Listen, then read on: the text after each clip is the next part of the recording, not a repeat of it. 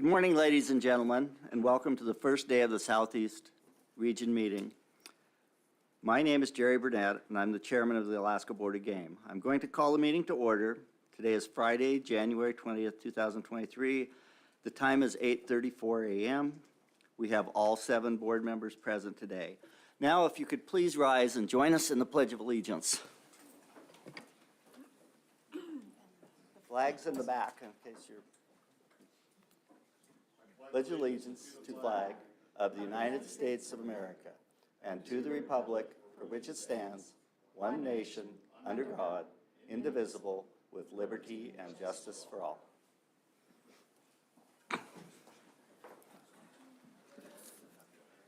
Before we get started with reports this morning, I'd like to have board members introduce themselves and tell us where they're from.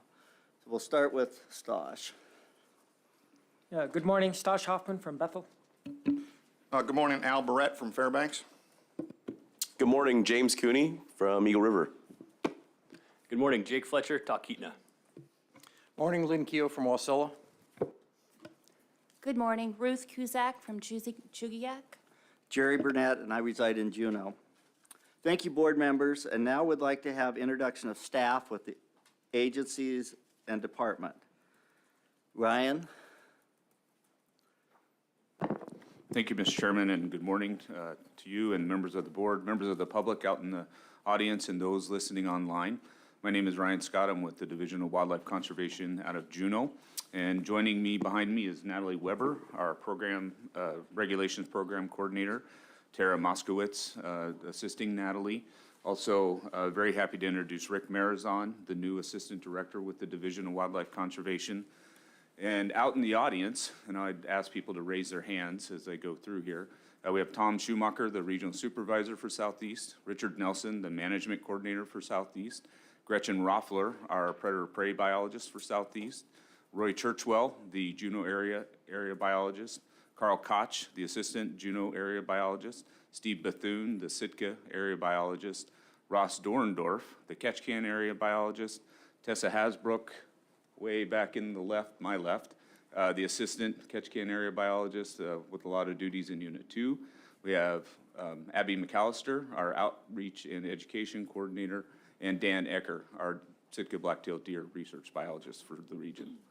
Oh, how could I forget Krupe? Oh my, my bad. And our brown bear research biologist, Anthony Krupe. Very happy to have all of them here. Weather cooperated, planes got in. And I have a soft spot for Southeast, and it's really good to see these folks. Thank you, Mr. Chairman. Thank you, Mr. Scott. Lisa Olson. Thank you, Mr. Chair, members of the board. I'd like to introduce Caroline Brown. She's our statewide research coordinator. Also here is the totally amazing Lauren Sill. She's the Southeast Region Subsistence Resource Specialist. Joining us maybe a little later would be Robin Dublin. She's our regional manager for South Central. Thank you, Mr. Chair. Thank you, Lisa. Christy. Thank you, Mr. Chair, members of the board. Good morning, everybody. My name is Christy Tibbles. I'm the board's executive director based out of Juneau, and I'd like to introduce the board support team with us here today. Over there at the corner of the table, we have Annie Bartholomew. She's a publication specialist. Henry Alicia, also a publication specialist. And Sunny Susan. All three are based out of Juneau. Henry and Annie also serve as the regional coordinators for the Southeast Advisory Committees. And then joining us remotely, we have board support staff, Fari Fernandez, helping with the Zoom and patching in folks that are joined remotely. Thank you, Mr. Chair. Cheryl Brookings. Thank you, Mr. Chair, and welcome to everyone who's attending the meeting. I'm Cheryl Brooking with the Department of Law based out of Anchorage. And Captain Frenzel. Good morning, Chair and members of the board. Aaron Frenzel, Alaska Wildlife Troopers. Thanks for having me. Thank you. And George Pappas, Office of Subsistence Management. Thank you, Mr. Chair, members of the board and public. Sorry I couldn't make it yesterday to the work session. It was at the AYK Board of Fish meeting. It was a very difficult meeting to make through. So I'm here, and you asked me to give a short presentation that I was going to give a summary yesterday, but I'll try to make this less than 4 minutes, if that's okay with you. Yeah, go ahead. Is this a good time for it? So, again, George Pappas, the We'll have three federal staff here. We'll have the Southeast Subsistence Regional Advisory Council Coordinator, and this is her first board game. It's Deanna Perry. And secondly, we have a RAC member who has been tapped by the Regional Advisory Council from Southeast to come represent them. His name is John Smith III, and it's also his first meeting at the Board of Game, which is exciting. And later on today, if not very soon, David Schmidt, who is a regional forester for the U.S. Forest Service, he'll be, presenting here via Zoom. For a short update, I'll keep it really short on OSM. Wildlife Division is fully staffed. You heard my report a couple years ago. It wasn't. U.S. Forest Service in Southeast is about fully staffed for their subsistence. They've had a generational shift recently. Some folks have moved on and hiring new folks, and the next generation is stepping up. So let's cut to the chase. The Federal Subsistence Board meeting will be taking place here in January 31st through February 2nd. Unit 4 deer is on everybody's concerns and tables right now. And I'm just going to go over this real quickly. The proposals that were submitted to the Federal Subsistence Board that were actually deferred, and they are going to be addressed here in a couple of weeks, include wildlife proposal, which is WP 2207, 2208, and 2209. Request hunting closures or bag limit restrictions to non-federally qualified users. They were deferred since April 2022. Updated analysis are included in the board meetings book. It's Volume 2, Book C, and I can get you the web link on that. I don't know how you want me to submit that as an RC or just inform folks that are interested in looking. My assumption is a lot of folks have already reviewed those, especially the department. The public will have the opportunity to provide oral testimony on these proposals during the board meeting, and guidance on how to submit written comments are also posted on OSM's website. Our website is www.doi.gov/subsistence/board. Again, www.doi.gov/subsistence/board. Sir, would you like me to cover these proposals, or should I wait till later on? I think wait for later on. Thank you.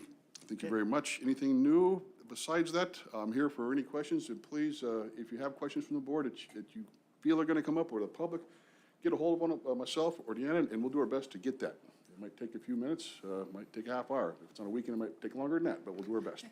Thank you, Mr. Chair, and it's an honor to be here. Thank you, George. Appreciate it.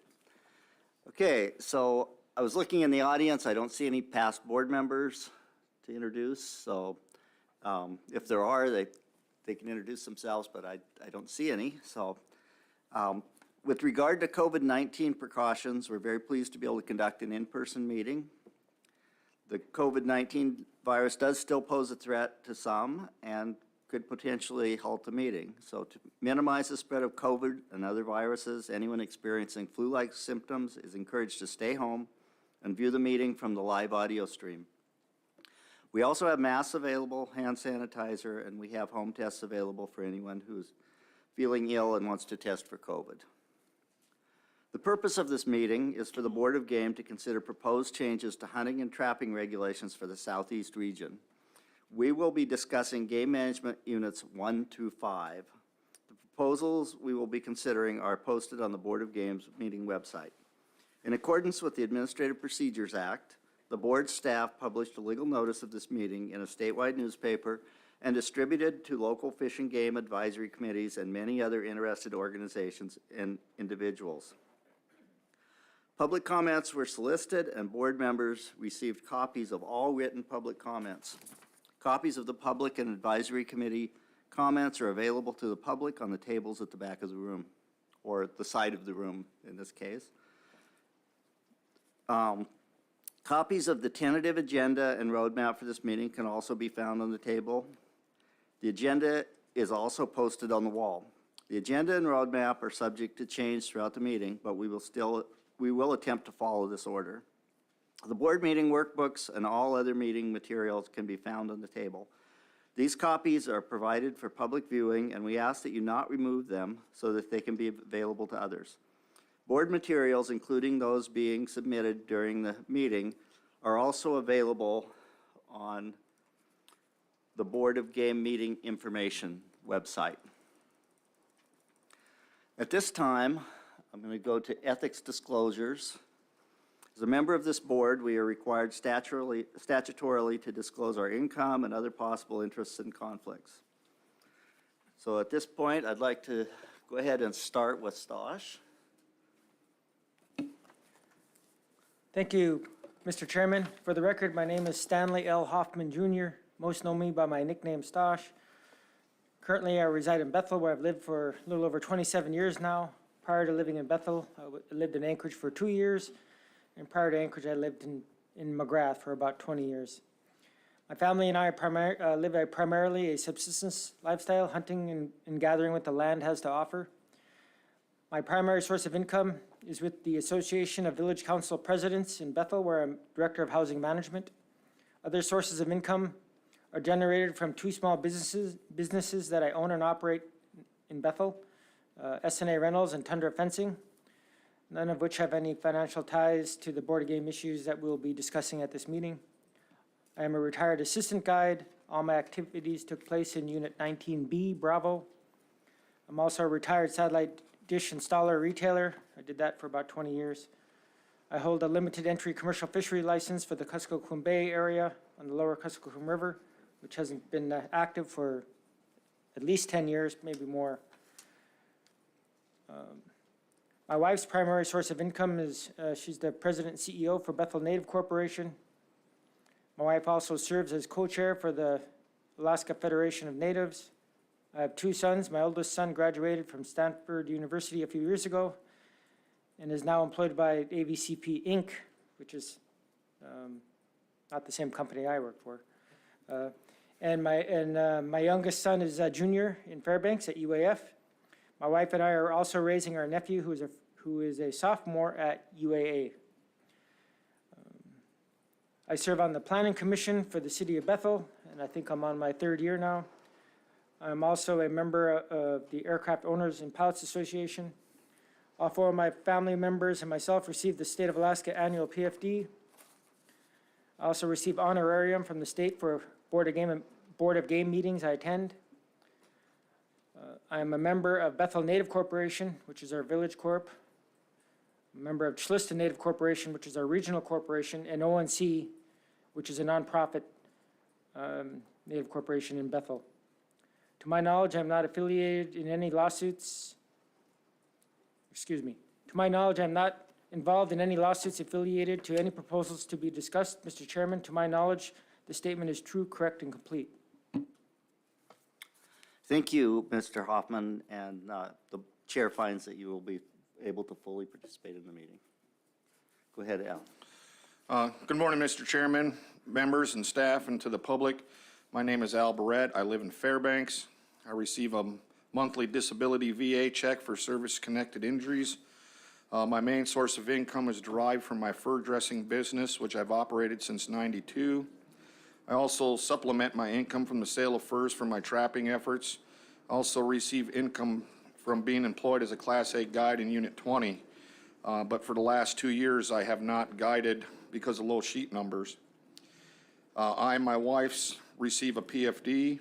I also receive a stipend from being a Board of Game member. My lovely wife, Linda Bashke, is employed at the University of Alaska statewide as a project manager. I have 3 adult children and 1 grandson. I'm a life member of the NRA, the Tanana Valley Sportsmen's Association, Alaska Trappers Association, and Moose Mamas. I receive no compensation from these organizations, nor am I on any of their boards. I'm also a member of the Alaska Outdoor Council and the Alaska Falconers Association. Again, I'm not a board member or voting member. My wife is a Alaska General Falconer and is a voting member of the Alaska Falconers Association. I am not named in or involved in any lawsuits that are related to the Board of Game. Mr. Chairman, I certify my statements are all true and complete to the best of my knowledge. Thank you, Member Barrett, and the chair finds that you will be able to fully participate in things that come before this meeting. Thank you. Thank you, Mr. Chair, and good morning, everyone. My name is James Cooney. I've worked for the U.S. Army in Alaska for over 18 years as both an active duty Army officer and currently as a Department of Army civilian. My primary source of income is the Department of the Army. I receive a PFD from the state of Alaska and receive honorarium from the state of Alaska for my time serving on the Board of Game. I have no other sources of income from employment and have no other business interests. I am not married and I have no children. Neither I nor any other family members have any business or organizations relating to fish or wildlife resources in Alaska. I'm currently a life member of the Wild Sheep Foundation, Rocky Mountain Elk Foundation, and the National Rifle Association. From 2015 through 2017, I volunteered on the Safari Club International Alaska Chapter Board. I never received any compensation for my time served volunteering for the organization.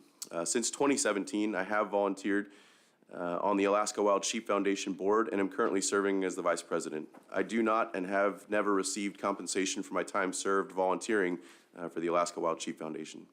The Alaska Wild Sheep Foundation is a conservation organization with the mission to put and keep sheep on the mountains of Alaska. The Alaska Wild Sheep Foundation does not submit proposals to the Board of Game, nor does it comment on proposals submitted to the Board of Game. I currently hold a State of Alaska Assistant Hunting Guide license. I have not guided hunters in Alaska since the fall of 2015.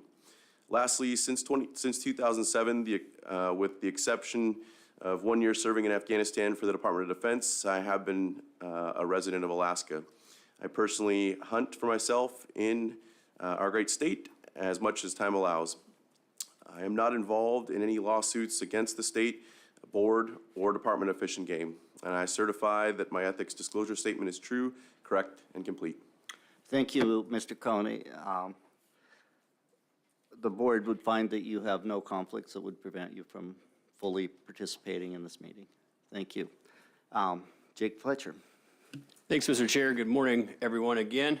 For the record, my name is Jacob Fletcher. My family and I live in Talkeetna, Alaska. Our family enjoys hunting, fishing, cross-country skiing, and mushing, just to name a few. My primary sources of income are the following. I own and operate a small guiding operation that conducts hunts on Kodiak Island and Unit 8, also in the Talkeetna Mountains and 14B, and I plan on in the future operating on the Kenai National Wildlife Refuge. I possess a Coast Guard master's license and operate jet boats for Mahays Jet Boat Adventures in Talkeetna. I work at AK Sled Dog Tours periodically during the course of the year, and I also work for Dallas CV Inc. My wife manages a local Talkeetna business, AK Sled Dog Tours. This company conducts a year-round tourist operation and also a summer tourist operation in the Chugach Mountains. My family and I receive PFDs. I receive an honorarium from the Board of Game. My wife and I volunteer for the Iditarod. I also break trail for the race and occasionally asked to complete a task for the race from time to time, and sometimes those tasks are compensated monetarily. We own Talkeetna snowmobile outings, which conducts ice fishing trips as well as just regular tourist activity. We own a rental property in central Wisconsin. We own a tract of agricultural land in Talkeetna. I'm a registered guide and a member of the APHA. I'm also a member of the Alaska Trappers Association. I contribute to the Kodiak Brown Bear Trust. I'm a member of the NRA. Our family holds memberships with the Willow Dog Mushers Association, and our family volunteers for the Willow 300 dog sled race.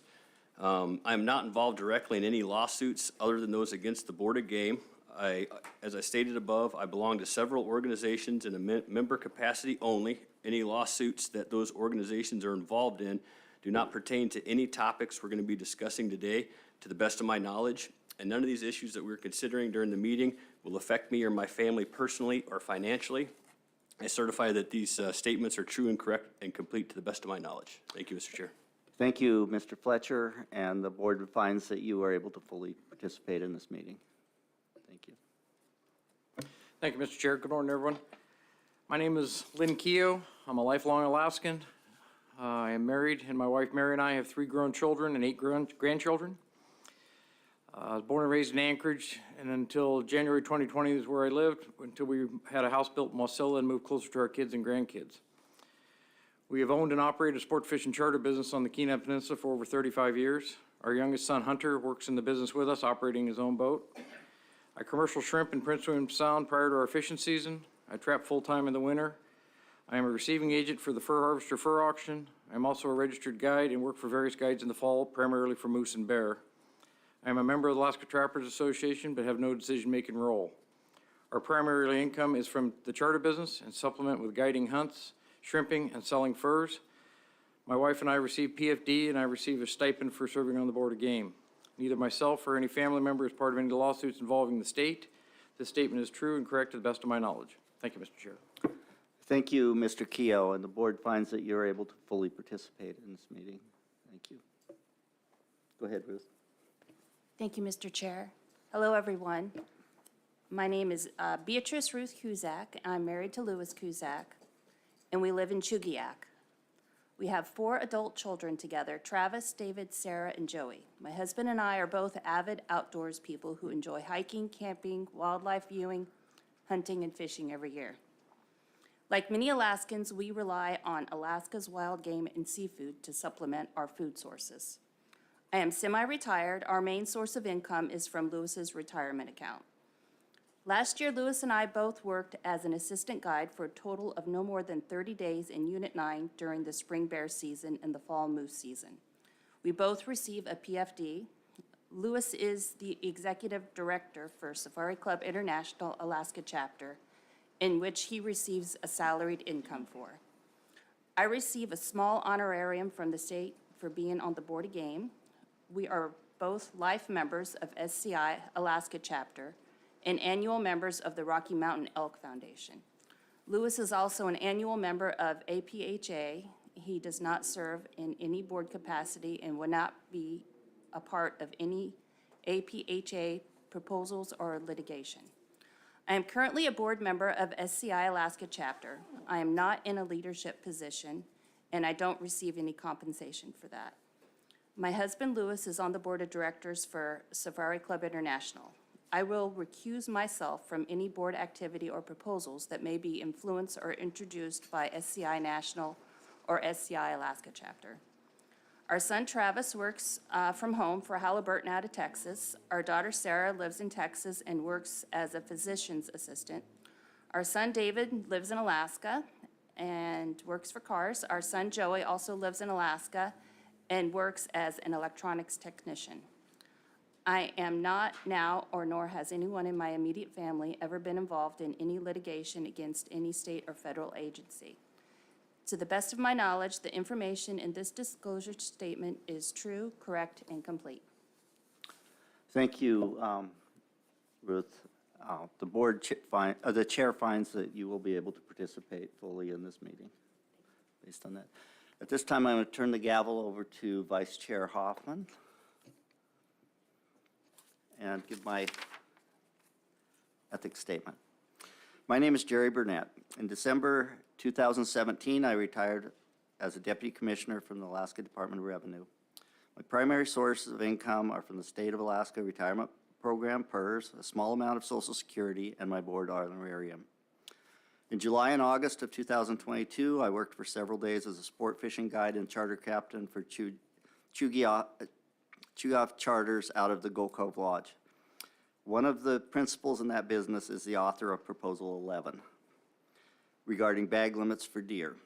While my employment was in no way related to my service on the board, I have known the owners for years, and they needed someone with a current captain's license on a short-term emergency basis. I did receive market-based compensation for my services. My wife retired from the University of Alaska Southeast in 2011. Her primary sources of income are the State of Alaska Retirement Programs, PERS, and the Teacher Retirement System, TRS, and a small amount of Social Security. She also, in 2022, received commission income as a rental agent for the Juneau Yacht Club. We have investments through the state supplemental benefits system, the University of Alaska Social Security Replacement Program, as well as CDs, municipal bonds, mutual funds, undeveloped and developed real estate. We were investors in a business in Juneau which operated an indoor shooting range and sold firearms, archery equipment, and accessories. It ceased operations in 2022 and was sold. None of these investments are associated with or uniquely impacted by actions of this board. We also derive income from our annual Alaska PFDs. None of our children still live at home. One has worked as human resources for the Alaska Department of Corrections, Alaska Department of Environmental Conservation in Anchorage. One has a dog grooming business and owns part of a landscaping business in Juneau. And one works for a company which sells commercial cleaning products and is based out of California. I'm a member of the Territorial Sportsmen, a hunting and fishing advocacy group in Juneau. In past years, I've been a board member and officer of Territorial Sportsmen and a board member and officer of the Alaska Outdoor Council. I'm not part of any lawsuit other than those against the Board of Game. The information included in this disclosure is true, correct, and complete to the best of my knowledge. Thank you, Jerry. The chair finds that you can fully participate in the meeting, and since you disclosed that your employment was unrelated to any service on the board and that you have no prospect of future employment with that individual. Thank you. I would also like to point out for the public that members of this board are required to file financial disclosures under APOC, and those have to be filed by March 15th as a reminder to the board, but those are available and for past years available, so if you wanted further information on people's income and investments, et cetera, and possible things. So at this point, we have a few more things for me to say before we go to agency reports.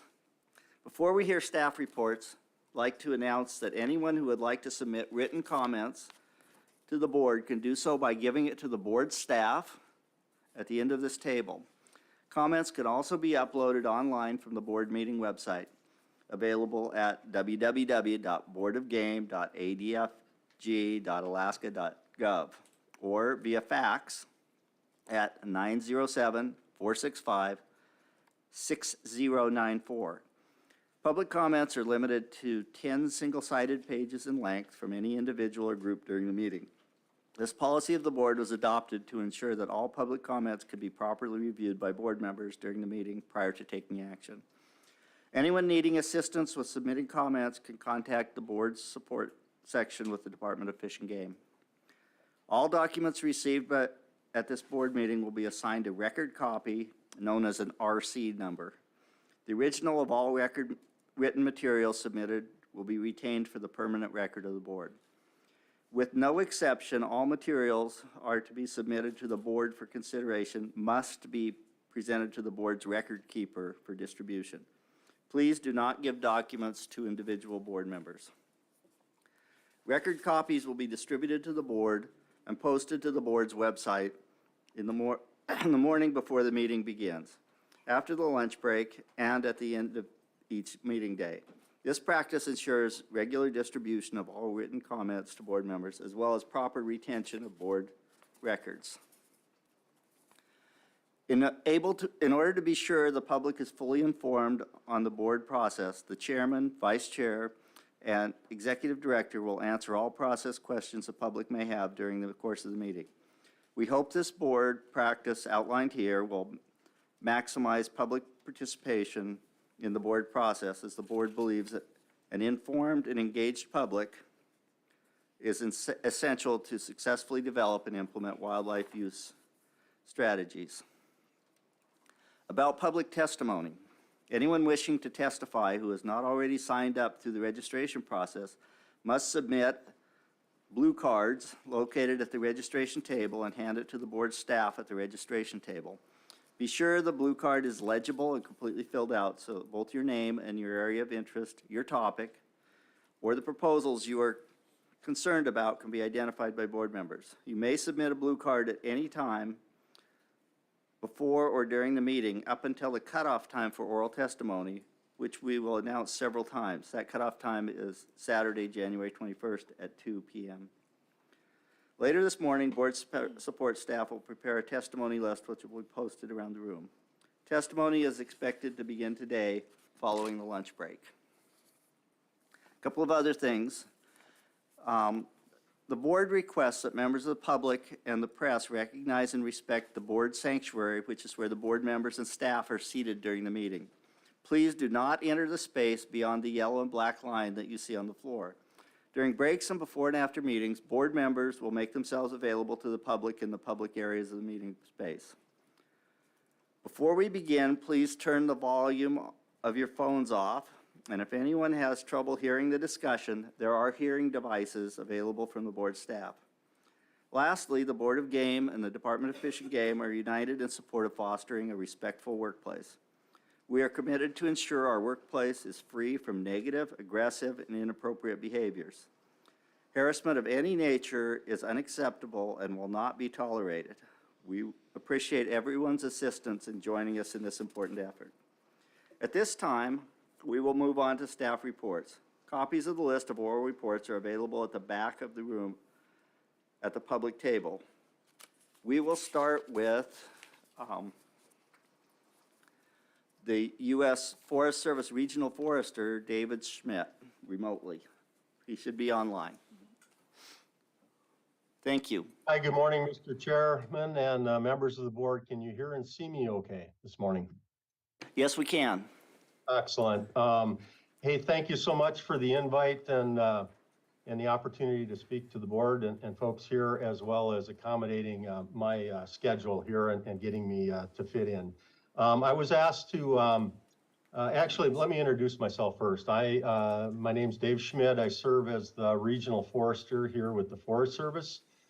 Today I'm here, I think, primarily as my capacity as a board member of the Federal Subsistence Board, where I represent the Forest Service and have the delegated authority of the Secretary of Agriculture, Tom Vilsack, and was asked just to speak on a couple of any initiatives or issues from the Federal Subsistence Board that might be related to wildlife and access for hunting and trapping.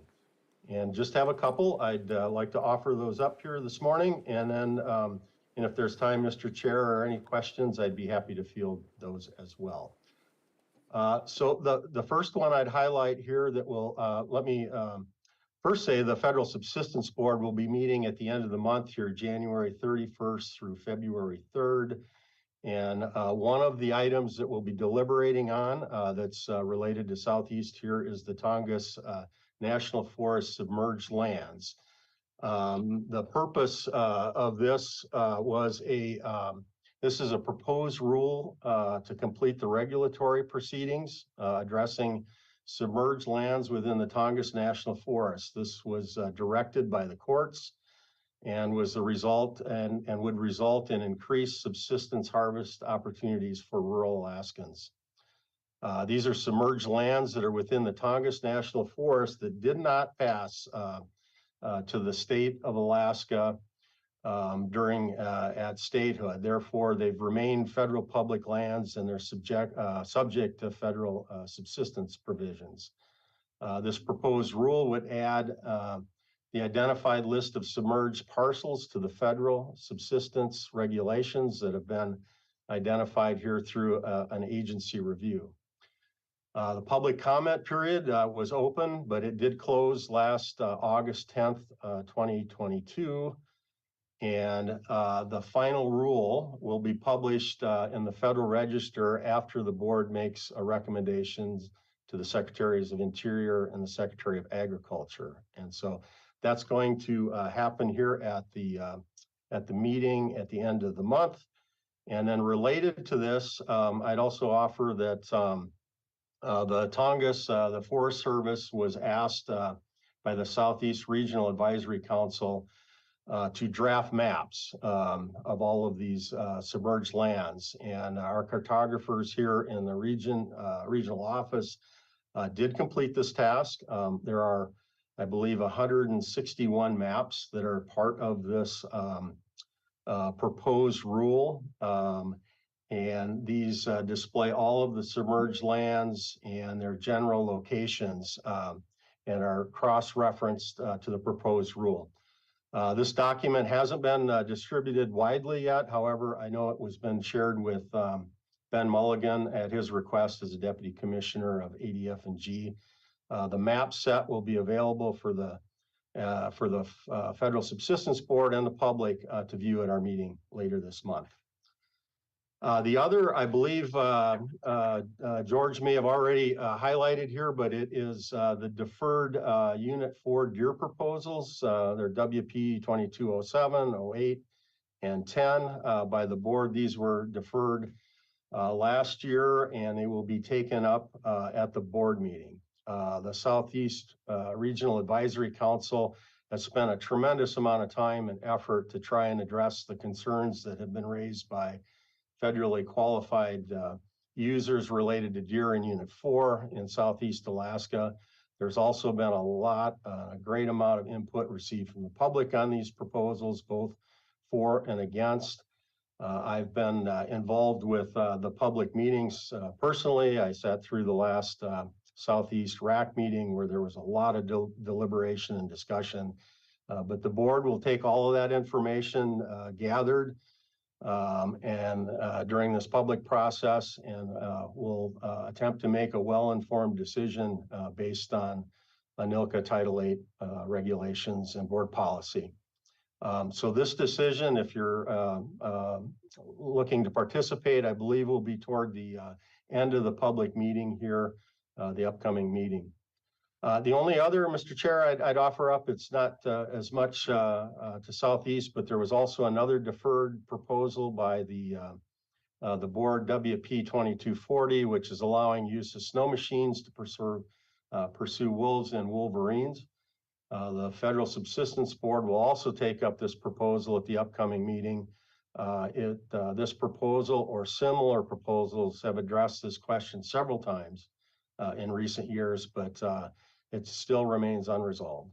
The board hopes to find a solution to the question about the use of snow machines on federal public lands by federal qualified subsistence users once and for all at the upcoming meeting as well. I know in January 2022, your board here, the Alaska Board of Game, adopted Proposal 23 as amended to allow the use of snow machines to hunt wolves and wolverines. ADF&G has recently commented that they support the Deferred Wildlife Proposal 2240 with modifications that would align state and federal subsistence regulations. Hopefully the board will make this decision again toward the end of the public meeting as well. These were deferred wildlife proposals. So those are just a couple of highlights, Mr. Chair. I really thank you for the opportunity to address the board, and I am available as time permits for you if you have any questions. Thank you. Questions from board members? Mr. Scott. Thank you, Mr. Chairman. Thank you, Mr. Schmidt, for joining us this morning. I was wondering if you could give us an update on the Tongass roadless rule and where we're sitting with that right now. I certainly can. Thank you for the question here. The Alaska roadless rule, I've been involved with most of my career here in Alaska. Since 2001, it's gone back and forth. The proposed rule has been out there for review, and the proposal in this administration here again was to restore the 2001 protections as proposed. And that has closed, and the announcement of that is imminent within the next week or so. I think we'll be seeing that announcement, and it will be posted in the Federal Register. So the timeline on that, I know we thought we would finish and complete that, or the administration would, by the end of the calendar year. It has moved into January, but we expect that announcement here in the next week to 10 days.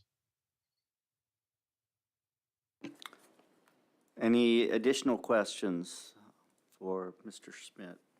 If not, thank you very much for your for coming before the board, and we're looking forward to seeing you in the future. Thank you so much, Mr. Chairman and members, and I wish I could have been there with you, and hopefully the next time in South Central or Southeast, I'll be able to join you in person. Thanks. Okay, thank you.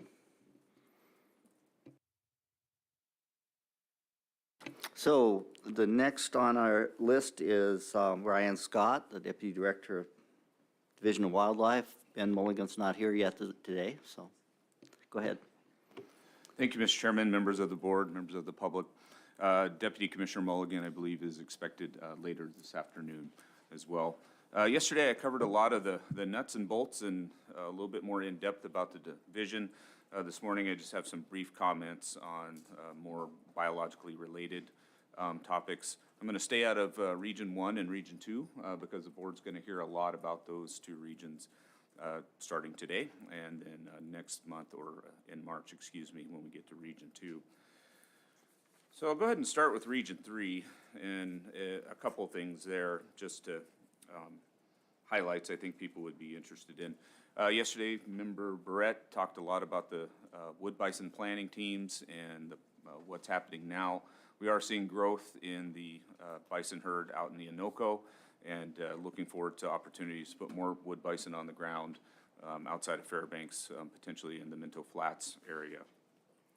In addition to that, talk a little bit about the 40-mile caribou herd. If you recall, over the last couple of years, we've made a very focused effort to reduce the herd. That was based on nutritional concerns, calf weights, body condition, things like that.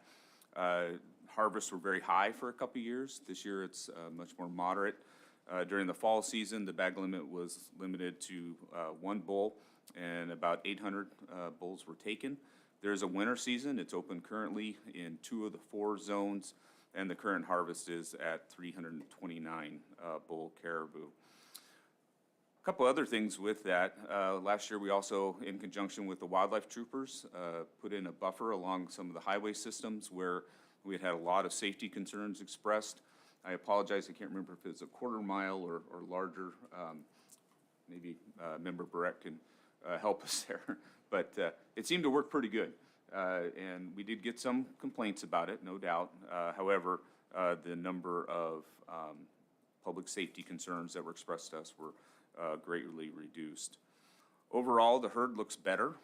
Body condition is improving. However, there are still some indices that suggest that things aren't great, and we do anticipate there'll be a continued decline, though less than what we've seen more recently. Probably look for a reduced fall quota when we get there next fall. That'll be announced after some work is done in the spring and summer, and additional surveys are conducted. Let's see. I think we'll go to Region 4. I don't have much to speak on there, primarily because you do have several proposals coming out of Region 4 that were adopted as ACRs, and we'll have Region 4 folks in Soldotna, where we'll talk very much in depth about Melchina caribou and Mulchatna caribou, and Mulchatna intensive management plans that are proceeding. I wanted to mention that in Unit 13, we've had a long-standing brown bear project there to get at abundance, survivability, or survival demographics of the bears there. That is continuing. The board many years ago directed the department to try to reduce the brown bear population by 50%. And we believe we're there or exceeded it slightly. Right now, the estimate is, about 500 bears at this point. It was a little over 1,000 when we started the project. Much of this was accomplished through public hunting and activities like that. We're currently in this project looking at trying to understand predicting how those numbers will rebound over the next few years. Again, we'll have Region 4 folks in the meeting in Soldotna. They'll be available for additional questions, and it won't be that long, and we'll be back in Region 4 to talk about a lot of that stuff. Moving on up to Region 5, the Western Arctic caribou herd. It's certainly in the news as it is in decline. It has been for a few years now. The most recent abundance estimate is 164,000 caribou. There's a lot of interest and a lot of focus on it. Recently, the Kotzebue AC has drafted a proposal to reduce resident harvest regulations. The Western Arctic Caribou Working Group is also in line with that and looking at potential proposals. If you recall, you have a Region 5 meeting coming up next year, so no doubt we'll see those proposals and we'll hear a lot more about the Western Arctic herd. In both of those proposals I mentioned, the harvest of adult females, cow caribou, are being addressed specifically. And it looks like it's potentially one of the major factors that is impacting the Western Arctic herd. In addition to that, we still struggle with reporting. And we're working with advisory committees, outreach education folks, the working group, trying to get a little bit better handle on the number of caribou that are actually being taken. I am happy to say throughout the fall, and it doesn't apply to everybody, and I recognize that, but watching collared caribou, they did move close to several villages, and the opportunity to harvest animals look to be pretty good for those villages. It's not as widespread and still can be difficult for other places. A little bit about Delta bison. You probably recognize now that we changed the way the hunt happened. That was because of the mortality that we experienced over winter. Not only did it impact the Delta bison herd, it also had a very significant impact to interior antlerless moose, or moose period. And we compensated for that largely by reducing antlerless moose opportunity. It wasn't seen as severe in places like Galena, McGrath, Tok, but around Fairbanks, where a lot of interest is for those antlerless moose, there was quite a bit of mortality that looks like it came from the winter.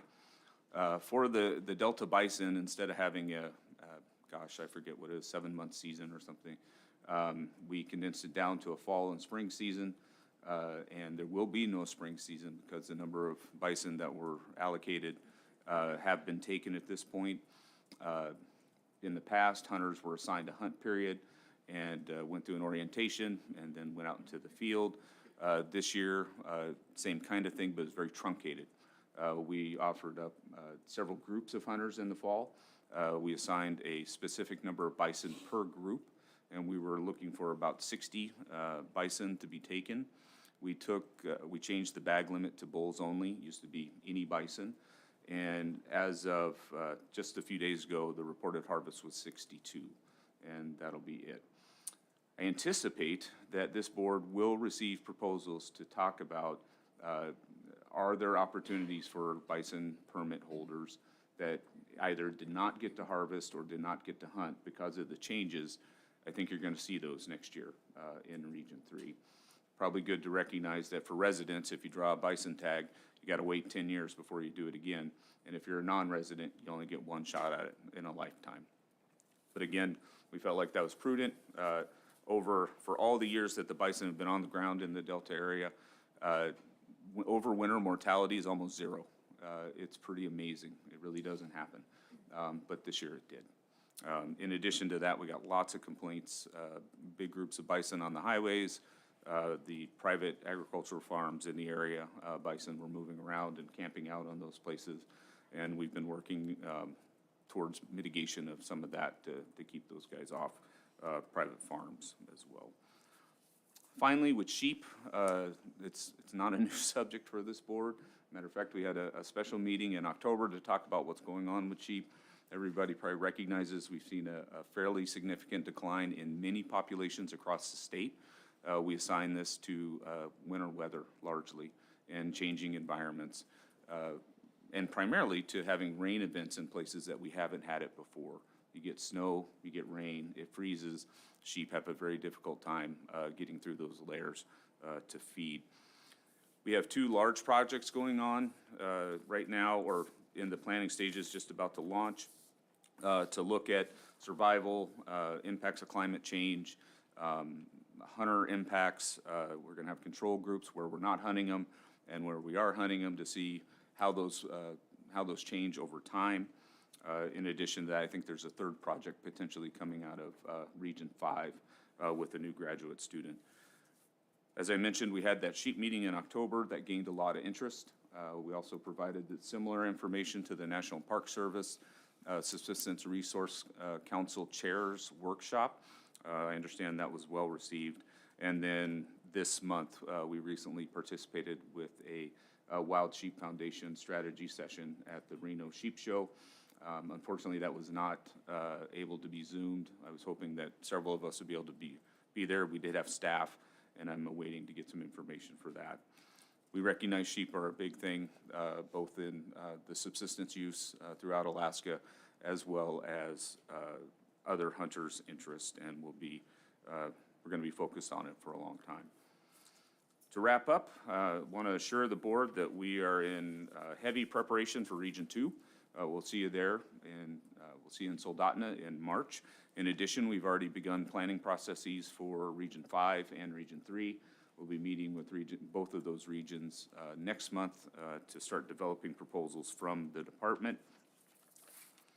And related to that, I failed to mention this yesterday, but I think it fits pretty squarely into this group of topics. Hunter access projects, we continue those. I talked a lot about the PR dollars that we have available and are being able to use. One of the greatest programs I think we have going right now are hunter access projects where we are able to provide federal funding with match partners to accomplish a myriad of things. It might be trail improvements, it might be shooting range improvements, signage for trails, things like that. And as of, I believe, this year, we have accomplished, I believe there's 12 finished projects and 12 in process projects as well. We recently received a $10 million CIP that'll be used over 5 years, and we'll be able to accomplish a lot of those. We'll be able to finish what we have on the books in addition to accomplishing other projects.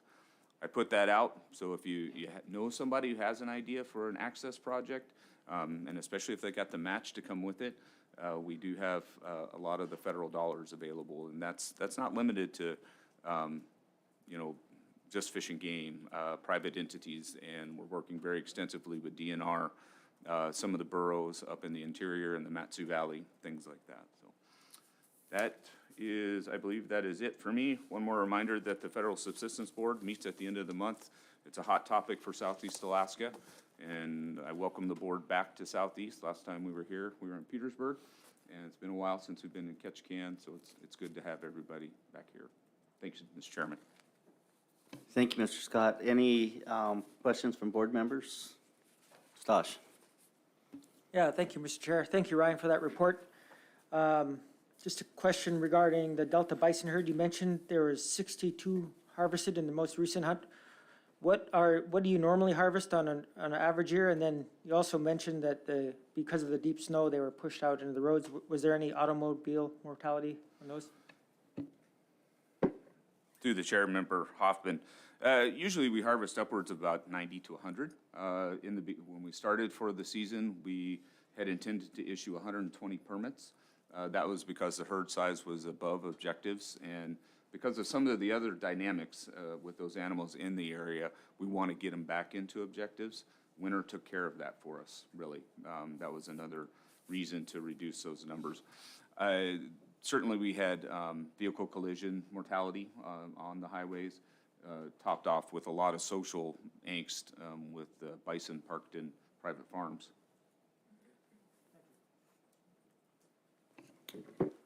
A question for Mr. Scott. What's our trend on hunting license sales, both resident and non-resident, over the past year or two? Thank you, Mr. Chairman. You know, we've experienced a little bit of because of the COVID issues, and I mentioned yesterday, I thought that folks were so wrapped up and stuck in home, they really got excited to get out. So we saw a swell. But really, the overall trend is a decline in licenses. It's not, I can't give you a percent, I apologize. But one of the things that really stands out is that hunters that are like 48 to 55, they buy the most licenses. And that next cohort of hunters behind them, it's a smaller number of purchases, and you know, we're kind of looking at it as potentially a fiscal cliff. When those folks get to age 60, and if they stay in Alaska, you get a free license. And if they don't stay in Alaska, they won't buy licenses here either, so. Fair enough. Okay.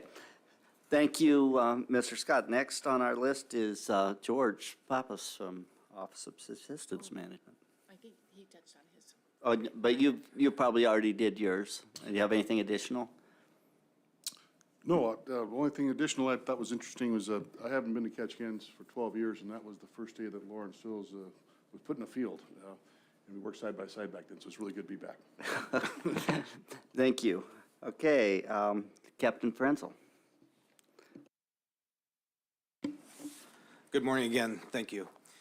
Alaska Wildlife Troopers announced our new director here last week. He started Bernard Chastain, so it's welcome to have him back. He left for a short period, did some our Operational Support Bureau. He sat over there doing some stuff for AST and AWT, both divisions. But we're happy to have him back, and he sat on this, in my position here for quite a few years. So it's good to have his knowledge back with AWT. Currently, around the state, we have 9 vacancies within the wildlife troopers. Looking at filling some of those this spring with an academy where we're gonna put in 3 recruits.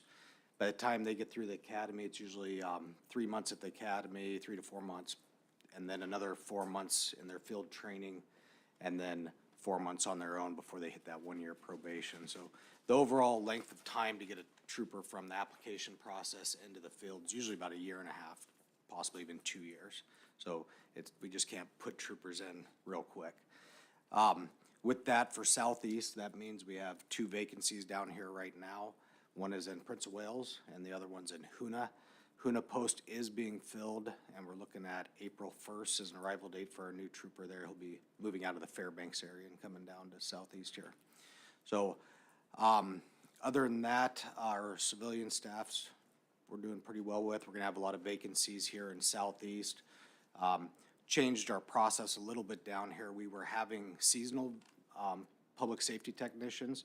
It allowed our troopers to, in one-man posts like Wrangell, to have someone with them to run boats. So we hire these civilian employees as a boat operator, secondhand, help out the trooper. We've changed a lot of those into year-round positions rather than seasonal, and we'll see how that goes for hiring. It's difficult to hire that job class right now for the state. So we'll see how that goes. Hopefully I'll allow our guys to be out in the field more, making more contacts with the people. Other than that, I myself command the Southeast area, so if there's anything anybody has in the audience, concerns, questions regarding the wildlife troopers, I'll be here for the week, so please fire away. Thank you. Thank you, Captain Frenzel. Any additional questions? Go ahead, Al. Yeah, thank you, Mr. Chairman. Thank you, Captain Frenzel. When you generally submit like 3 applicants to the academy and get it all the way through, is there any fallout from that, or do you expect all 3 to make it through the whole process? Through the chair, Member Brett, we hope they all make it through. We hire them expecting to all make it through. Sometimes they get to the academy and it's just not fit for them, and they go out there for one reason or another. Sometimes once they hit their field training, they see stuff or do stuff that they didn't expect to have to do in this job, and we lose them there.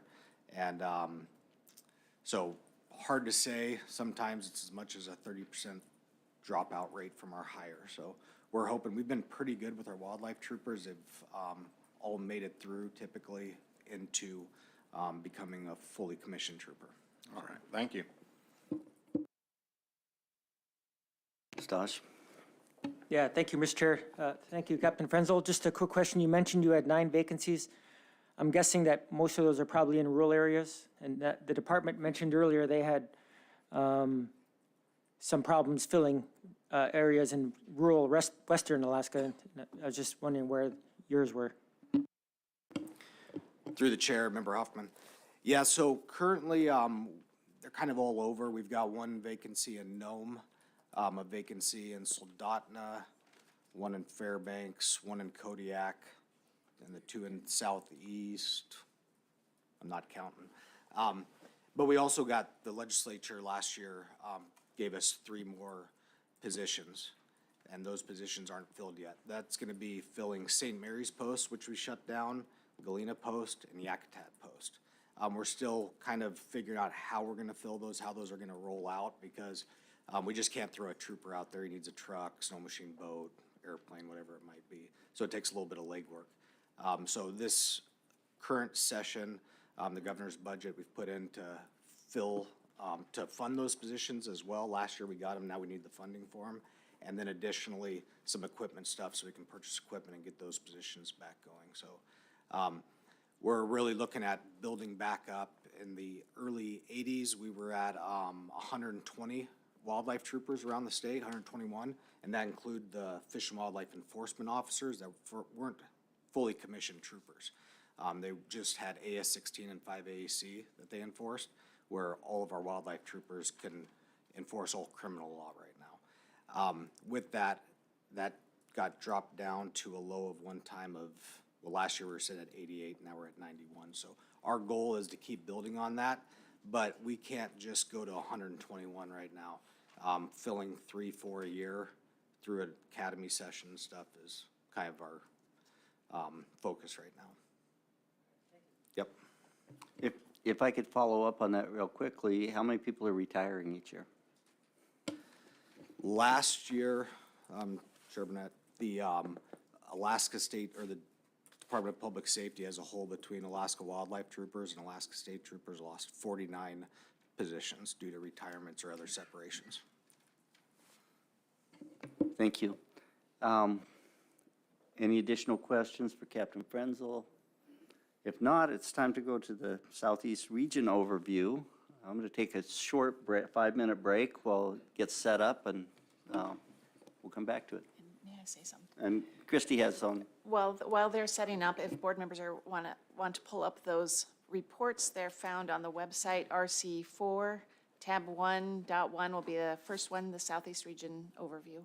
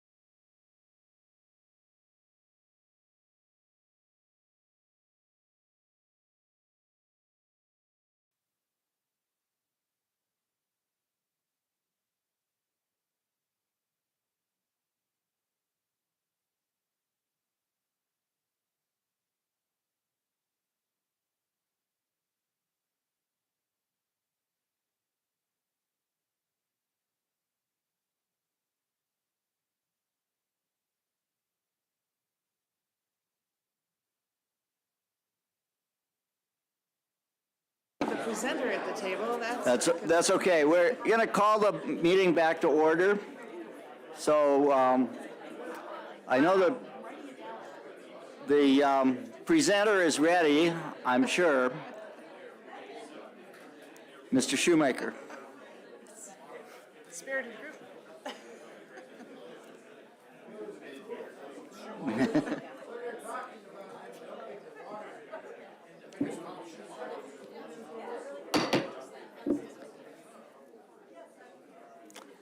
Well, you can go ahead with your presentation.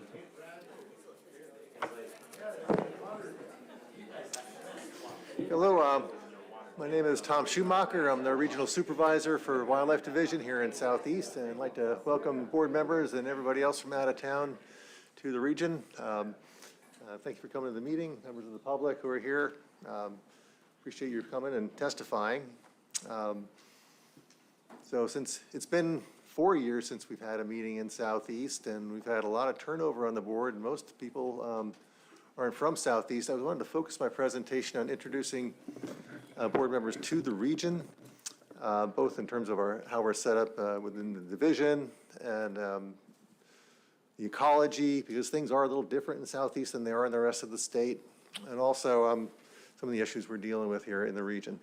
So without further ado, our Southeast region, Region 1 is made up of game management units 1 through 5. We have a regional office in Douglas, so very different from the headquarters office in Juneau. We're across the channel. Within our building, we also have the Douglas area office. It manages units 1, C, D, and 5. We have an office in Sitka, which manages unit 4, the ABC Islands. We have an office in Petersburg that manages the central mainland in Unit 1B, and then the islands in central southeast of Unit 3. And then we have our office here in Ketchikan that manages Units 1A and 2.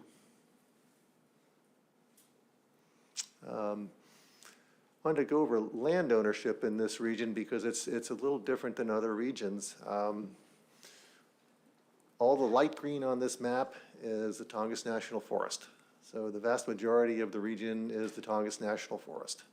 The red land on there is national park land, both Glacier Bay and Wrangell St. Elias. We also have another small federal holding up in Unit 1D, which is managed by the Bureau of Land Management. So together, and if you look at that map and say, well, federal management, that's almost all the region. We do have the Haines State Forest managed by DNR up in Unit 1D, and they do have some other smaller holdings around the region. And then if you look carefully, you can see some brown areas on the map, and those represent lands owned by ANSCA corporations. So they are by far the largest private landholders in the region. I want to introduce our staff who you'll be meeting today and over the course of the meeting. On the upper left, we have our Sitka area management biologist, Steve Bethune. Steve started with us probably about 15 years ago anyway in this region, and started as the assistant area biologist on Prince of Wales, and in I think 2015 or 16 took the area biologist position in Sitka, and has been doing a great job for us ever since. Next to him with the moose is Carl Koch. Carl works as the assistant area biologist in Douglas, and I think between Steve and Carl, they're probably the longest serving area managers we have. We've had a lot of turnover in the last few years. In fact, at our last board meeting, we had a bunch of new area biologists who are now more seasoned, and they did a great job last time. I'm sure they'll do a great job this time. However, Tessa Hasbrook, who's next to Carl there, is our newest addition. She was hired just after the Board of Game meeting last time. She's our assistant area biologist here in Ketchikan, and she has primary responsibilities over in Unit 2. Next to her is Roy Churchwell. He's our Douglas area biologist. Below him is Frank Robbins. He's our Petersburg area biologist. You may recognize Frank from Glen Allen. He used to work up there. Next to Frank, we have Lauren Sill, who's actually with Subsistence, but she's in our region. So Lauren is in the back corner, or in the front quarter up there. So she helps us out gathering data on subsistence activities. Next to Lauren is Ross Dorendorf. He's our area management biologist here in Ketchikan. Ross came on as assistant and then rapidly ascended to the area biologist position. Both he and Tessa are quite busy with a lot of things down here. And then in the lower left-hand corner, we have our management coordinator, Richard Nelson. We've had real difficulty recruiting for the coordinator level jobs, the management coordinator, research coordinator, finding people with the appropriate experience to fill those positions. We did 5 recruitments to fill this management coordinator position, and finally had to talk Richard out of retirement to come back, and Richard joined us right at the start of the pandemic. So he was like the last person through Canada.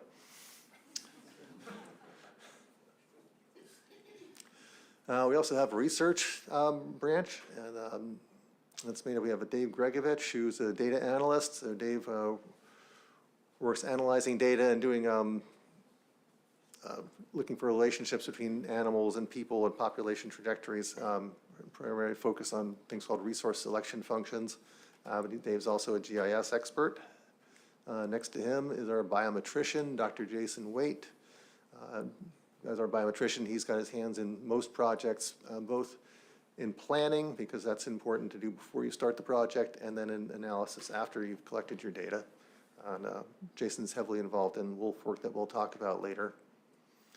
Next to him is Dan Ecker. We had an opportunity to get a new PCN when we got our license fee increase back in 2016. And we decided to devote that position to a deer research biologist, because we hadn't had a full-time deer research biologist in at least a dozen years before that. And with the importance of deer in this region, we thought that would be a good use of the position. And Dan is, since we hired him, he's been working on a project on Midcoff Island that he'll tell you about later today. Below him, we have Dr. Gretchen Roffler and her assistant, Alex Lewis. They work in our Predator Prey program. Gretchen joined us in 2014 and took up where our previous wolf researcher had left off, working on Prince of Wales Island. But the ESA process that we went through in 2015 highlighted the fact that we really needed to gather information outside of Unit 2, and Gretchen has greatly expanded the scope of research throughout the region, and she and Alex are collecting a lot of really important information for us. And then in the lower left, we have our bear research crew, Anthony Krupe and Stephanie Sell. They've both been with the region in various roles for a number of years. Anthony has been involved in bear research for at least 10, 12 years. They're currently working in the Haines area, and you'll hear more about their project later today. And of course, the research coordinator position in the middle there says vacant, and that's because we've had some difficulty finding people with the appropriate experience to fill those positions, but we're gonna hit the recruiting bandwagon hard here right after this meeting. And then of course, the region doesn't run without our admin people. We have Michael Mazzell as our admin officer, and he's assisted by Lisa Ward, our accounting tech. And then we have Abby McAllister, who many of you have already met. Abby is collecting video for a typical presentation on board a game process for the public. She fulfills numerous other needs in the region as our education and outreach person. And most notably for this meeting, Abby was the driving force behind the Unit 4 deer video that we made. So yeah, we're very indebted to Abby for that. And then finally, over on the right, we have Daniel Gutierrez, who is our Hunter Ed coordinator. So he does Hunter Ed programs throughout the region. And he happens to be standing next to the Juneau Hunter Ed facility in the shooting range. And just want to note that we changed management in the shooting range. It was administered out of the regional office in Douglas, but it was never really all that comfortable a fit. And we've now, it's now administered by the statewide hunter education program by Gina Maria Smith, if you know her, in the Anchorage office. Gina now oversees Juneau, Fairbanks, and Rabbit Creek ranges, and I think brings a little more cohesion and consistency to the program. So I think that was a good move for us. And we actually have a new range manager out there now named Dan Palika, who's been there for about a year or so. And Daniel and Dan work closely together. So I'd like to talk a little bit about the ecology and the animals in the region. And if you look at this satellite image, one thing that stands out to you is that we're an island archipelago in Southeast. It's a highly fragmented landscape. There's also a range of mountains along the mainland that mountains, ice fields, glaciers act as barriers to wildlife movement. So the distribution of animals in the region is highly dependent on their ability to swim. And glaciation has played a role in animal distribution. This area was glaciated during the last ice age. So essentially the whole area was glaciated with a few small refugia in areas that were exposed by lower sea levels. But after glaciers retreated, animals needed to recolonize, and they primarily came from the south. So we share a lot in common with coastal British Columbia. Animals also get to the region via mainland river corridors. You have a number of large rivers, the Alsek up by Yakutat, Chilkat up by Haines, Taku by Juneau, Stikine, Unic River down here. So those do operate as corridors, but this region is fairly isolated from everywhere else. In general, the mainland habitat is mostly a relatively narrow strip along the coast. Most of our productive wildlife habitat is on the islands. I'd like to talk about just some of the major animals that live in the region that are involved in our management programs. Sitka black-tailed deer, of course, the most important hunted species in the region. They're distributed throughout the region, very numerous in most places. We do not have an open season in Unit 1D, and we have just a small introduced population in Unit 5 and some of the islands in Yakutat Bay. But other than that, deer are ubiquitous throughout the region. They reach their highest numbers in Unit 4. Unit 2 is also good habitat, and with lower numbers in Unit 3 and along the mainland, generally due to more severe winter weather. Deer in the region are generally limited by the severity of winter, primarily the winters when you get deep and persistent snow. Well, this slide says Sitka black-tailed deer. I would like to point out that increasingly in recent years, we have mule deer in this region in Unit 1D, primarily in Skagway. We have numerous pictures of deer that are clearly mule deer in Skagway, including groups of deer, bucks, does. So there is a population there now. We don't know how many. There is an open season on mule deer, and people are supposed to turn in samples to the department so we can learn about diseases and parasites that they may bring to the region. But so far, we've heard rumors of deer being harvested, but we haven't really gotten any samples, which is disappointing, but that's the way it goes. Like this,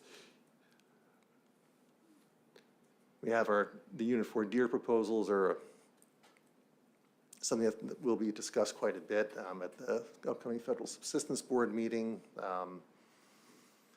We've taken some unusual steps in trying to get our point of view out there on those. There was a lot of interest, of course, from Unit 4 hunters who live in Juneau, because quite a few people in Juneau hunt in Unit 4.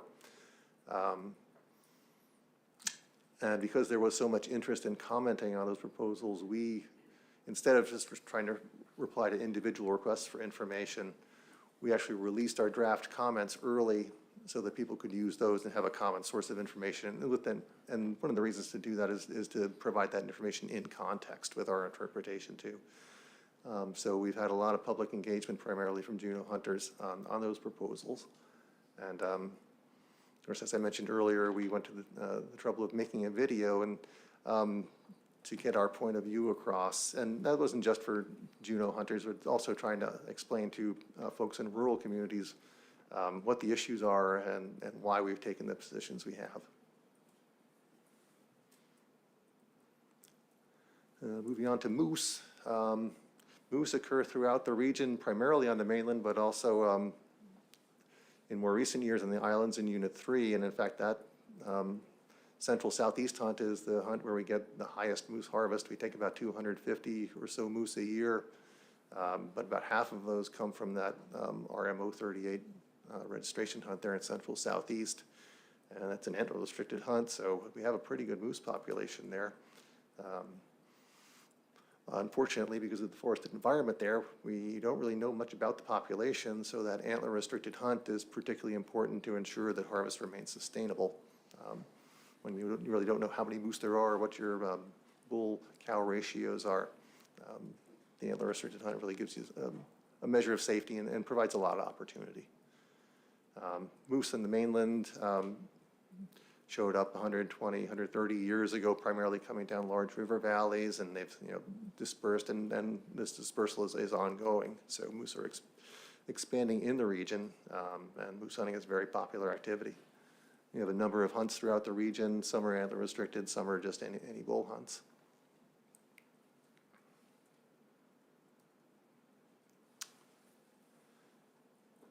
We have mountain goats throughout the region, along the mainland. Our natural populations all along the mainland. We do have some introduced populations. They were introduced on Baranof Island in the 1920s and have done very well there. They were introduced more recently on Revilla Island, which is the island we're sitting on right now. And they've done very well here as well. We have a number of proposals related to goats during this meeting. In general, goat populations from the Juneau area south are doing pretty well. From the Juneau area north, less well. We believe some of that is due to just winters with heavy snow. We've had some recent winters with just real deep snow, and that can be difficult for goats. We also have heli skiing businesses in the Haines area primarily, and disturbance from heli skiing may be an issue driving goat populations in that area. But it's very hard to collect information on that. We have a small introduced elk population in the region. Elk were introduced to Edelin Island in Unit 3 back in the mid-'80s. There were a combination of Roosevelt's and Rocky Mountain elk from Oregon. Soon after they were introduced, a group of them swam to nearby Zarembo Island and set up shop there. And we think those were Rocky Mountain elk. So we ended up with two populations. Initially, it was thought that these elk could disperse throughout the region and compete with deer, and people didn't want that, so a hunt was created, kind of a general season hunt for elk for areas surrounding the Edelin and Zarembo areas. Over the years, it appeared that that hunt really didn't have elk moving outside of Edelin and Zarembo. And that hunt appeared to primarily be used for poaching. Taking an elk on Edelin and Zarembo and saying you got it somewhere else. So in 2019, under a department proposal, the board eliminated that hunt. And just last year, the federal subsistence program created a federal subsistence hunt that mirrored our former hunt. The reason was to keep elk contained in Edelin and Zarembo. We haven't seen a lot of elk moving outside that area. In fact, the populations on both of those islands are just kind of getting by. They're not really thriving. They're very difficult to survey because they're in forested environment on Zarembo Island. There is some alpine on Edelin Island that you can do minimum counts in the summertime if you can catch the elk there. We've had some difficulty finding the elk the last couple of years. So we have populations in both areas. We don't really know how many. But folks in Wrangell see elk on the island and on Zarembo shoreline and say, we'd really like to get a couple of those because there are some big bulls there. And we have a number of proposals regarding elk. I guess that's about all I got to say about elk for now. Moving on to things with pointy teeth. Brown bears are distributed throughout the region. We got a number of proposals related to brown bears. Brown bears are along the mainland, primarily around larger river valleys where there are greater salmon resources, but they reach their highest densities in Unit 4, and they're a real premier species there in Unit 4, primarily for guided hunting. You notice that Unit 3 is colored a little bit lighter, and I did that just because brown bears are moving out onto the islands of Unit 3. We have sightings, we have lots of game camera pictures of bears on the islands, and a few years ago had established a fall hunt in Unit 3, and just at our last meeting in 2019, the board opened a spring hunt as well.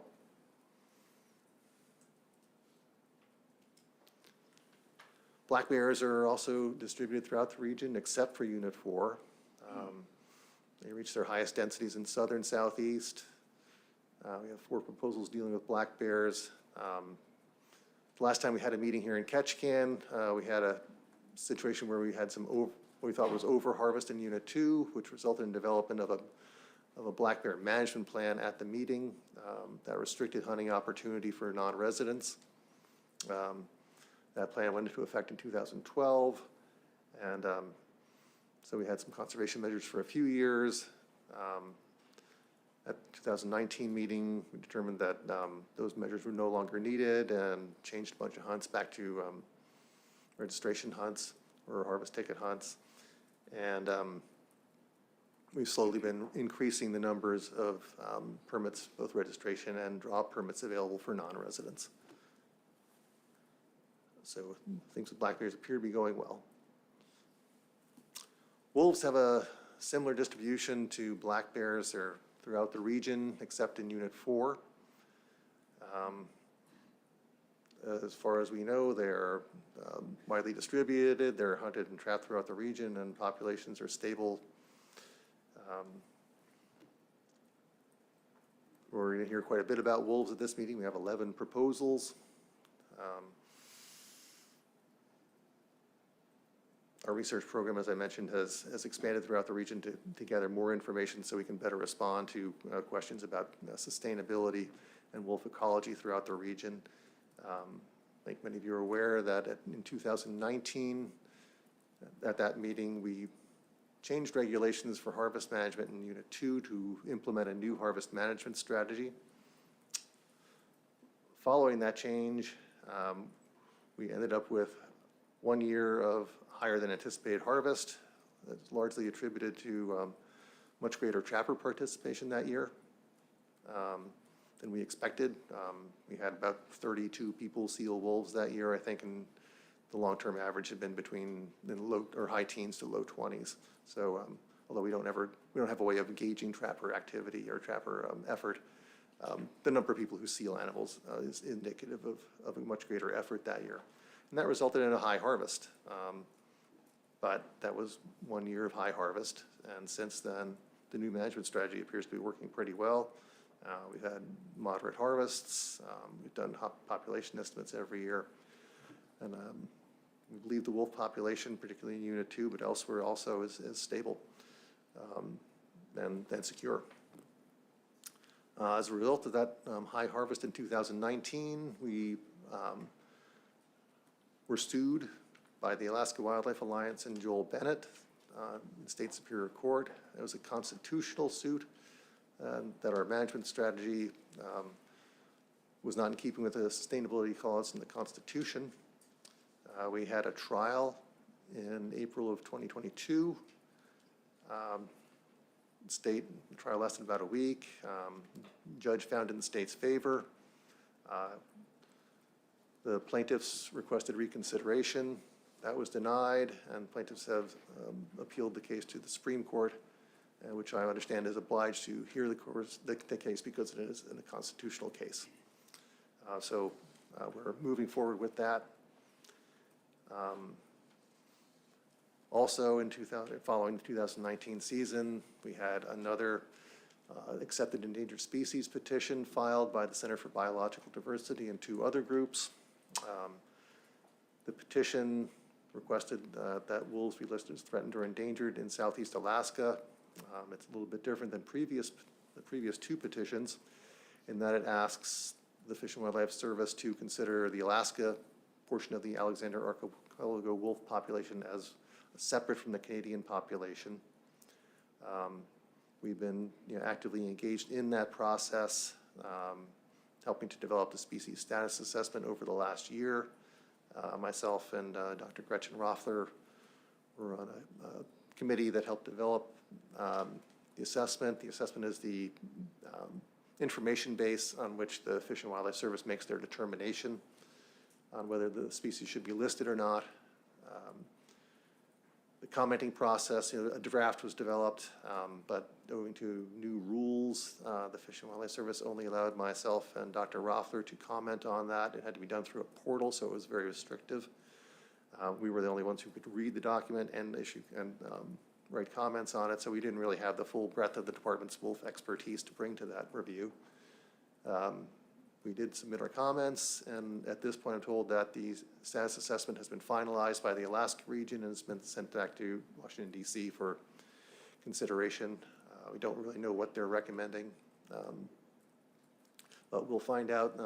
We'll publish the decision in either the July or September Federal Register. We've been heavily engaged in that because a listing decision would have some rather profound effects in this region. We would, of course, lose management authority, as would the Federal Subsistence Program, so wolf harvest would essentially come to an end throughout the region, or whatever portion of the region wolves would be listed in. A recovery plan would be developed. Critical habitat may be set aside. Harvestable, portion of the harvestable surplus of deer or other prey might be set aside. So, this there are some potential bad consequences here, and I guess we'll see where this goes. If in July or September they make a decision to not list, then the whole process just comes to an end and everything goes back to normal. If they decide to list, then they spend another year doing a rulemaking process, and changes would probably happen in the fall of 2024. Other fur bearers are, based on harvest records and our fur bearer or trapper survey information, are stable, doing reasonably well. Fur bearer distribution throughout the region is generally linked to how well you can swim, so things like otters and beavers and mink are throughout the region. Wolverines, martens have a more limited distribution. That's because they don't swim as well. Martens have been introduced onto a number of islands. Chichagof, Baranof are the main ones in Unit 4, and then also Prince of Wales Island in Unit 2. We also notice we have a fissure there in the upper right. Fissures are unique to Southeast, and mostly just in the Juneau area. We believe they came down the Taku River corridor, and we have a population of fissures in the Juneau area. We don't know how many. We recently had a photo of a fissure on Douglas Island, which was the first record on Douglas Island. But the pictures I have of the marten and the fissure are at the same. We had a study going a couple of years ago by a graduate student looking at trying to identify how many fissures we might have in our area. So that's the same DNA hair collection point. That's got a bucket with some brushes that animals leave hair on. We have two martens in the picture in the lower picture, and then one fissure in the upper picture, just to give you some perspective on the size of a fissure relative to martens.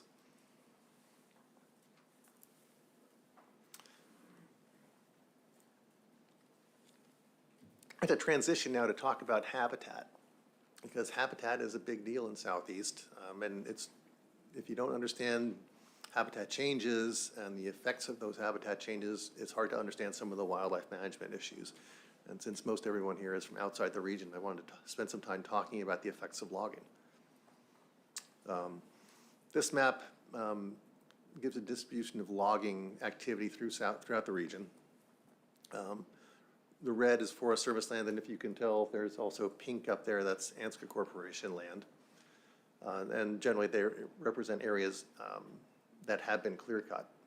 So you can see that a lot of clear cutting has happened on northern and eastern Chichagof Island and northern Kupernof and QU Islands in the vicinity of the village of Cake, some around Petersburg and Wrangell and Mitkoff and Wrangell Islands, and then some certainly around here in the Ketchikan area, but it's really Unit 2, Prince of Wales Island, and the associated islands where the bulk of that timber harvest activity took place. And that's where we're seeing the bulk of the effects of habitat change related to it. This is a picture of typical old growth temperate rainforest, which is what naturally occurs around here. There are a couple of clear cuts in there because it's hard to take a picture without getting at least a clear cut in there. But if you look at the forest, it looks generally uniform. It's got a very rough canopy, indicating lots of different sized trees, live trees, dead trees. And so one of the unique things about the forest in this region is the disturbance regime. In the rest of the state, you have a frequent large-scale disturbance regime, primarily fire. We don't have fire in Southeast because it rains a lot. So the disturbance regime here is primarily wind and single tree deaths. This is a picture of typical old-growth forest. I just want to point out a few of the features that we see here. We see, trees, some large trees, trees of various sizes and ages. We see, live trees, dead trees, trees leaning over, logs on the ground, stumps. Trees are all different sizes, so the canopy is very rough, meaning it's not a single layer. And that roughness in the canopy creates gaps, and that allows light down to the ground. And in this environment, light is really what limits plant growth, and it's that plant growth at ground level that provides forage for deer. And this disturbance regime of just, single trees falling over or small groups of trees falling over is low intensity, but it's very frequent. It happens a lot, but it doesn't happen a lot in one place. And it keeps the canopy of the old growth forest having those gaps that allows light into the ground, that allows plants to grow and provides forage for deer. And then the presence of large trees helps intercept snow in the winter, because snow is really what limits deer mobility and their access to food in the winter. So if you have large trees, they have strong branches, they can support a lot of wet snow, and we get wet snow around here. So that's how you end up with a forest that looks like this. It's kind of that rough canopy, but it's fairly uniform across the landscape. Logging brings a very different disturbance regime. Chairman Burnett may recognize this as Lake Florence on Admiralty Island. And for the rest of you, this lake is about 4 miles long, to give you some perspective. This is Ansca Corporation land that's since been traded back to the Forest Service. But you can see this was logged in a very short period of time, and it was essentially logged property line to property line. So this is very different than the natural disturbance regime. And something else to point out is that you can see, because of the snow, you can see the roads that were built. So even though, this is a relatively small area, there's probably at least 20 miles of road in there. So logging not only changes the habitat, it creates a lot of access. And although there's no community associated with this road system, if you have a four-wheeler or something like that, you can still use it. Logging on national forest land has been less intense, generally smaller cuts and more dispersed, but of course, because the Tongass National Forest is so much of the region, it's a very broad scale and a whole lot of acreage. So there's been a lot of habitat change in the region. And I want to talk a little bit about how habitat change affects deer, because deer are what we're primarily interested in. This is an image of a clear cut, the spring following the year in which it was cut. So this is really before the plants have had any chance to respond. There's a lot of slash on the ground, a lot of trees that weren't commercially valuable, small trees, branches, stumps, slash. But you can see, if you look carefully, there are a few small trees that were in the forest when it was cut. And I want to talk about vegetative response. The clear cut, of course, opens up the canopy, so there's a whole lot of light. And as I said earlier, light is what's limiting in this environment. And so the plants that are left after the clear cut are really happy to see that light, and they thrive. So this is just a couple of years after a cut. You can see a lot of the slash is broken down, and a lot of shrubs are starting to grow up. So it's primarily blueberry, but there are also a lot of forbs, which are the non-woody plants that deer eat. So there's an awful lot of deer food there, which is good for deer. And then fall comes around, and you have a lot of deer food, a lot of deer, and look, a road right to that clear cut. So generations of hunters have grown up by driving to clear cuts and looking for deer. So that's all good until winter comes. This is some other Ansca Corporation land on the Cleveland Peninsula. So because there's no more tree canopy, there's no more snow interception. So snow falls on the ground, covers up forage, and deer aren't real good at getting through deep snow. So this area that was at one time a good winter habitat, because commercially valuable forest is essentially the same thing as deer winter habitat. It's no longer deer winter habitat, and the deer have to live through the whole year. So they have less habitat, and this is really where the pinch point comes. When you have a winter with deep and persistent snow and less winter habitat for the deer. As we move forward through time, the clear cuts grow up. This is maybe 15 years after a cut. You can see that a lot of the trees that were in the cut have grown up quite a bit. The shrub component is still very prominent, but it's also very, very thick, and you can't really see much. So while it still has value for deer, as long as it's not winter, it's not really that valuable for hunting because you can't see.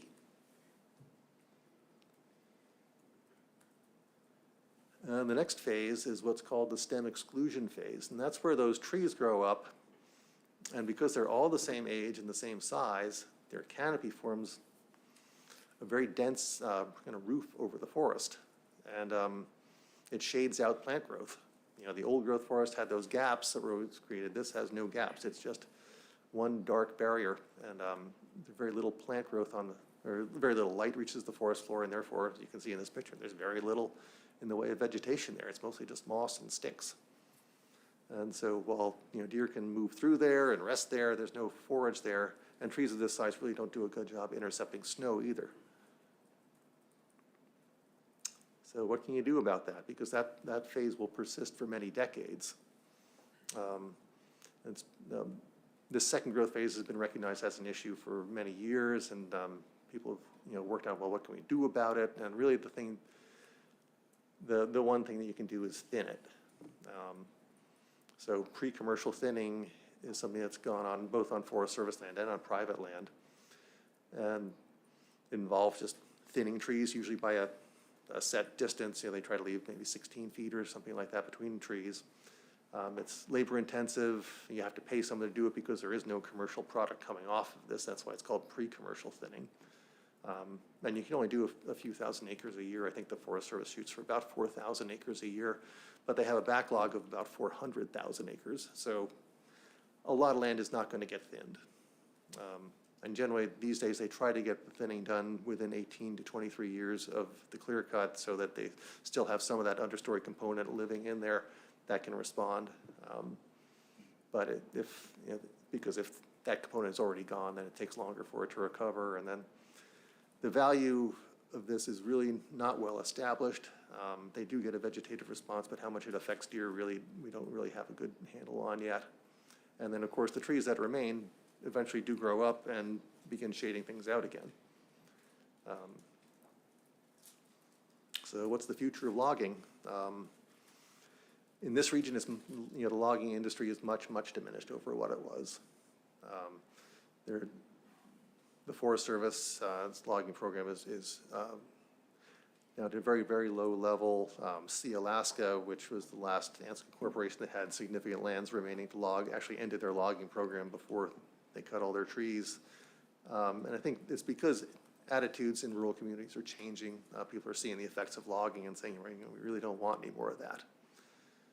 There is supposed to be a transition to second growth logging, but most of the second growth in the region isn't really commercially valuable yet.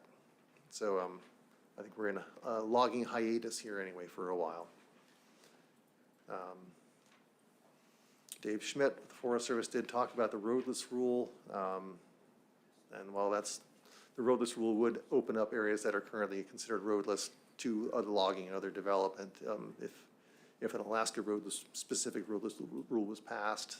We're back to the national roadless rule now, but of course that's an administrative rule and can be changed as administration is changing in Washington. And since we're going to be talking quite a bit about Game Management Unit 2, I wanted to just zoom in on Unit 2 for a minute and to give everyone here some perspective on the scale of habitat change in Unit 2. So this is northern and central Prince of Wales Island. It's a satellite image.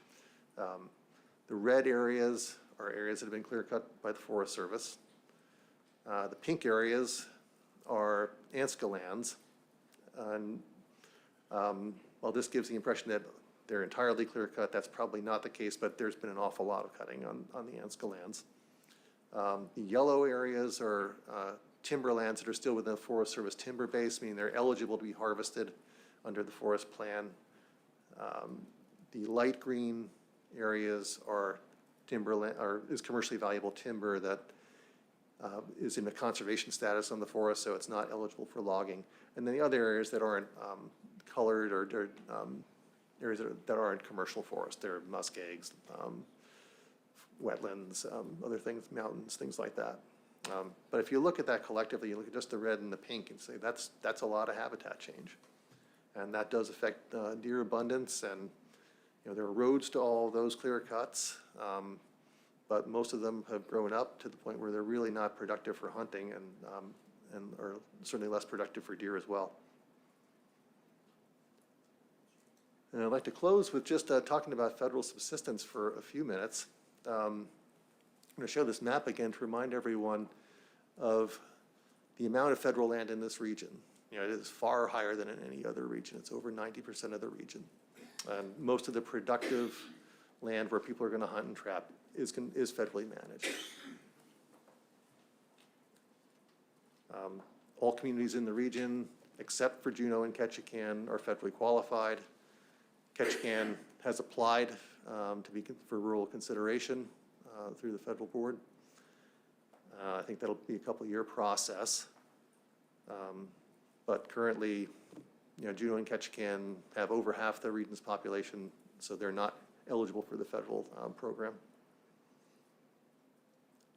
And we have seen some significant changes in management in the last few years. The Southeast RAC is a relatively sophisticated group. One member used to work for OSM. Another member used to work for the Department's Subsistence Division, so they know how to work bureaucratic processes. They've been very deliberate in making customary and traditional determinations for species that they're interested in managing, and have enacted a number of changes in the last few years. This is just the last 4 or 5 years. We've had a restriction on state bag limit for deer in Unit 2. The bag limit on state regulation is $4, but on federal lands it's $2, so it was cut in half. In Berners Bay Moose, the federal program has claimed 25% of the draw permits. And the rationale for doing that was that the Berners Bay Moose population is, there are conservation concerns because it's managed through a draw hunt. Berners Bay is an introduced moose population. It's the only introduced population in Southeast. They're actually Matsu moose. They were introduced in just before statehood, and Territorial Sportsman was the main supporter of that introduction, which is a Juneau Sportsman's group. So, Juneau hunters feel a little miffed about having the federal program claim something that they had a big hand in putting on the landscape. And the rationale for doing so, there's no history of subsistence use for Berners Bay moose because access is very difficult. It's an inherently small population. There's only habitat there to support 100 or 150 moose. So we generally have a low harvest there. So that I think is grating to non-federally qualified hunters. As I mentioned, we had the new federal elk hunt meant to contain elk to Edelin and Zarembo Islands, which mirrored the hunt that we got rid of in 2019. There was a proposal in the last round that originated with folks in Cake to establish an any bull draw permit for moose in Unit 3. That proposal, I'm sure, would have gone forward, except that there was disagreement among rural communities. Folks in Cake thought, hey, that's only for us, right? But other members of the RAC said, well, we'd like in on that too, and the proposal ended up being withdrawn. And then most recently, of course, the Unit 4 deer proposals, which we've got some effort to make our positions known on that. And so I don't see this splitting hunter interest as a good thing for conservation or for hunters. And this moving of opportunity to the federal program, I think, is disheartening to non-federally qualified hunters, and I think it really erodes the relevance of the department and this board in rural communities. And I just don't see that as a good thing, so I'm hoping we can find some other way to move forward with the federal subsistence program in the future. And on that cheery note, if there are any questions, I'll be happy to answer them. Questions from board members?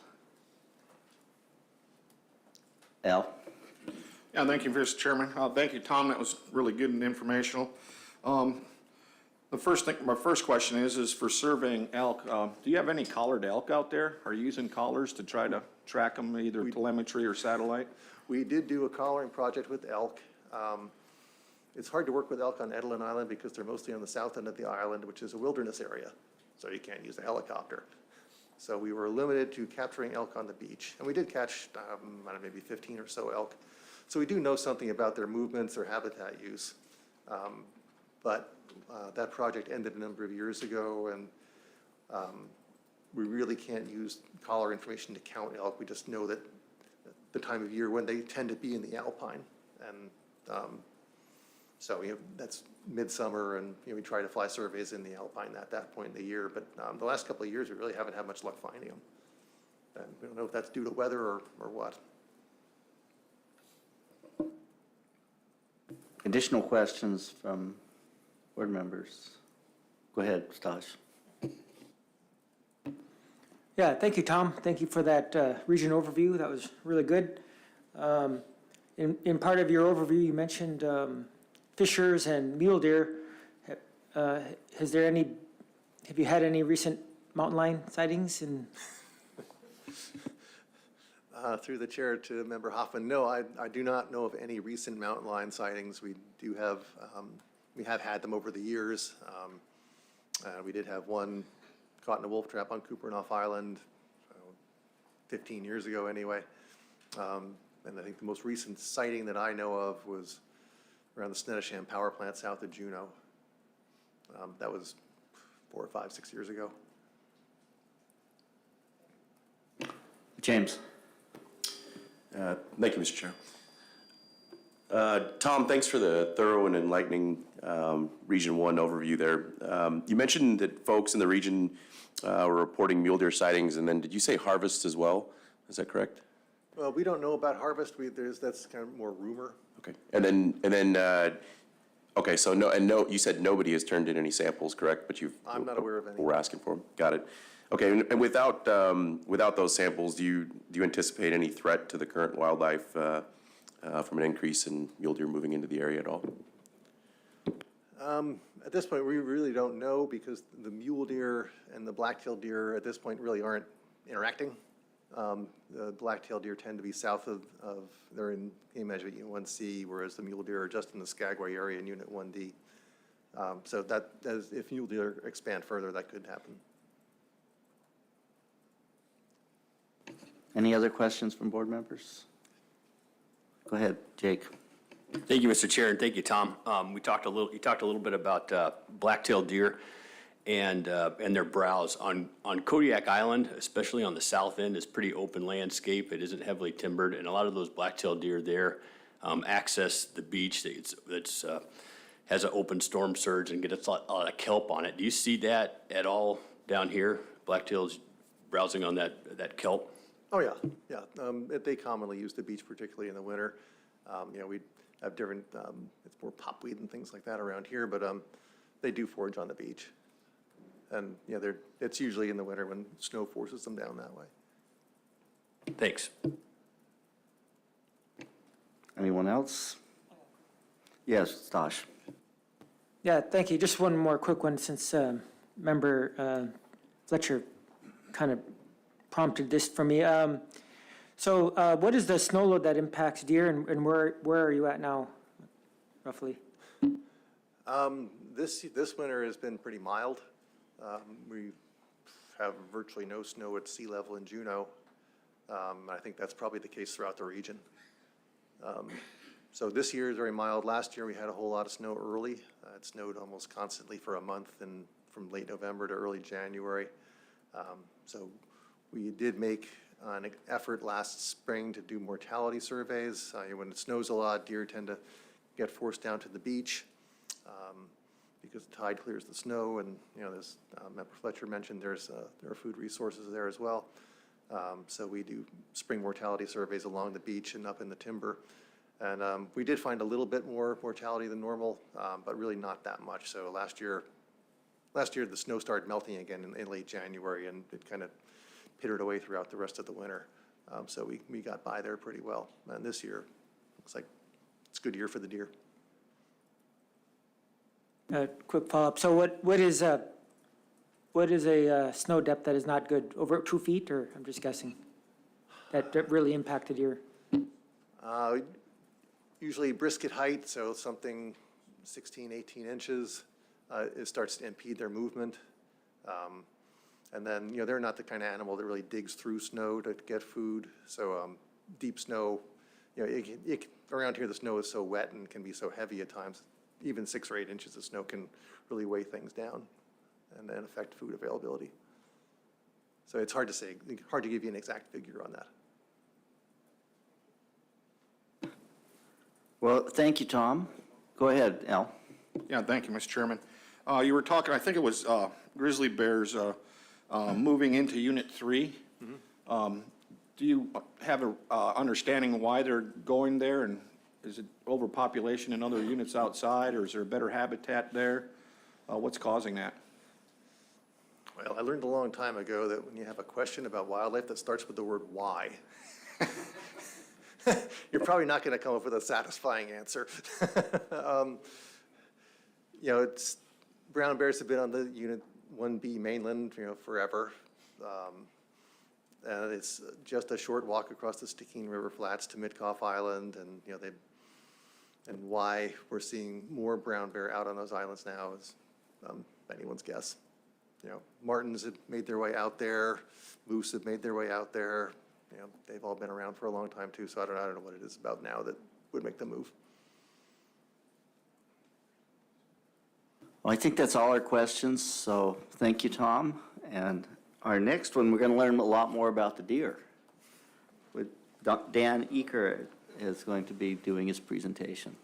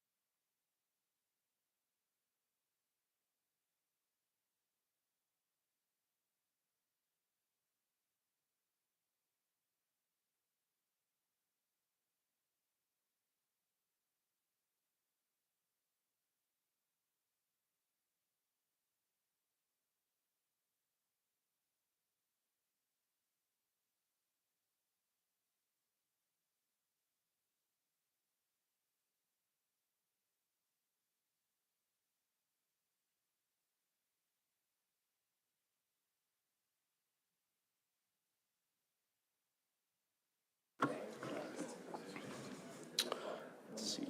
Hi. Tom was a little quiet.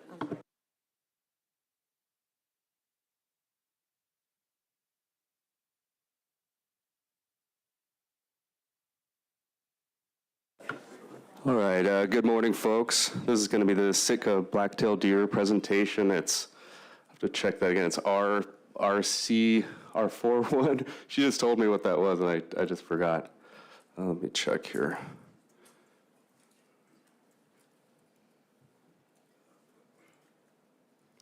Okay, it's going to be RC4 tab 1.2.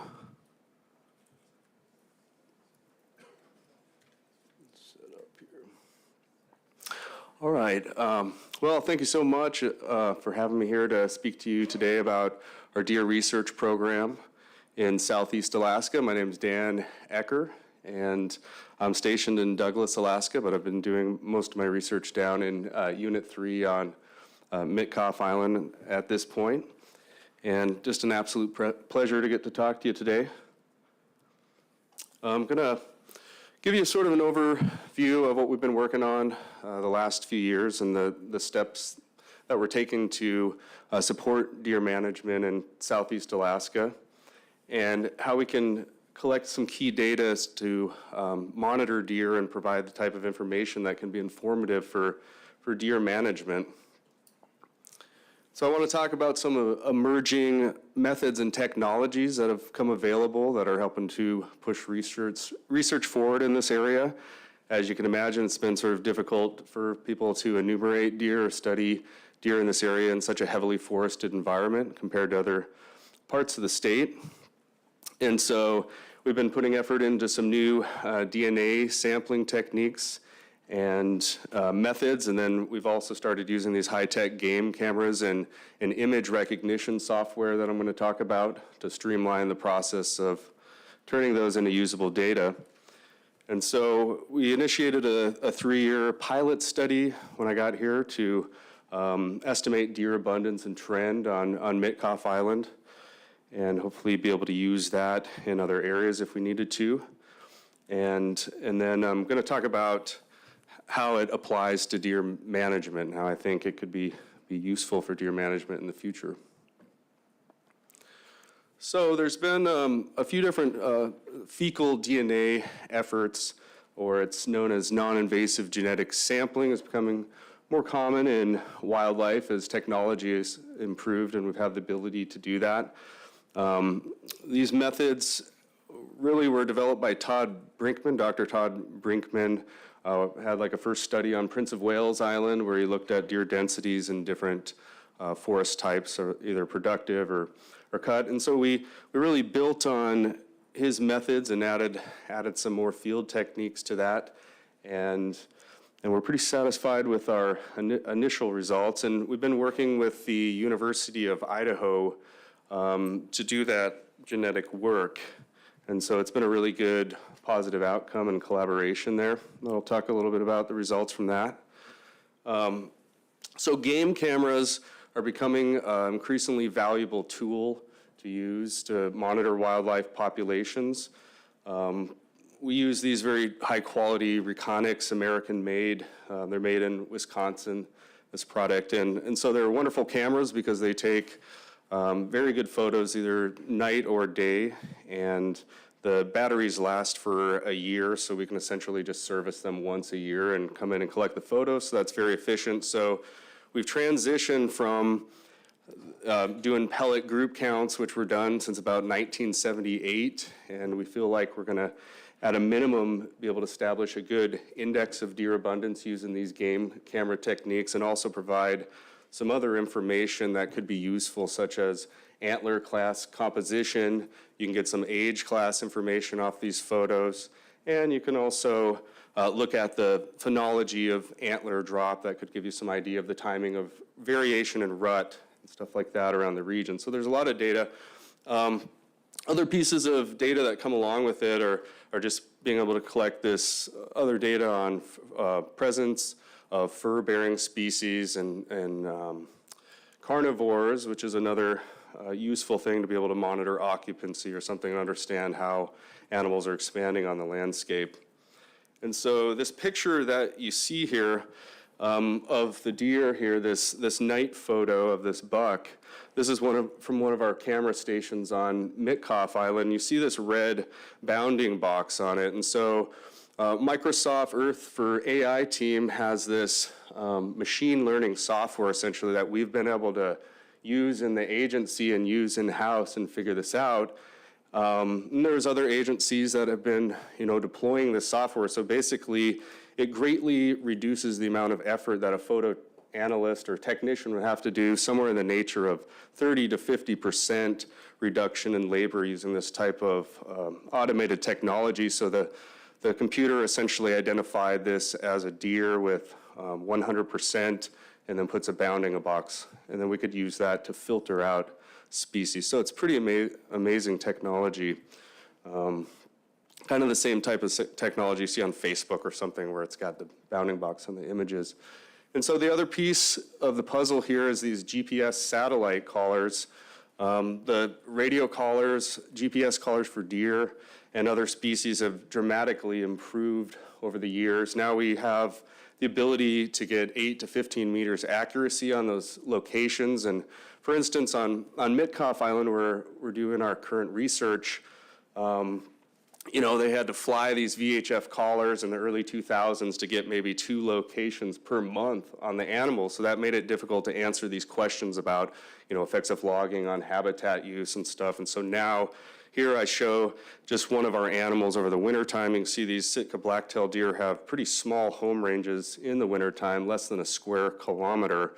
And so we're able to collect locations every 2 hours, upload a location, and then I can essentially check from my desk every morning to see if animals are alive or not, and I can get an email sent to me if an animal dies, and then I can go in and get to it right away to be able to tell perhaps what killed the animal. And so so primarily with these GPS collars, we're going to learn about home range size, which is going to help our other analysis, and then also inform our habitat selection, which will help us get better estimates of abundance and answer some of these lingering questions about habitat selection for deer. And so we integrated this 2 different detector types to try to sample a larger part. I'm going to talk a bit about the pilot study here that we initiated in 2018, and we're basically wrapped up with that now and just analyzing the data. We had a little bit of a lag on getting some of the genetic results back, which I'm going to talk about. But to sample a larger amount of the island, we combined this DNA sampling I was talking about from fecal DNA methods. And so here you can see we used some snow tracking, which was one of the main things that we incorporated over earlier methods that's greatly increased our ability to mark deer by just tracking them a little bit off these transect lines. And so that DNA, from that we can get the sex of the animal and the individual, and we're also working to be able to get age class information out of that as well, which I'll talk about. And then we have these remote game cameras that I mentioned, and those will yield these age class specific counts of animals, of unmarked animals, so those are not individually recognizable on camera, but then we're also getting these marked individuals that are our collared deer. And so that data all comes together in one analysis. And just to look at the pilot study here on Mitkoff Island, it's about a 500 square kilometers or so to sample, and obviously we can't sample everywhere.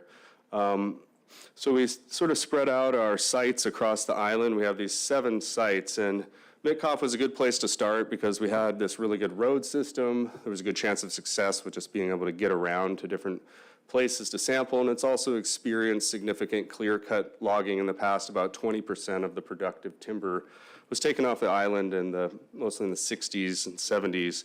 And then it's also experienced some recent changes in the hunting structure. It went to a 5-week hunting season, I think, from just 2 weeks before. And then it's had some closures in the past from severe winter where the hunting season was just non-existent for a while.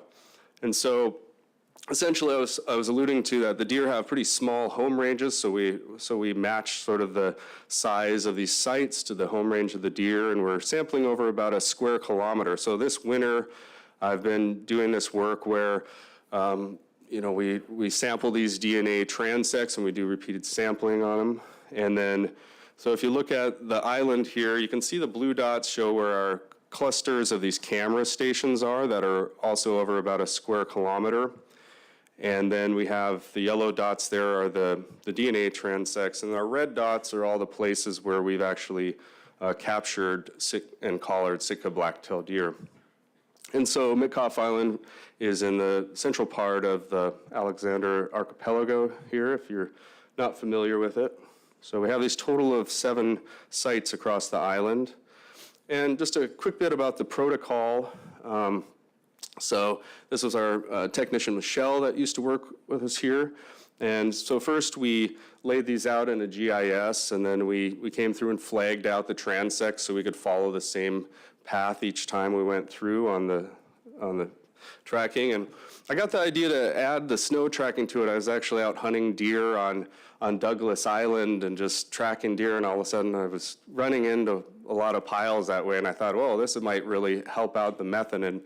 And from some of the other DNA studies I had worked on, a bit of snow tracking will greatly increase your samples and And so we're able to get away with fewer transects. In some of the early studies, they would have to do 8 passes on these transects, and we can get away with 3 or 4 passes, which is more efficient.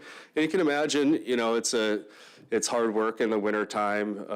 You know, you're handling the weather and hiking in the mountains. So the fewer times you can do this, the better. And we just use a basic cotton swab like you'd buy at the store, and you can gently swab the pellets with that, and you're getting these cells that are just being sloughed off in the intestine. And so we do this in January and December and January, and the deer are eating a woodier diet that time of season, so they get a really solid pellet. So that helps out too, compared to in the springtime that we've tried in the past doing it in the springtime, and we had really low success rates with getting IDs out of that DNA, somewhere 20-30% at times, and so that's not that good, and we wanted to set out to improve on that.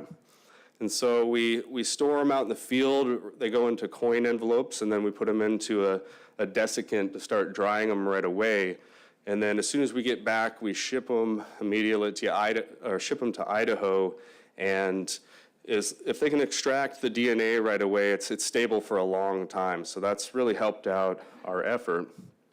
I want to just show you a little bit of data from these pellet width measurements have been used in other studies to differentiate juveniles from the adults, and that gives you a bit more resolution on your data that way, because you could get at buck to doe ratios or fawn to doe ratios from this type of pellet data. So we've been taking all these measurements and we sort of speculate that below about 7 millimeters width that they're fawns, but we really need to validate this with some data, and I think we might need to, get a community project could help out with this, but we've been just trying to track deer around town. There's a ton of deer right in Petersburg, and I got the idea to just be able to actually see the animal and get a measurement to validate what we're doing out there. So that would give us a finer resolution of data from this pellet sampling.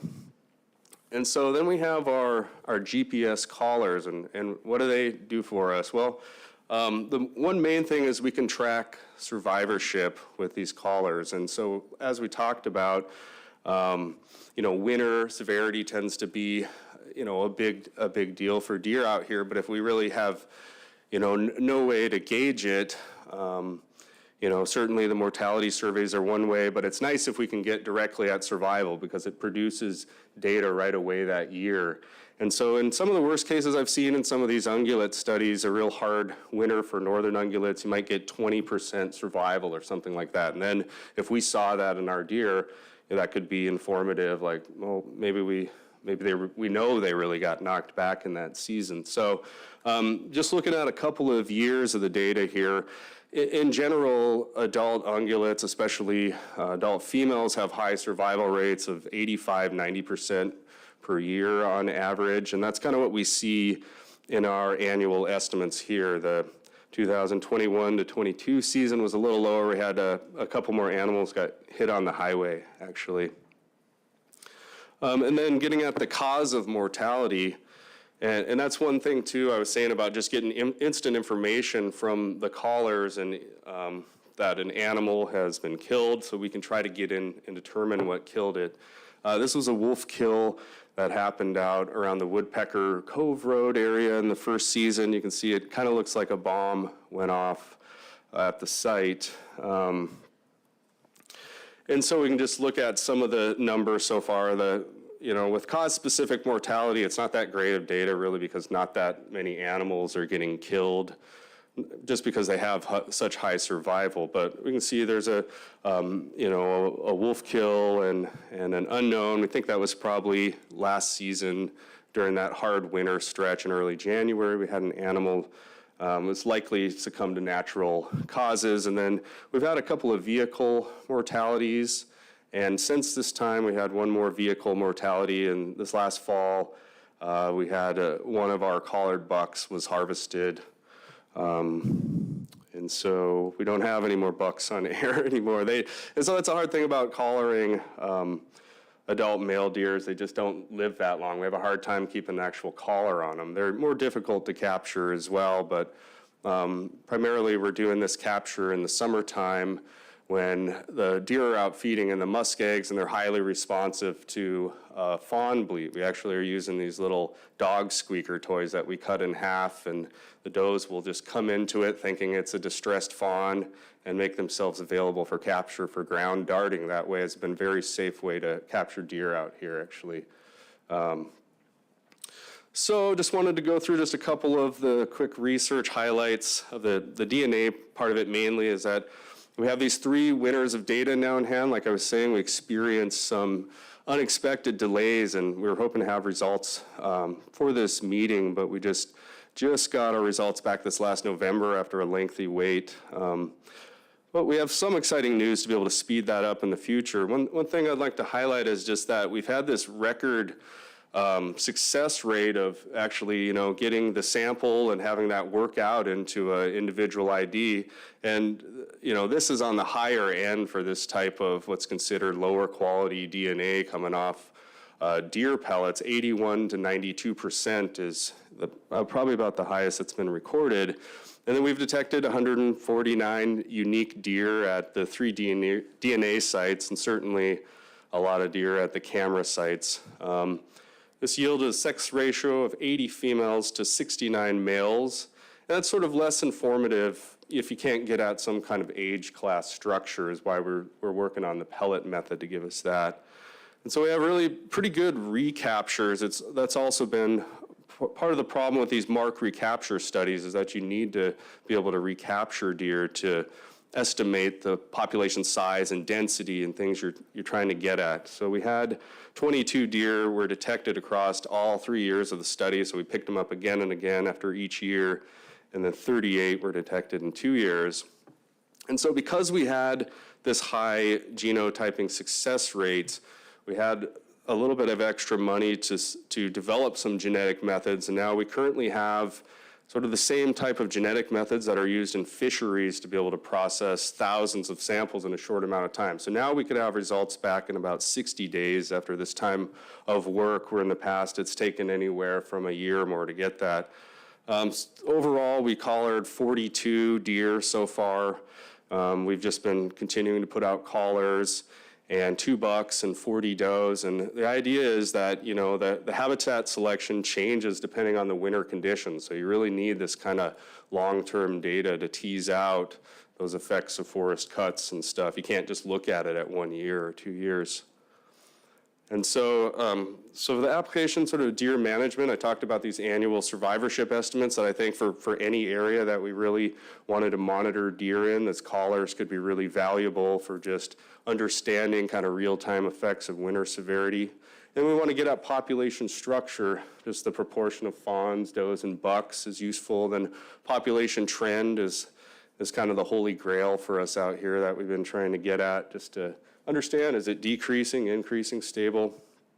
And then, like I said, we can get this extra information about antler class, and some of the folks might talk about our camera monitoring project that we have now going that is going to replace the deer pellet group counts that went on for a long time.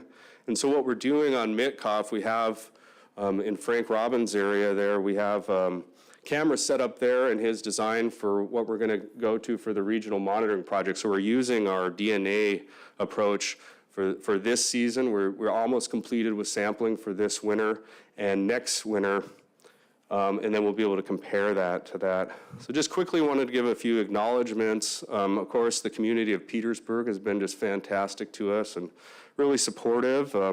Frank Robbins and Hillary Wood at the Petersburg office. I've got a number of technicians to name real quick: Lucas Baranovic, Michelle Duncan, Lars Sorensen, Tim Spivey, Kristen Larson, Yasmin Shikari, Frank Robbins again, Alex Rodriguez-Smith, Nathan Ajax, Stephanie Bogle, Tessa Hasbrook, and Janelle Temple Larson all helped out with the project, and then the University of Idaho. And with that, I'll take any questions or comments. I'm over about a minute there, so apologize. Questions from board members? Go ahead, Al. Thank you, Mr. Chairman. Thank you, Dan. That was very informational. I have 2 questions. They're both pertaining to your cameras. So I'm curious on when you place your cameras in that half-mile block, are they all facing the same direction, or is it arbitrary? I'll answer an L through the chair. You know, with our particular design, we're trying to maximize our chance of getting a deer. In general, you know, you try not to place them in you know, a south-facing direction, especially like if you're out in like a muskeg or something like that, because the sun will cause a lot of problems with your photos. And so that's certainly a consideration. It's a little less out here since we never really see the sun. But yeah, for our sites, we try to maximize detection, so we're putting them on, you know, we have just our random site that's been picked, and then at the microsite, we're working to maximize our ability to detect a deer. And so we get a lot of really nice deer photos because of that. And then my second question pertaining to the cameras is, why do you use the half-mile blocks versus picking out really well-known trail systems? Okay, I'll address Al again through the chair. Yeah, well, that's a good question. I think really we want to be able to have a representative sample of the habitat is one reason why we've chose the sites how we have. But the clusters of samples is so we're able to pick up, for instance, one of our collared deer. If I just had one camera way out in the middle of nowhere, I might never pick it up on two different cameras. And so because they have such small home ranges, we're using these clusters of camera.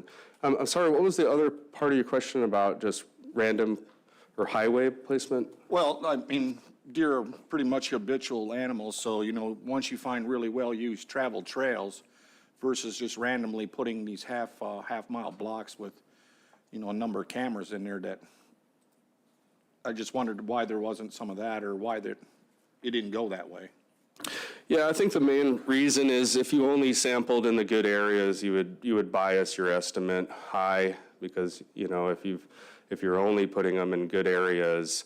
For instance, we have some cameras out at the Three Lakes area. It's kind of a snow hole out there, you know, and there's a little bit of timber that the deer are using in the wintertime, but a lot of the cameras, some of them don't get any action at all in the wintertime. Once the snow comes into those muskegs, you know, so that's the main reason why we're certainly trying in that microsite area, putting them in areas where there are traffic trails, and we're going to detect them if they're in there.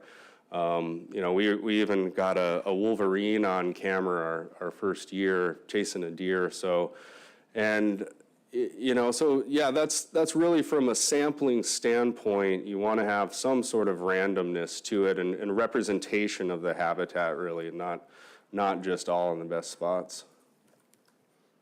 Thank you, though. Additional questions? Go ahead, Ruth. Are those pictures available to the public? Oh, answer Ruth through the chair. They're not at this point, as far as we don't have our game camera photos just, you know, available for the public.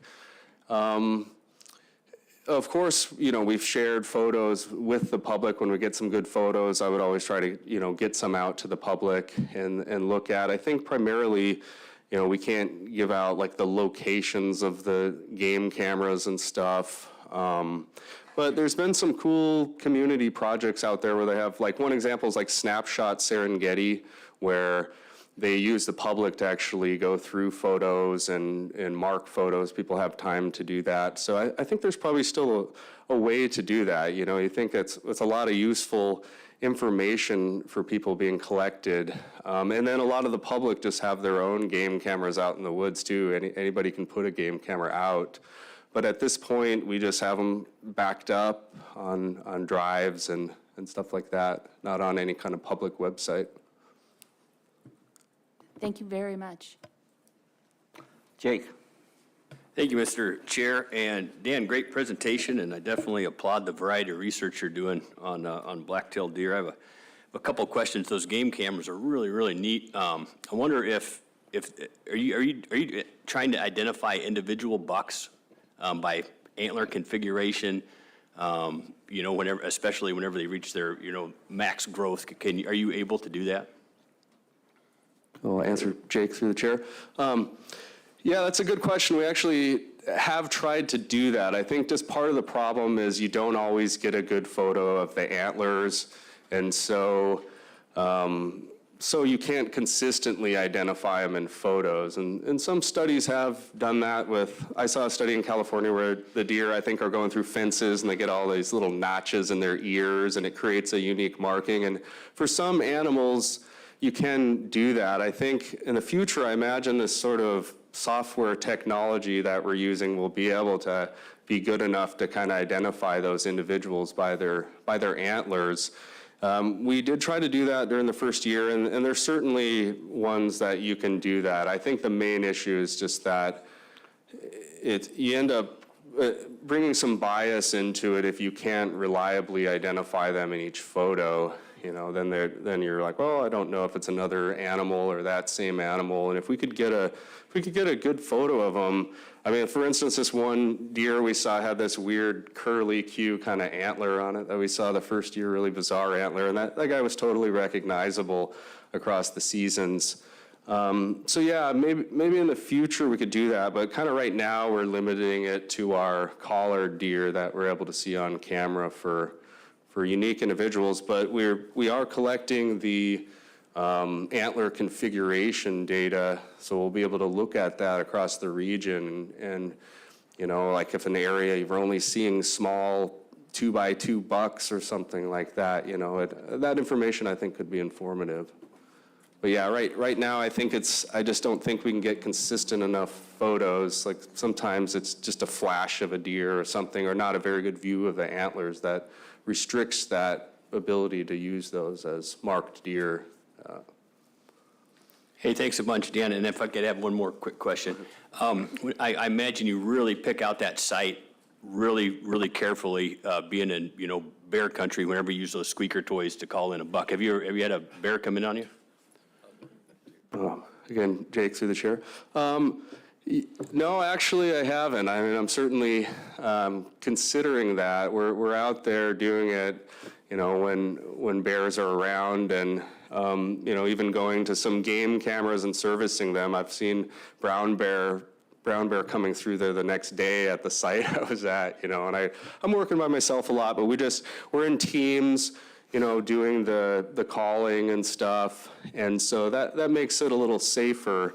But yeah, I guess maybe the timing too, the bears are typically, really focused in on the deer during their first 30 days of life. That's typically when, brown bear or black bear, it's been shown across a lot of like elk and deer that they're really only vulnerable during those first 30 days as juveniles. So we're past that into August. So I think that's why they're still responsive to it. Like sometimes I've kicked the ground and acted like a fawn was getting, attacked by a black bear or something like that. And I've just had a doe just run in with all of her fur standing up and real aggressive coming in. So, but luckily, yeah, we haven't had any bear problems. I think they're too busy getting into trouble in town or something like that. I don't know. Hey, thanks a bunch for that answer. And once again, that was a great presentation. Thanks. Thank you. Appreciate it. So Ryan, did you have a comment or question? I was just going to, thank you, Mr. Chairman, make a comment for Member Cusack. We do have a publicly available photo catalog, and I'll get that web address for you as well. And I mean, not only, is Mr. Ecker collecting great deer pictures, by the way, other area biologists are using camera techniques, and we're getting some really neat stuff out there, really good images. Well, Mr. Ecker, thank you for your presentation. And I think at this time, we're going to switch gears and go to brown bear research.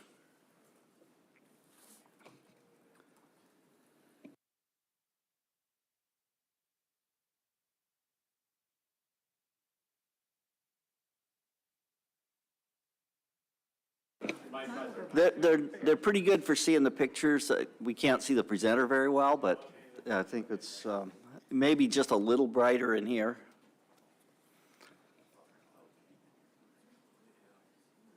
Maybe a little less bright in here? I don't like that good. That's probably, yeah, well, a little bit more. That's too much, so maybe right there, that area. Yeah, that's good.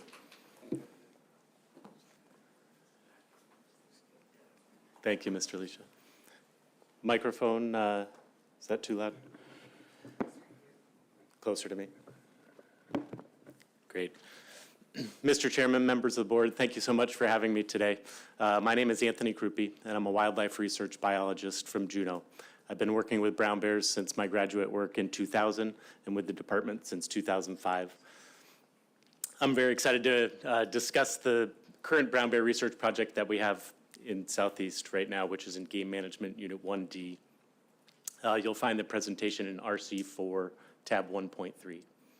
To begin, this study area photo is from Taquin Ridge up in Haines, looking across Chilkat Lake. And it just really gives you a sense of the mountainous and forested habitat in which we're conducting this work.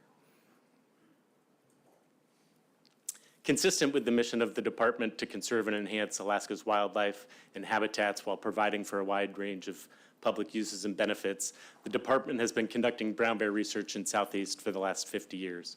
I need to acknowledge a cast of wildlife biologists who've pioneered this research in Southeast, and I appreciate the efforts of all the staff, pilots, and volunteers that have been dedicated to improving our knowledge and management of brown bears. Here you can see outlined the different study areas and the time periods in which we've conducted this work, starting on Admiralty Island all the way back to 1972 and 73 in Hood Bay, then Northern Admiralty, Chichagof Islands in the mid-'80s. A lot of this resolved around timber harvest and how to manage bears in places where we have resource extraction, like the mining industry on the northern end of Admiralty Island.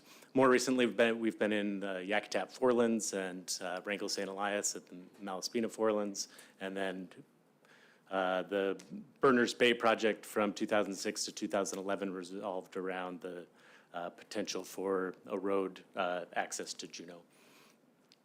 Currently, we're in Game Management Unit 1D. We started in 2018. So how did, a little bit of background on how did we end up with a research project in the Upper Lynn Canal? Well, at the request of the Haines area community and the local AC, the department has developed research projects to inform management of brown bears, mountain goats, and moose in that unit. And this really reflects the cooperative working relationship between the division, wildlife user groups, and residents. In 2016, the AC sent a letter to the board unanimously requesting the department to institute a study to determine abundance, composition, and sustainable harvest rates. So as we look at what some of these objectives that we've come up with for this study, the purpose of the project is to collect the biological data necessary to manage for a sustainable population. And our primary objective is really to, what do we need to manage? We need a number. How large is this population? So we're looking to estimate the density and abundance within a spatial context using common techniques for estimating bear populations. Similar to Dan's deer research, we also use GPS collars that investigate spatial relationships such as home range size and habitat selection. As we work towards looking at the abundance and density, a lot of that work has been collected, and I'll spend the majority of our talk today speaking to some of those things that we've collected so far. We're also examining several things such as demographic data, such as survival and reproduction, and sources of mortality that are really critical to understanding population growth. We're examining denning ecology, as well as continuing our study of genetics in Southeast, as the unique geologic and glacial history have impacted gene flow and resulted in distinct population structuring. So you can see here, I'll have lots of different maps for you to zoom in on the study area.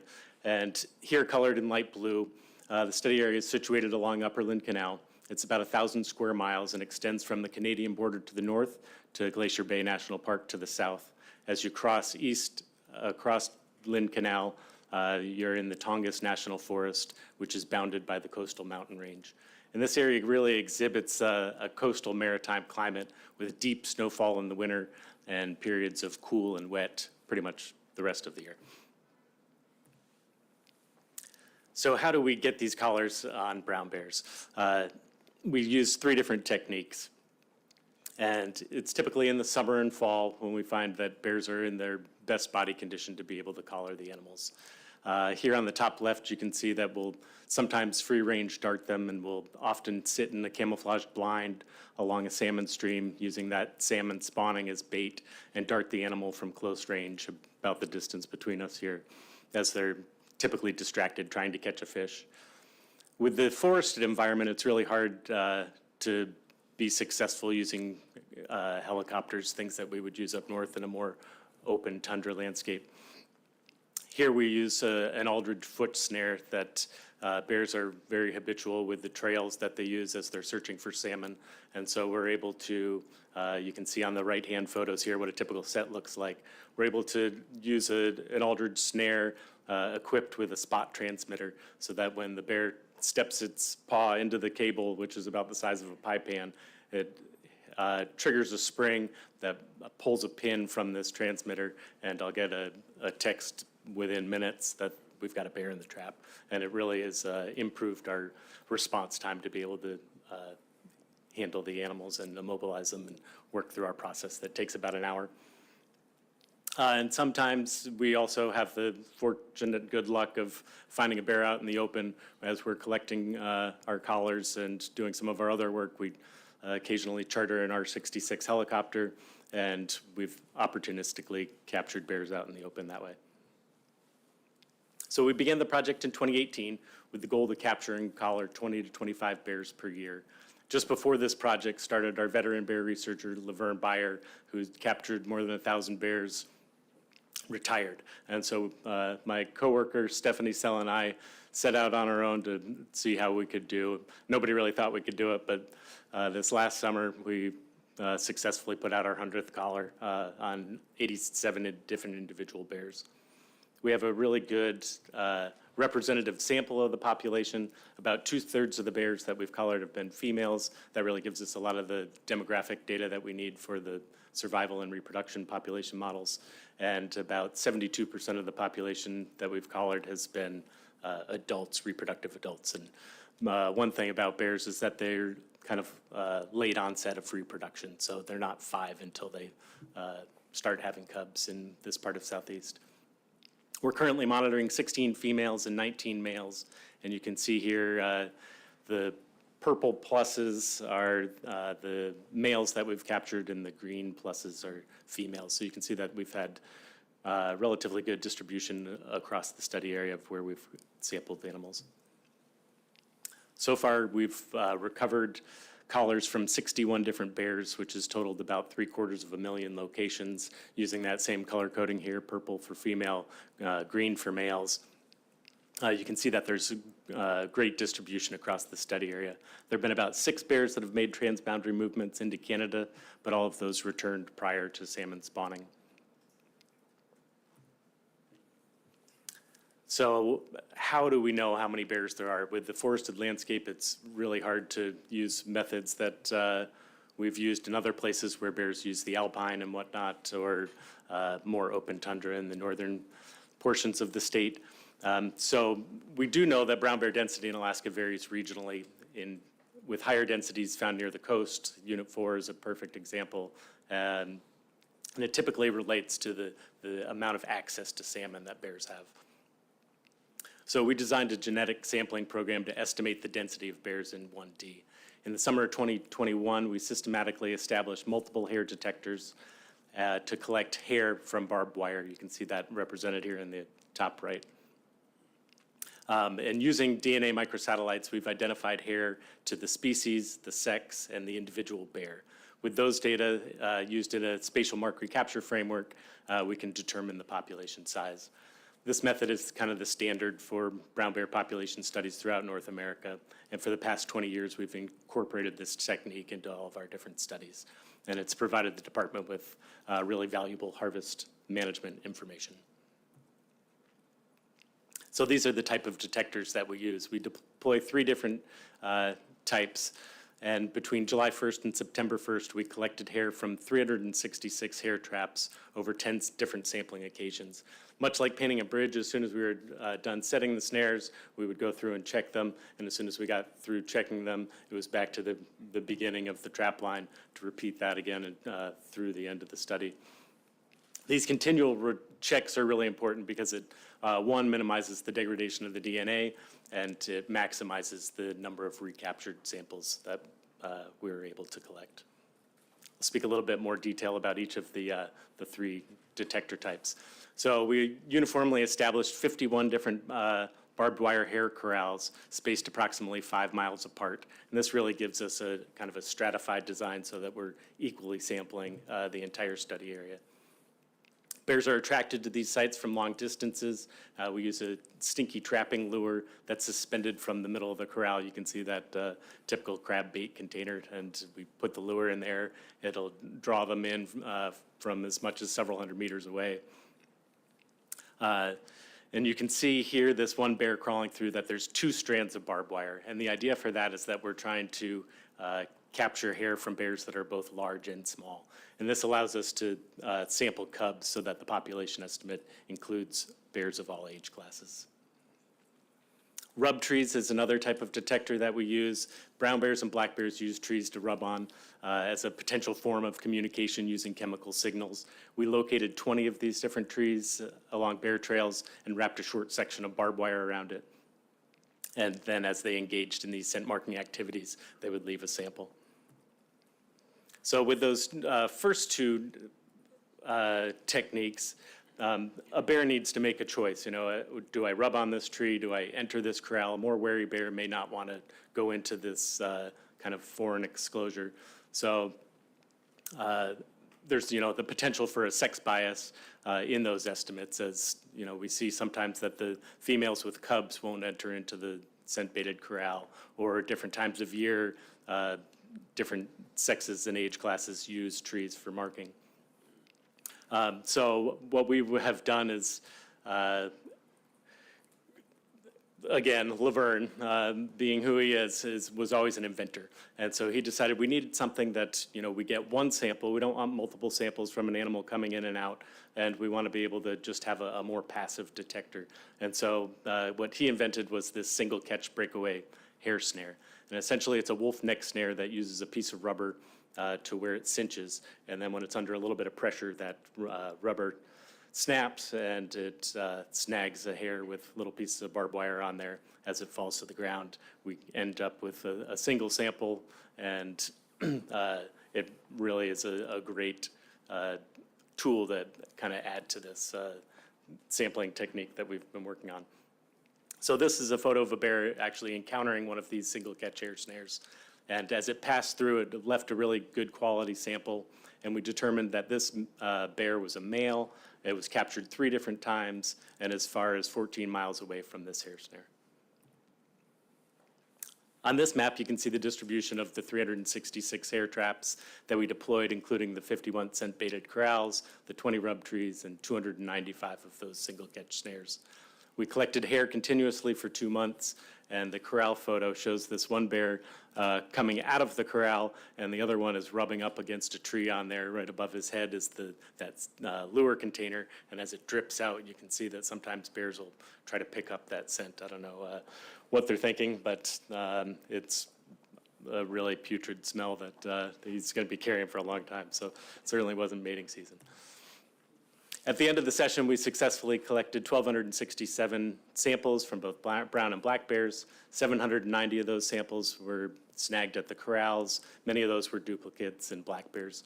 73 samples were collected from rub trees, all from brown bears, and the hair snares accounted for 404 hair samples, and all but one was identified as brown bear. So after a year-long wait from the genetics lab, we finally received the DNA results just recently, and we're now able to begin estimating the population density and abundance working with our biometrician, Jason Waite. 434 detectors were successfully genotyped as brown bear, and we identified 148 unique individuals. 2/3 of those individuals were female, similar to the proportion of hair samples that we collected, as well as the proportion of bears that we've collared. These individuals accounted for 1 to 27 repeated detections, and this level of recapture is really believed to potentially generate a very precise estimate. Preliminary review of the input data appears to yield density levels within the ballpark of what we'd expect given the adjacent study areas. Black bears were also genotyped in 128 samples, and 63 individuals were identified from 77 unique detections. With this limited level of recapture, it'll be interesting to see how reliable of an estimate we can get, but we're certainly going to give it an effort. And just over half of those bears that were detected, black bears, were female. Some of the other important demographic data for the population is survival. And we've calculated survival using a Kaplan-Meier known fates estimator and found that so far, males' survival averages about 77%, which is lower than female survival, but similar to other estimates in Alaska. Female survival is approximately 88%, which is similar to the Yakutat study that we did, but lower than other populations like on Admiralty and Chichagof Island. So what are some of these sources of mortality? Why is that survival a little bit lower for females? And a lot of it has to do with kind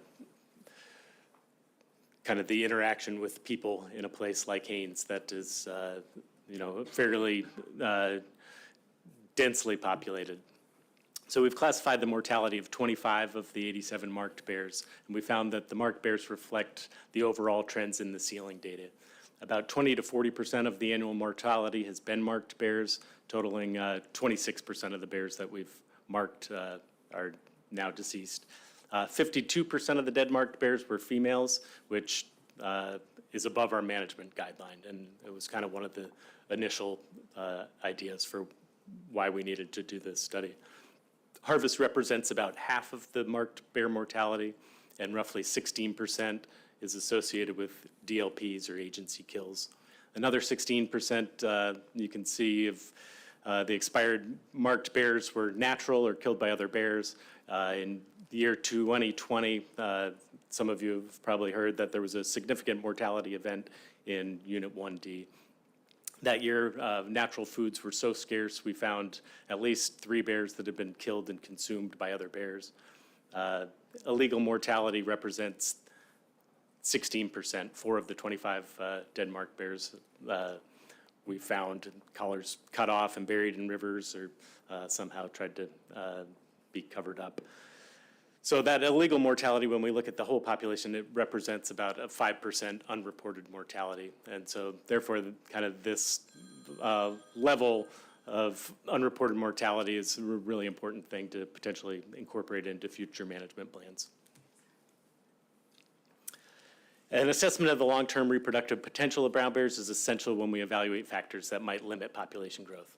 So here, brown bears have a very low reproductive rate, and we often count the number of cubs present with each collared bear, and the marked bears can be identified by their ear tags. We also have a camera grid that is continuously collecting this marked animal data. We've tracked 100 bear reproduction events over the last 5-year period. It's about 20 female bears per year, adults. More than half of the time, the adult bears were single without cubs. Here you can see that's about 56%.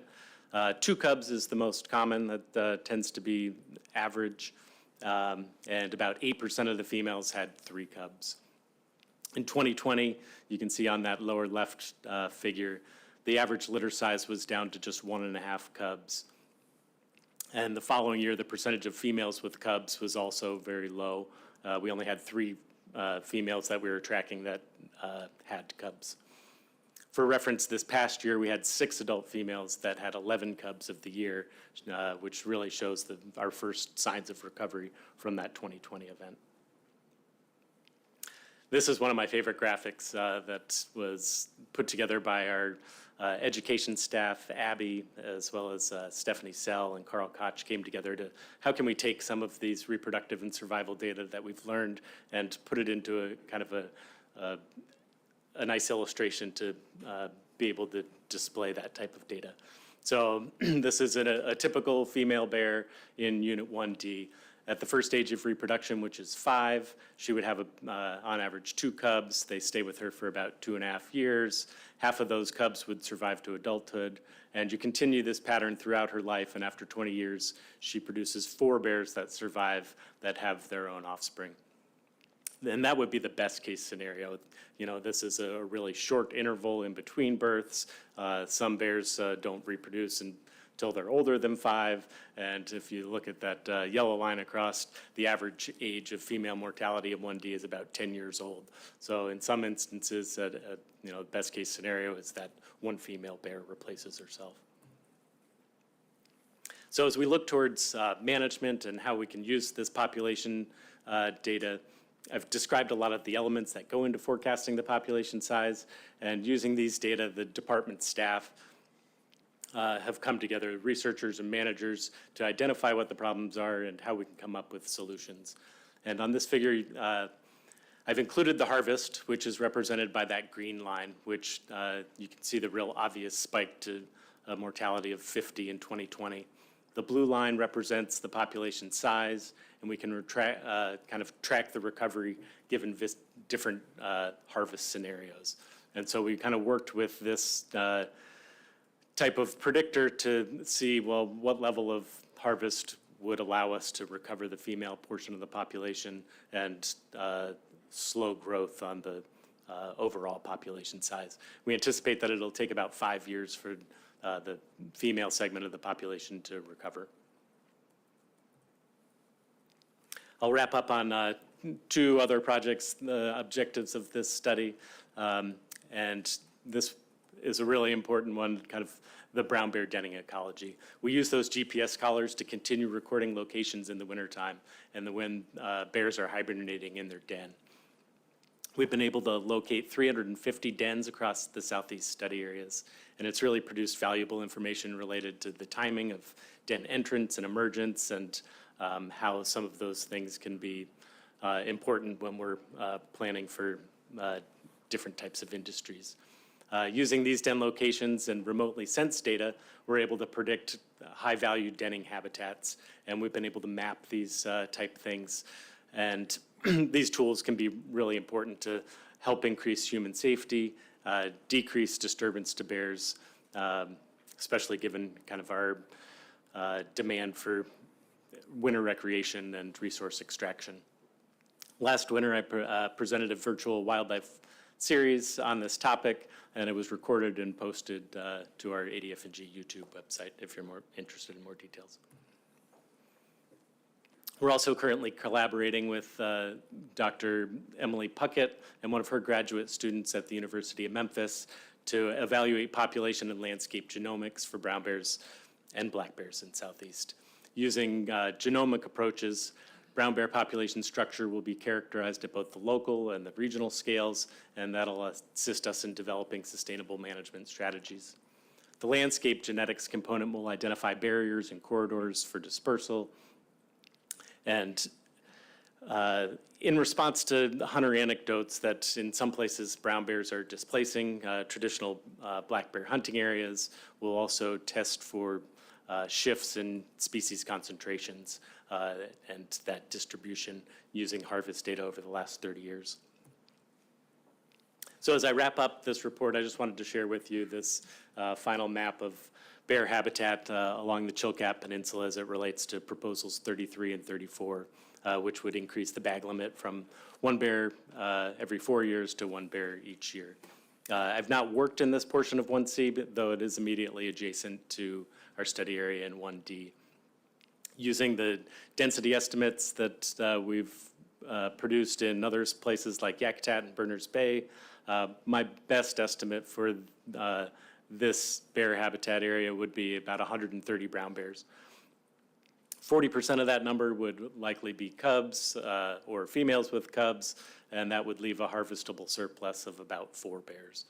It's possible that the proponents of these proposals are seeing more brown bears, and one thing that we know from 1D is that brown bears will often dominate a black bear baiting site, and I know during the last permitting cycle, the board allowed black bear baiting in this area, and so I wonder if we're not seeing more brown bears attracted to some of those bait sites. So to wrap up, I want to thank you all so much for your service. It's great to see so many familiar faces here, and if you have questions for me, I'd be glad to address them. Thank you. Thank you. And questions from committee members? Go ahead, Lynn. Thank you, Mr. Chair. Great presentation, Anthony. Just curiosity, when you're doing the Aldrich foot snares and stuff, do you have any issues with sows and cubs, where maybe you hook the sow and not the cubs, or you hook the cub and not the sow? Through the chair, Member Keough, absolutely. Yeah, it's one of the things where you're on high alert when we come into these sites where we have a bear that's snared. We don't know exactly what's going to be in it right away. And so fortunately, we have not captured the cub first with the mom on the periphery. That's certainly a possibility. We try to put a stop on the snare so that a smaller animal could get out. But so an example, this summer we were having dinner. It was about 5 o'clock. The trap line is running.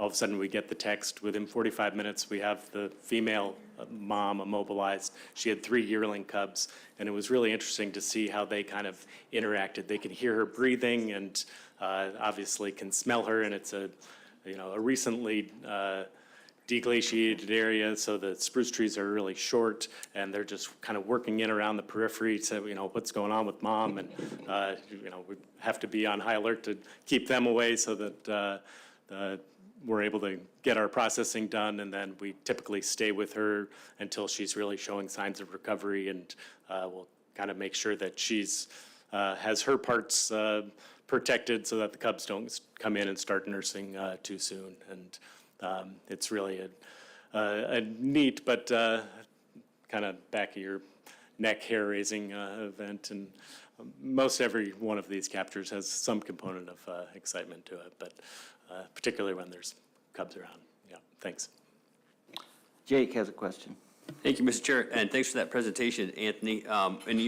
Whenever you're radio calling, when you're tracking these bears with the collars, how often do sows return to the same denning site? It's a great question through the chair.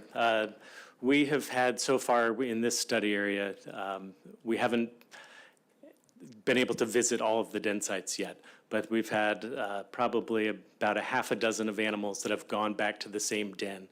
A lot of our dens are excavated into the ground above tree line, and then they use snow as the insulation as winter comes. And in those excavated sites, unless it has sometimes they'll dig underneath a large rock that acts as a header, and that would be a place that is potentially available for years in the future. But it's more typical of dens that are made in caves or into the cavity of a tree, where we've seen places where bears have used the same tree cavity for generations, and the access in and out of that den just turns the inside wood to like a polished lacquer from so much use. So we've certainly had instances of bears reusing the same dens, but it's maybe not as much as we think. They often choose a new den site, and out of a 20 or 30-year lifespan, potentially they rotate those dens around. On a place like Admiralty, we know that there's, the bears know where those dens are. A lot of those are cave dens or these ancient tree dens. And bears know where those sites are, and they go and they seek those places out. In places where, in Haines, where they're excavated just into the ground, or Yakutat, same thing, a lot of those dens will collapse. They tend to choose places that have some sort of vegetation, so they'll dig in underneath the roots of alders so that they have some structure, but with enough saturation of the soil, eventually a lot of those dens collapse.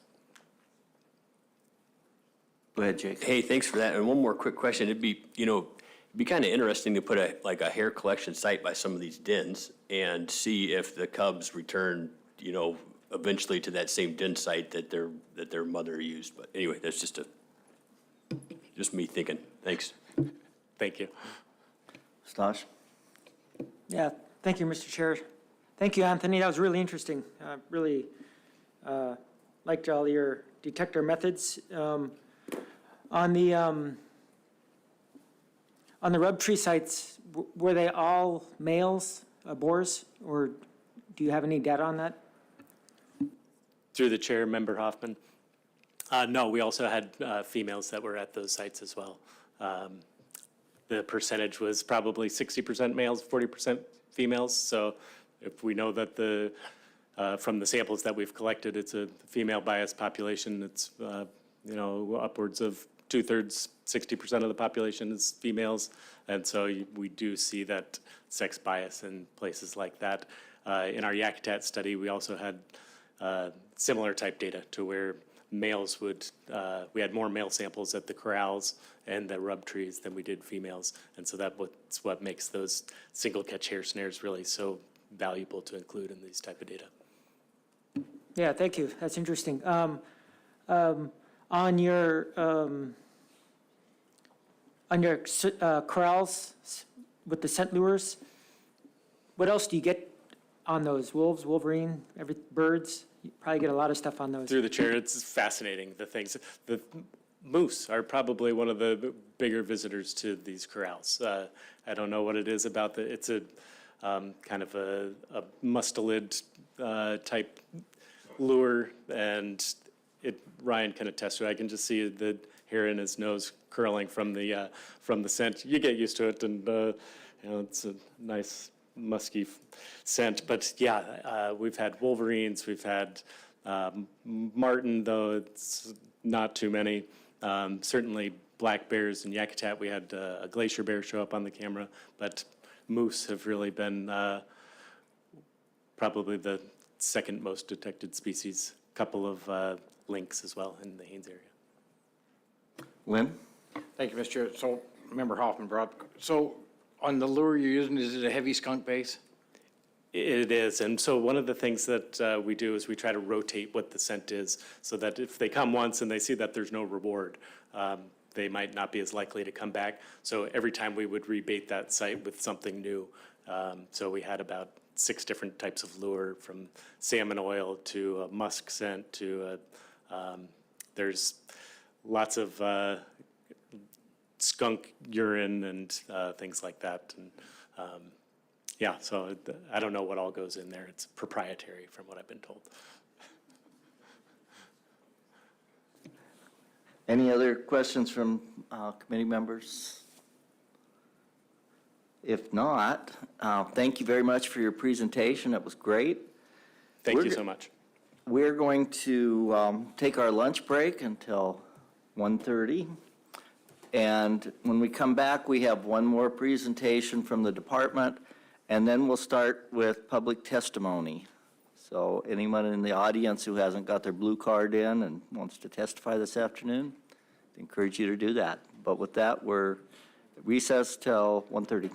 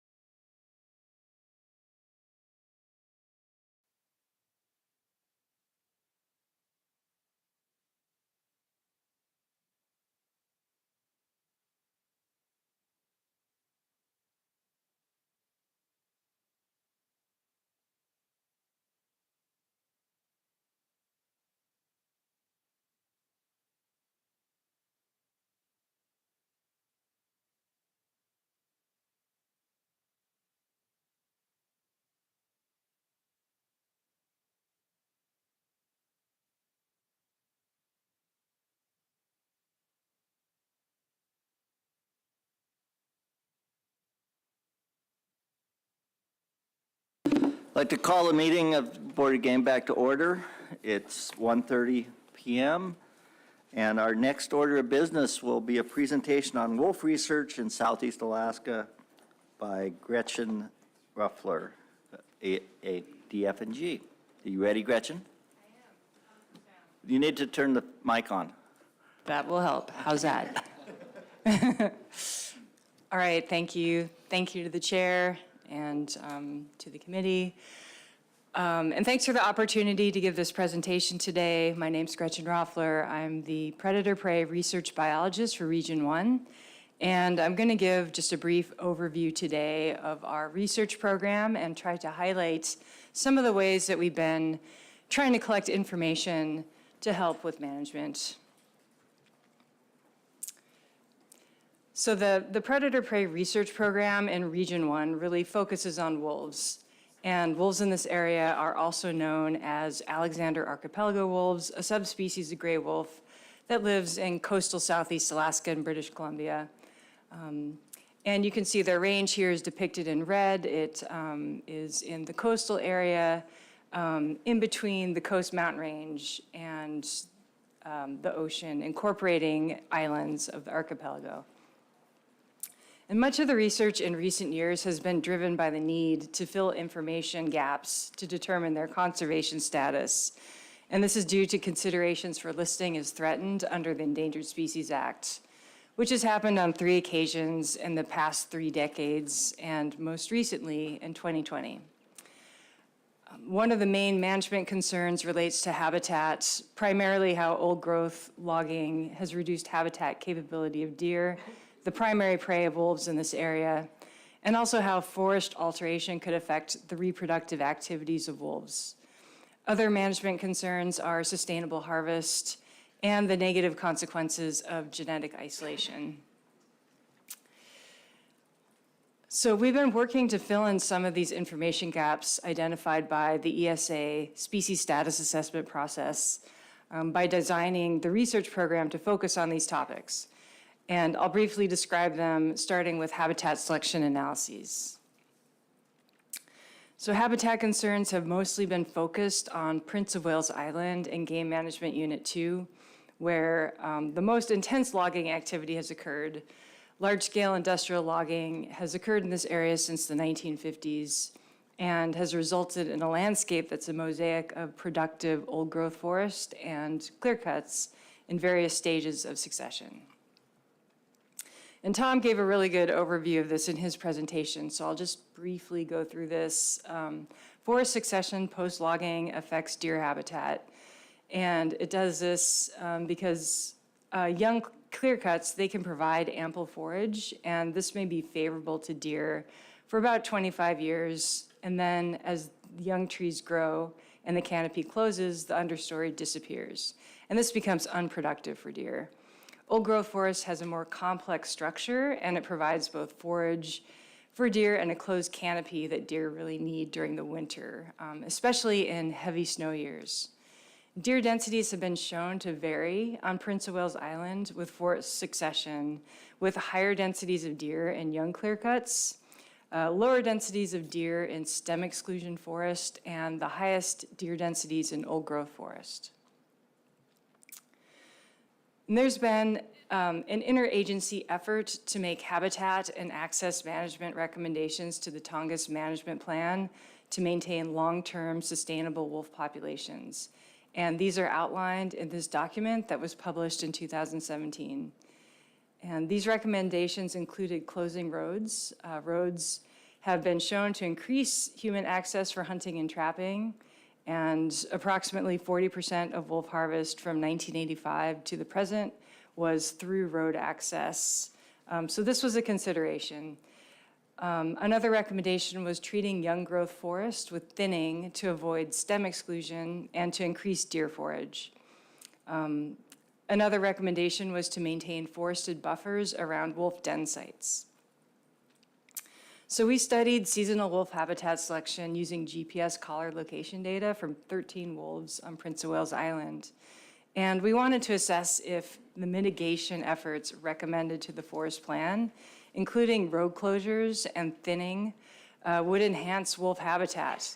And what we learned was that wolves strongly avoided old clear cuts. So these are clear cuts that are 30 years or older.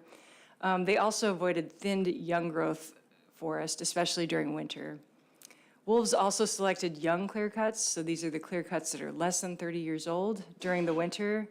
And these results really indicate that the forestry practices resulted in favorable habitat for only a very short time frame. So for up to about 3 decades.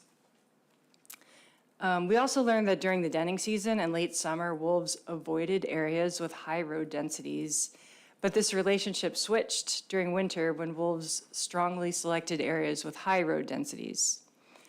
Wolves in other parts of North America that are intensively studied have been demonstrated to increase use of roads during winter to increase movement efficiency for territorial behavior and also for hunting. So this may also be the case on Prince of Wales Island. We also found that wolves selected areas close to anadromous salmon streams only during the late summer, and this is when salmon were spawning. So there are pink and chum runs in the late summer and coho in the early fall. So some about denning ecology. This was another key topic of the interagency habitat recommendations for wolf den management. And these recommendations included maintaining a forested buffer around den sites of 1,200 feet, and also a buffer of a half a mile for areas of loud disturbance during the denning season. Also recommended was protecting all den sites regardless of whether or not they are currently active. So previous recommendations limited protection for only 2 years after a den was documented as active. So we found there was a need for further refinement of the den buffer distances, and the Interagency Wolf Technical Committee requested more information to guide these recommendations. So we conducted analyses using the GPS data from the 13 collared wolves on Prince of Wales Island to estimate core denning use areas. And we determined that wolves occupy their dens on average for about 2 months. So the mean den entrance date was May 2nd, and the mean den exit date was July 1st. We also learned that the core den use area was much smaller for breeding wolves than for non-breeding wolves, which does make sense. The breeding wolves are spending more time close to the den site and tending to the pups. We found that the buffer width was over twice the currently recommended distance, so about 2,400 feet as opposed to 1,200 feet. And this was based on the breeding wolf use of habitat around den sites. So if we incorporated also the non-breeding wolves, it would be much higher, about 3 times the currently recommended distance. And we also learned that wolves reused previously occupied denning sites from past years about half the time. So we concurred with the recommendations of protecting den sites permanently. So then we compared the diets of pups and adults from scats collected at active den sites. So these data here are specific to the denning season. And we found that during denning season, pups consumed more deer than adults. And this figure here on the left, this shows the relative frequency of prey species in wolf diets. And we see that only 4 prey species were detected in wolf pup diets, that's shown in orange. And at 5 of the 9 active wolf den sites, the only diet item detected in pup scats was deer. So from this work, it shows that adults are selectively provisioning wolf pups with deer opposed to other small mammals or birds, as has been shown in other studies. So collecting information about pup diets during denning season is pretty difficult, and there aren't very many examples that exist, but in other study systems, it was more common for wolf adults to bring pups smaller prey items like beaver, but here on this island, they're really focusing on deer. We also learned that wolf packs with a greater proportion of deer in their diets had larger litters of pups, and the proportion of deer in wolf diets was higher in home ranges with more fragmented forest, young clear cuts, and higher densities of roads. So this indicates that forest fragmentation from logging could appear to contribute to deer being more vulnerable to wolf predation. And more work, it would be beneficial if we were able to conduct more work on this topic in the future.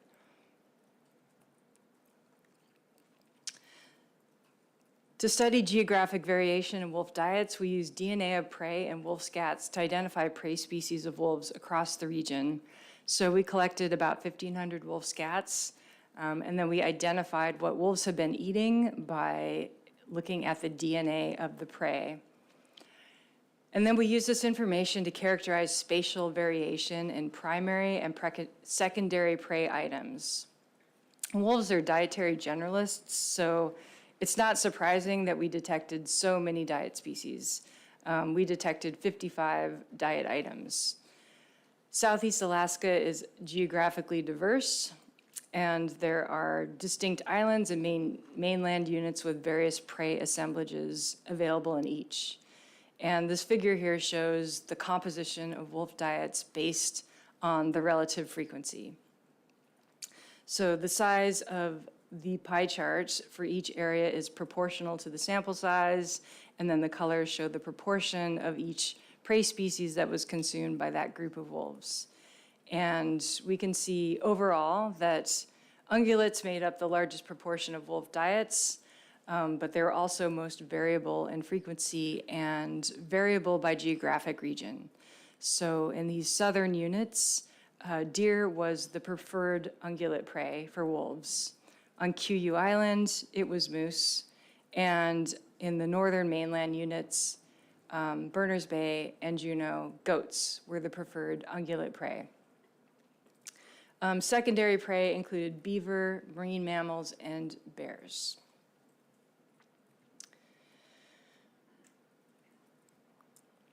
So we're also studying seasonal wolf predation patterns to characterize variation in use of prey species across space and seasons. And the main question that we're trying to answer here is, how many prey are killed or scavenged by wolves in a month? So we're really trying to determine kill rate. And we're also trying to get information about the prey that are killed or scavenged by wolves, including the species, age, sex, and body condition. And the way we're doing this is by instrumenting wolves with GPS collars that transmit locations by satellite.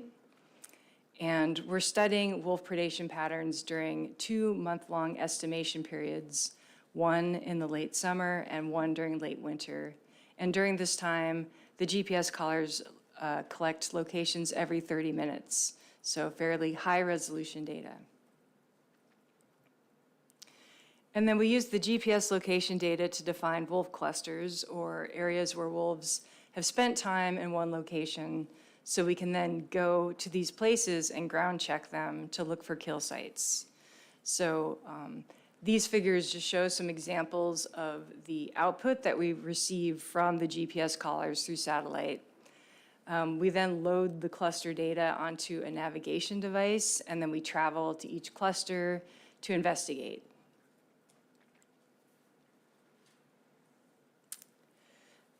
Since the spring of 2018, we've captured and instrumented 20 wolves with GPS collars in 7 different packs over 4 main study areas. And this map shows the wolf home ranges of the GPS collared wolves. So we have wolf GPS location information from Berners Bay, Gus Davis, Pleasant Island, the Chilkat Peninsula, and also down here on Revilla Island in a pack near Ketchikan, and also out by George Inlet, Shelter Cove. Recently, we have been really interested in trying to also establish this study on Mitkoff Island. We're interested in that area because there are deer and moose available. And we'd like to understand how wolves select these ungulate species. So a wolf was collared this fall in Petersburg, and then shortly thereafter dispersed to the mainland and across to Wrangel Island, and finally appears to have settled in South Edelin Island. So we are now going through the process of trying to get a Forest Service wilderness permit to conduct research in this area to see if this wolf has learned how to kill elk. The GPS data from collared wolves also helps us learn about wolf movement patterns, such as dispersal distances, as in the case of this wolf that was collared in Petersburg. And we can also learn about home range sizes and distributions. So for example, we've learned that the average home range size of wolves in Southeast Alaska is about 400 square kilometers. And there's quite a bit of variation in size of home ranges, the smallest being 50 square kilometers on Pleasant Island, and the largest 750 square kilometers in Gustavus. And so this figure just gives a portrayal of what we have learned so far since 2018. And what I've done is I've lumped our kill site information across seasons into each geographic area. And what this figure shows is the number of kill sites that were of each prey species. So just important to note that this does not show the biomass consumed, but it does show the number of prey of each species that were killed by wolves. So this information was from the 1,000 clusters that we've investigated so far, and the 172 kill sites and 120 scavenging sites that we've investigated so far. And you can see there's, again, quite a bit of geographic variation, with deer being the preferred prey on Revilla Island. The wolf pack that resides around Ketchikan also consumes quite a bit of mountain goat. Looking at the Berners Bay wolf pack, they were pretty evenly split between moose and mountain goats. And then the packs on Pleasant Island and Gustavus had a pretty large marine component, moose also being important in the Gustavus forelands. So now I'm just going to zoom in on a couple of these study areas in the north, the Gustavus and Pleasant Island wolfpack areas. These areas revealed some interesting patterns of use of alternate prey when primary prey abundance declined. So we have been conducting these intensive sampling efforts through the predation rate fieldwork and also collecting scats for diet analyses. Pleasant Island was of particular interest because wolves colonized this island in 2013, which really set up a nice natural experiment. Up until then, there was an abundant local deer population of around 120 to 200 deer on this very small island, 50 square kilometers in size. And it's separated from the Gustavus mainland by about a mile water crossing. And moose colonized Gustavus in the 1960s, and they'd reached pretty high densities. So we looked at diets of wolves on Pleasant Island over time using two complementary methods to profile their diet patterns. We first used fecal metabarcoding analyses to look at the frequency of occurrence of prey in wolf diets by year. And so we can see here that in 2015, deer were the most prevalent diet item of Pleasant Island wolves. However, a shift occurred in about 2017 as wolves transitioned from deer to sea otters. We also looked at stable isotopes of wolves that had been harvested on Pleasant Island. So we looked at carbon and nitrogen ratios in wolf hair collected over the same time period. And the results really corroborated this dietary shift from terrestrial resources in 2015 and 16, shown down here in the bottom left corner in orange and red, to marine sources shown in blue by 2017. So wolves went from mainly eating deer to mainly eating sea otters on this island over this time period. And so this is an aerial survey photo of sea otters around Glacier Bay near our study area. And sea otters had been extirpated, reintroduced in 1965, and then arrived to Icy Strait by the 1980s and have reached really high abundances. This is monitored by the Park Service and the USGS, and they have shown about a 20% population increase per year. Sea otters now have surpassed potentially carrying capacity at about 8,000 sea otters. So they are abundant in the system.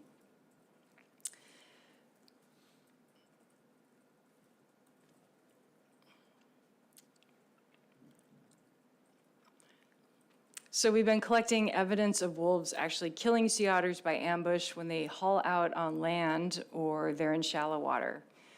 So this photo here shows a sea otter circled in red that has hauled out on some shallow rocks in the near shore area. Sea otters do haul out to conserve energy, and it happens often during storm cycles. However, this does make them more vulnerable to predation by terrestrial predators because they are slow and awkward on land. And we also see wolves patrolling the shoreline and investigating these rocky outcrops. And the GPS data from our collared wolves also show that they spend a lot of time traveling throughout this intertidal zone. We've identified kill sites from the GPS collared wolves during 3 field seasons and found 26 sea otters killed by wolves and also 11 scavenged sea otters. And we estimate that the Pleasant Island wolf pack consumes about 90 sea otters per year based on their body size and consumption rate. The kill site data also corroborates that. And what we are really looking for here to show that it's evidence of a definitive kill is hemorrhaging and fresh blood and bite marks, which we often see in the sea otters, particularly on the backs of their heads, and often even see crushed skulls and drag marks coming from the beach with wolf tracks. And again, our GPS locations show that sea otters spend time in the nearshore zone and then bring their sea otter prey, if they're successful, above the high tide line, which is where we've been finding the carcasses. And this dietary shift of wolves coincided with a big decline in deer abundance. Deer abundance is estimated, or was estimated throughout Southeast Alaska with deer pellet transect surveys, and these have been conducted on Pleasant Island since 1991, and indicated relatively high densities of deer until about 2015. So the red line here on the figures shows when wolves colonized the island in 2013. After that, the wolf pack grew to 13 individuals by 2017, and then shortly thereafter, 0 deer pellets were detected for the first time in the survey efforts during the year 2018 and also in 2021. So we did investigate alternative hypotheses for the demise of deer on Pleasant Island, including human harvest and winter severity. But we do conclude that wolves were the primary cause of the demise of deer on Pleasant Island. And this is likely because they had this abundant alternate prey source, a marine prey source, sea otters, that allowed them to exist at very high densities. And so far, deer on Pleasant Island have not been able to recover. So we were also interested in learning if the Pleasant Island wolves were just traveling to Gus Davis to eat moose, and that was what was keeping them alive. So to do this, we analyzed individual wolf relocation data. We had GPS collared wolves on both Pleasant Island and the Gus Davis mainland. And the blobs are, the red blob is the Gus Davis home range. The Pleasant Island blue blob is their home range. And we found that there wasn't any crossover of the GPS collared wolves between these two home ranges. We also looked at scats, so we're able to identify individual wolves from their DNA and scats using SNP genotyping. So we looked at 390 scats, and we found those are shown, the Gustavus wolf scat locations are shown in red, and the Pleasant Island wolf scats are shown in blue.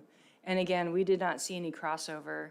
So this indicates that the Pleasant Island wolves are resident and still exist at very high densities. And notably, wolf populations can achieve very high densities on islands. And this figure here shows that with the bar chart. This shows in red different islands throughout coastal British Columbia and Alaska, and then also the Great Lakes region, have achieved very high densities in comparison to some of their mainland counterparts. However, their length of tenure has variable outcomes, from many decades to being extremely ephemeral. And so another example of this is Coronation Island. This is an island that is similar in size to Pleasant Island and also located in Southeast Alaska. And in a classic experiment, 4 wolves were transplanted to Coronation Island in 1960 to measure the effects of wolf predation on deer. And this figure shows simplified food webs and population trends of both Coronation Island and Pleasant Island. And on Coronation Island on the top, we can see the wolf population shown with the blue dots. It had increased to 13 wolves immediately within 4 years, while the deer population declined below the predicted carrying capacity. Foreshadowing the trends of Pleasant Island, wolves switched from deer to marine sources and eventually began eating each other.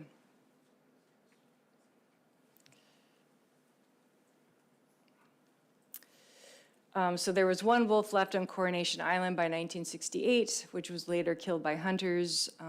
But over time, the deer did rebound.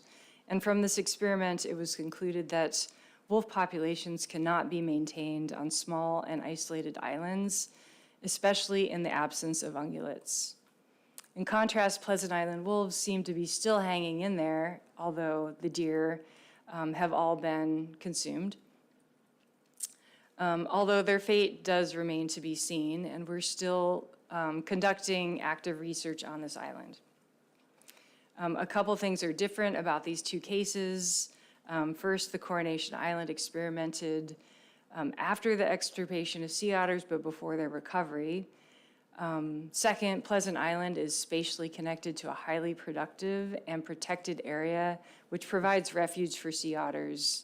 And then finally, sea otter subsidies to Pleasant Island appear to be consistent over time. So we have not found a seasonal pulse in the frequency of sea otters and wolf diets. So we assume that this is a food source that is available year-round. Okay, so I'm going to change topics to genetic structure. This project was also designed to address some of the information gaps identified in the ESA status review concerning wolf populations.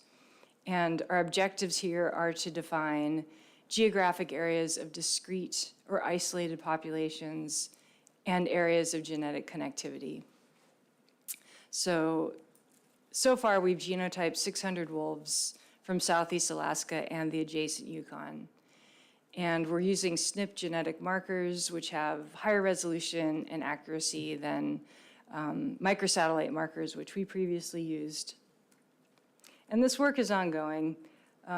We are currently doing analyses to define the populations, subdivisions, and identify first-generation migrants that have dispersed from one population and settled in a different location. So this can help give us some idea of how much wolves are moving around among areas and successfully breeding. We have conducted some initial genomic structure analyses. These are based on 59 wolves throughout Southeast Alaska and the Yukon. Using a clustering analysis, we determined that the most likely number of populations is 3, and those are shown here on the map. Also shown in the bar chart is the proportion of ancestry of each wolf individual from each game management unit. So there is a distinct cluster shown in white in the northern regions, which includes the Yukon, Yakutat, the Chilkat Peninsula, and Pleasant Island. So those wolves are one population.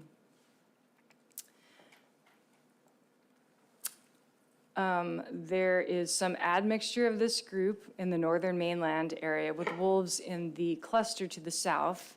So this is the second population, and this consists of wolves in Qiuyu Island, Mitkof, Kupreanof, and Revilla, and the adjacent mainland. So that is shown in gray.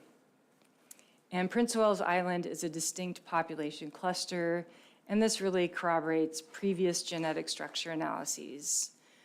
But we did find one individual, that is this wolf, 2015-01. This appeared to be a recent migrant from the gray population, central and southeast Alaska, that moved to Prince of Wales Island. Either he moved there or his recent ancestors did. And we were able to capture and collar this wolf and learned that he fathered at least 2 litters of pups. So there is some evidence of gene flow from other units to Prince of Wales Island. So we also have a new project, and this just began last summer, to assess population genetic structure and diversity of these wolves across their entire range, including Southeast Alaska and coastal British Columbia. And we're collaborating with the Fish and Wildlife Service, BC Ministry of Forests, and the University of Alberta. So up until this time, separate studies have occurred on each side of the border and regionally, but there's never been a large integrated effort to really assess wolf genetic structure across the entire subspecies range.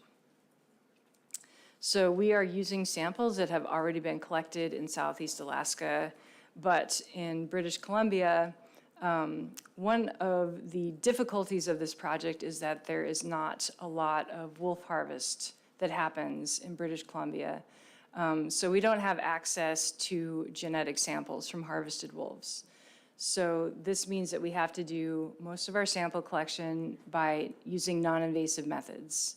So we are doing boat-based sampling and setting up hair snares and then checking these hair snares to collect wolf hair to get DNA. And we went out last summer and sampled these areas shown in red, including the Nass and the Skeena river drainages and surrounding islands. And we've also identified other potential sample sites for future field efforts. And with this data, we are going to be characterizing genetic connectivity among regions, especially focusing on gene flow across the border. And so finally, work done on inbreeding. Island populations can be at increased risk of inbreeding due to isolation. And this makes breeding among close relatives more common. So we examined this with the same subset of wolf individuals as the other genetic structure analyses, the 59 wolves. And we looked at areas of the genome that are identical by descent. These are called runs of homozygosity. So longer runs are expected with more recent inbreeding events. And we looked at 3 groups, our 3 genetic clusters, plus Isle Royale as a comparison group.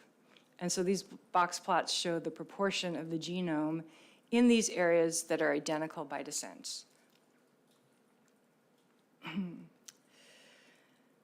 So what we see are that the very short runs of homozygosity are highest in the southeast unit, so the gray population, and the long runs are highest on Prince of Wales Island, shown in red. And it's been shown in previous work that long runs of homozygosity are more likely to contribute to inbreeding depression and have disproportionately stronger negative effects on fitness.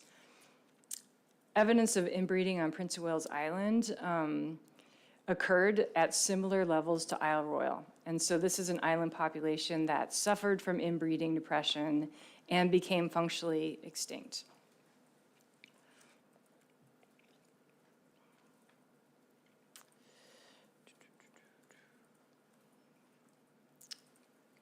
So we also analyzed the length distributions of these runs of homozygosity to evaluate whether inbreeding in each Alaska wolf population was largely due to recent or more ancient historical population restrictions or demographic history.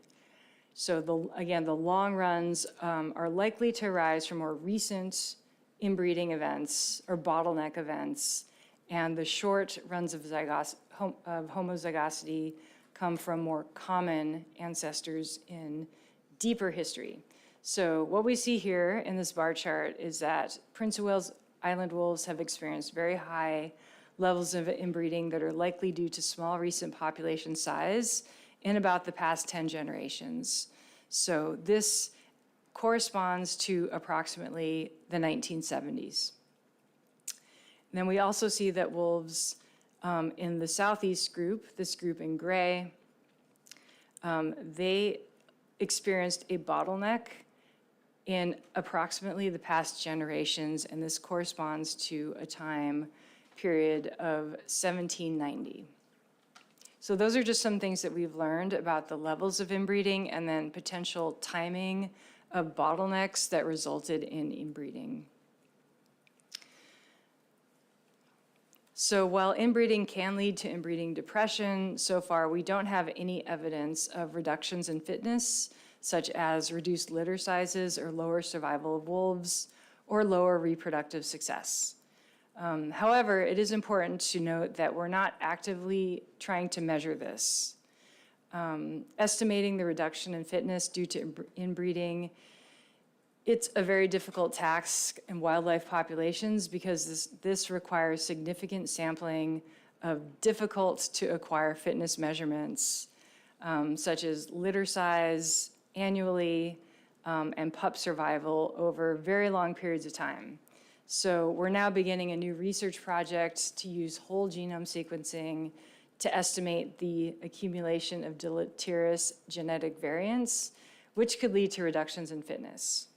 So we will also conduct simulation studies to predict the effects of potential wolf relocations or natural migrations on increasing genetic diversity and reducing levels of inbreeding in these wolf populations. And results from this work should be beneficial for informing decision-making and managing viable population of wolves in Southeast Alaska. And with that, I'd just like to thank our many collaborators, agencies and universities, but especially the staff at Fish and Game who have put in a lot of time and effort to help with these projects. And I'd be happy to take any questions that we have time for. Questions from committee members? Al. Thank you, Mr. Chairman. So, did I hear you correctly that the department believes that the wolves in the archipelago are a subspecies from any other wolf that we have in the state? Through the chair to Member Barrett, yes, they are. So this is of course, complicated subject, and defining subspecies is not always an easy thing.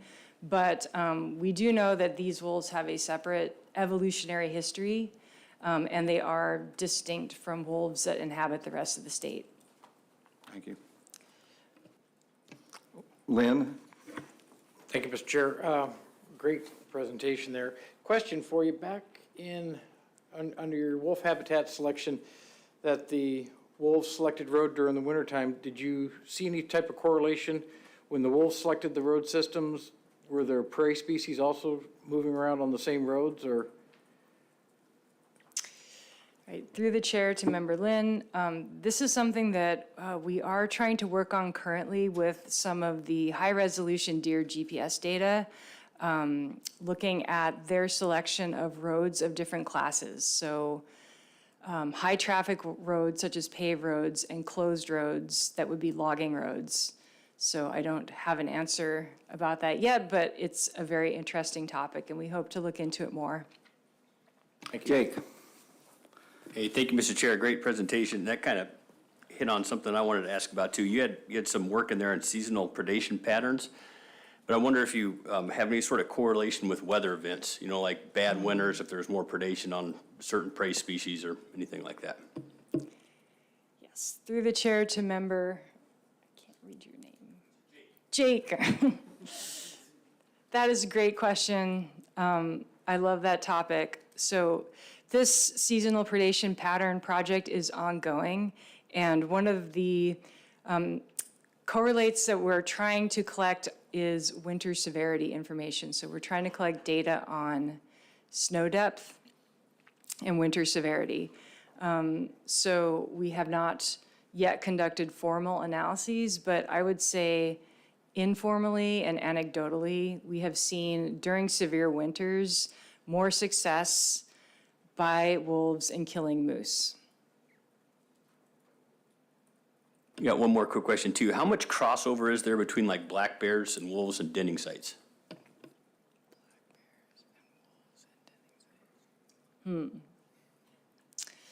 Yeah, through the chair to member Jake, I don't have that answer. That's a good question. Cool, thanks very much. James? Thank you, Mr. Chairman. Can you go back to slide 17 real quick? I just had a pretty, hopefully an easy question, but. So in this, I think what you were explaining here is that the collared wolf was collared on Petersburg, correct? And then moved south, is that correct? Right, through the chair to member Jake, that's correct. So it was collared in Petersburg on Mitkoff, and then in November, it moved. So it was collared in September, it moved in November, had a journey, and has appeared to settle in South Edelin.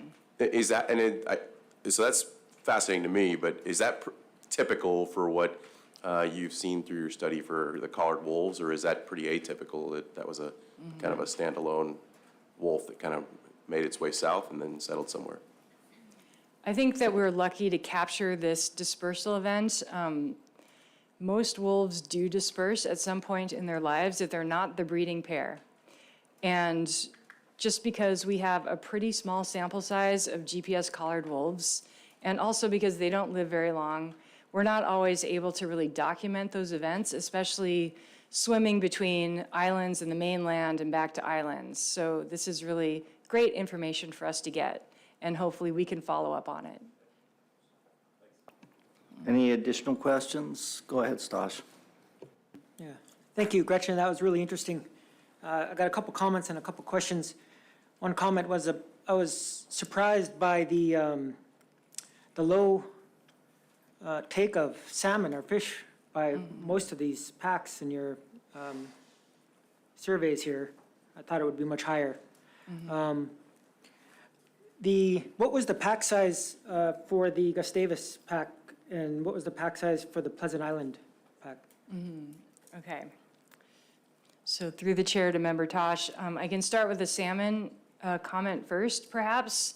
You know, so we did look at wolf consumption of prey in two different ways, both through examining prey DNA and their scats. And I was also somewhat surprised that we didn't see more salmon consumption.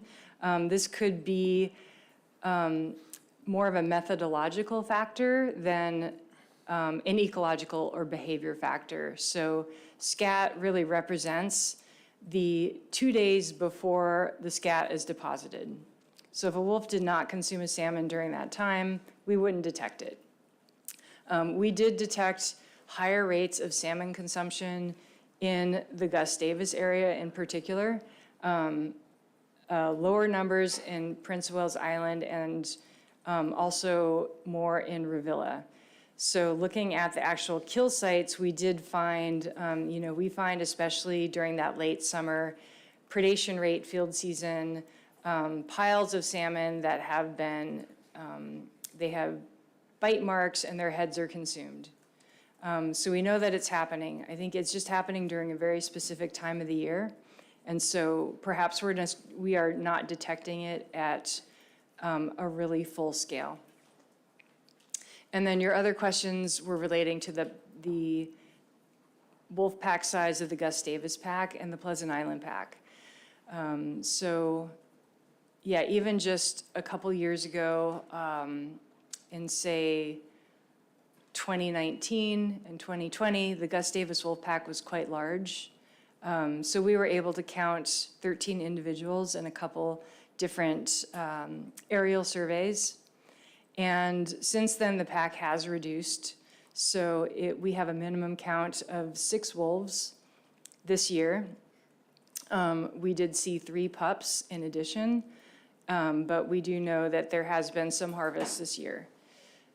Pleasant Island, the highest number that had been observed was 13 wolves. We documented reproduction of that pack at least 4 different years. So, up to 5 pups.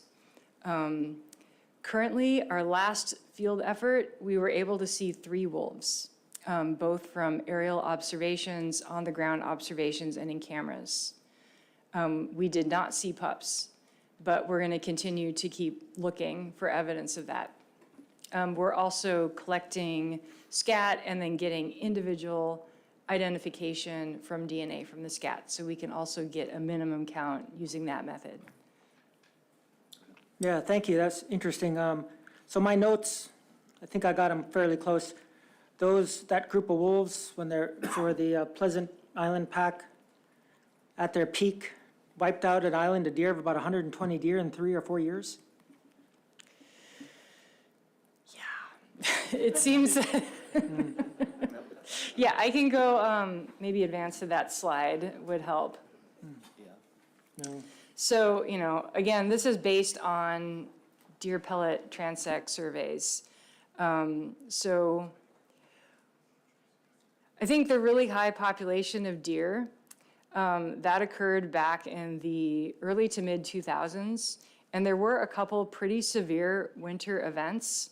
And this is something we tried to analyze by looking at alternative hypotheses for why the deer population declined. And we could see that the deer population did decline after some pretty severe winter events in, I believe it was 2006, and then 2007. So you can see there the deer population is going down, but it had stabilized and increased prior to just before the wolves entered the island. They, 2 wolves colonized that island and then began reproducing.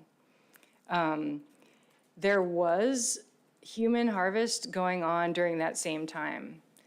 The number of deer that were harvested were very tightly correlated to the number of deer on the island. So as the deer population declined, hunting declined, and effort increased. The doe harvest was very low. So, we did some modeling based on different demographic parameters of deer and the harvest levels, and concluded that the main cause of the demise of deer was wolves. And we also based this on, the average body size of a wolf and a deer and their consumption rate, and what we were finding in wolf diets from their scats. Yeah, thank you. That's really interesting. The last thing I just want to comment on is those 2 islands are only a mile apart, you said, and I'm surprised to hear that there was no migration going back and forth. And it seems like if you run out of deer, they'd leave. Yeah, through the chair to Member Hoffman, it was our original prediction that they were traveling back and forth. It's not a very long distance, and wolves are capable of swimming many, many miles between islands and land masses. So it's been surprising that we have not detected movement either from the GPS collared wolves on the Pleasant Island side, the Gustavus side, or from their scat. But we'll continue to keep watching this and see what happens. Any additional questions from board members? If not, then go ahead, Al. Yeah, thank you. Thank you, Gretchen. Have you guys documented or have any history of wolves dispersing from Canada into the southeast area? Right, through the chair to Member Brett. We do not. We don't have any evidence of collared wolves traveling from Southeast Alaska to across the border to northern British Columbia. Because we're now collecting DNA from wolves on both sides, we can infer gene flow, so we can look to see if there are wolves with shared ancestry, which would indicate that movement had occurred. There was a previous genetic study that did show that there was some movement of wolves from northern British Columbia into southern Southeast Alaska. Thank you. Okay, I think that's all of our questions. Thank you very much, and that was a great presentation. A lot of information that we have to digest. So it's time now to go to public testimony. And, the board has called for public testimony on proposals before us at this meeting. We appreciate the interest and concern of everyone who will testify during the public hearing, as well as those who took the time beforehand to submit written materials. There is a handout on the table in the back titled Guidelines for Public Testimony that provides useful information on testifying. As I mentioned earlier today, anyone wishing to testify must register with board support or fill out one of the blue cards located on the table in the back of the room and hand it to board staff at the registration table. Be sure the blue card is legible and completely filled out so that both your name and your area of interest, your topic, or the proposals you are concerned about can be identified by board members. When completing the blue card to sign up to testify, please refer to the proposal you are addressing by its proposal number and indicate if you are testifying for yourself or for an organization or for both.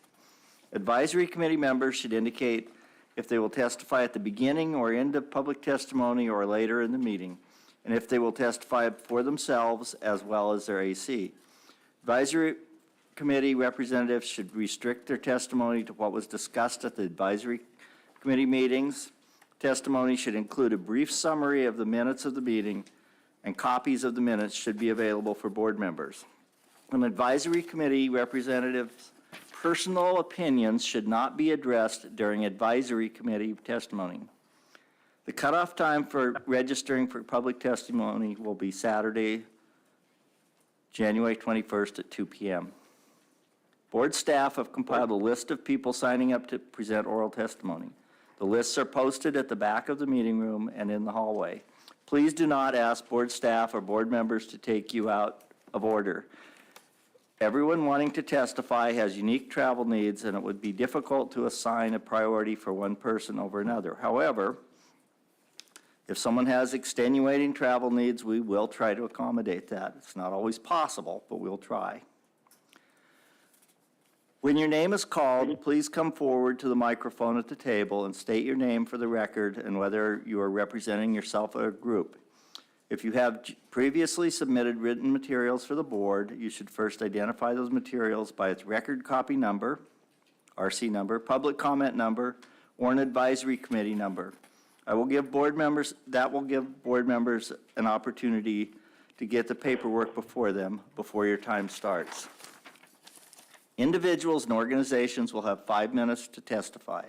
Advisory committees and regional advisory council representatives will have 15 minutes. When you begin your testimony, the green light in front of you will come on. When you have 1 minute left, a yellow light will come on. When your time is up, a buzzer will sound and you should stop speaking. Please stay seated in case board members have questions for you. These questions often assist you in finishing any remaining relevant testimony. Please note the time limit on testimony does not include questions the board members may have for you.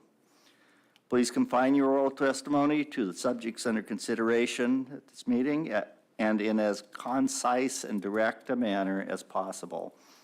Please be aware that when you testify, you may not ask questions of board members or of department staff. This is your chance to make comments on proposals before the board. If board members and/or department staff need clarification, they will ask you questions. Any person using derogatory or threatening language to any individual, board or agency staff member will not be allowed to continue speaking. If you miss a call to testify, if your name is called to testify and you are not present, we will do a second call. Second calls happen after midday breaks and then the next morning after an evening break. If you miss your first call in the morning, you will get your second call in the afternoon, right after the lunch break and before any other first calls. If you get your first call in the afternoon and are not present, you will get your second call either in the evening after a dinner break, if we were to go past dinner, which I don't expect that we will do at this meeting. And if the board meets in the morning, we'll call you the first thing the next morning. If you miss both your first and second calls, you will not be able to testify at this meeting. Schedules start each morning at 8:30, except on Sunday, we will start at 9 a.m. Recess at noon for 1.5-hour lunch break, then recess for the day about 5 p.m. First break in the morning after about an hour, additional breaks throughout the day at every 1.5 to 2 hours. Try to limit breaks to 15 minutes. With that, any comments from the board members before we call our first testifier? Nope. I understand our first testifier will be online as an AC representative. Correct? Go ahead. Hello? Yeah. This is Patricia Phillips. Yes, Patricia Phillips. Go ahead. Yes. Yeah, I'm the chairperson for the Pelican Fish and Game Advisory Committee. So the minutes were turned in. They're AC 09. We met on Thursday, December 15th, 2022. We had 6 members present. We had a quorum. Also on the telephone was Steve Bethune, the wildlife biologist from Sitka, and Haley Hennef, ADF&G technician. We only discussed specific proposals that were of interest to us. The first one was Proposal 1, Hunter Education and Orientation Requirements. We support the proposal in general. We're wondering where you can take the course. We support it if the course can be taken online. Recommendations are train a local resident to administer the field test or ask the Alaska State Trooper and or Village Public Safety Officer program to administer the field test. The logistics of requiring a person to travel to Juneau to take the field test is cost prohibitive. It's about $750 with travel and lodging and meals. So for this proposal to work, you'd need a solution to send someone to villages to administer the field test. Proposal 5 is hunting seasons and bag limits for small game. It changes the waterfowl season in units 1 to 4 by creating a split season. The Pelican AC supports ADF&G's recommendation to implement a split season in units 1 to 4 to hunt migratory birds, but the Pelican Advisory Committee has no preference on closure dates. Proposal 10 is hunting seasons and bag limits for deer. And the Pelican AC supported unanimously. And Proposal 11 is hunting seasons and bag limits for deer. Both proposals decrease the bag limit to 4 deer in Unit 4. We, discussed the proponent in Proposal 11, and the proponent provides a clear justification and reasonable observations in the what issues you would like the board to address and why. Deer numbers in Lisiansky Inlet and Lisiansky Strait are wary to increased vessel traffic. There is more deer numbers on the outer coast, good deer numbers behind Pelican. No snow in November keeps the deer out of the beach fringe. So the proponent states, that the bag limit of 4 deer what is broadly accepted across the region, and it is a successful program when dealing with population declines due to bad weather. the recent proposals, from rural communities such as mine, are a result of, saying 6 deer for non-federally qualified can be a problem. But so the 4 deer limit worked for a long time, and the 4 deer limit in Unit 4 remainder is sustainable in good years and bad. And that's, we supported those statements by the proponent. Also, Proposal 14 is hunting seasons and bag limits for brown bear. The Pelican AC took no action. The wildlife biologist Steve Bethune provided an explanation of the proposal. Some of the members supported the proposals because there's abundant bears that need to be managed, and other members were concerned about the safety of others by expanding the hunt areas closer to the community, our community, Pelican. That's the extent of the comments from the Pelican Advisory Committee. Thank you. Thank you. Do we have questions from board members? If not, go ahead. Ryan has a question for you from the department. Thank you. Thank you, Mr. Chairman. Hi, Patty. It's Ryan Scott with Wildlife Conservation. Hi, Ryan. Hey, I'm just curious, how did, we're still in the deer season now. I'm just curious, how did the season go for Pelican folks this go around? Oh, thanks for asking that. We had, during the rut, we had good harvest going on, and then we had that really cold weather. We really haven't had any heavy snow to drive the deer down to the beach, so the deer are staying up in the timbers. So I would say we had a good year for harvest numbers. Thank you. Oh, thank you, Patty. It's nice to hear from you.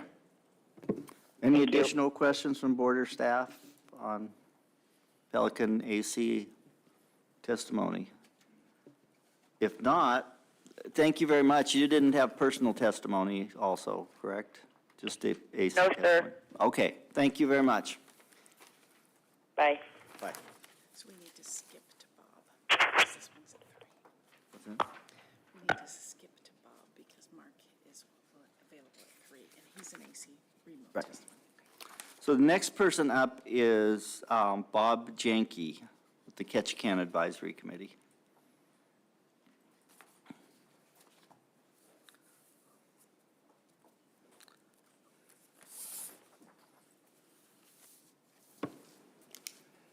Oh, Mr. Chairman, it's actually Yankee.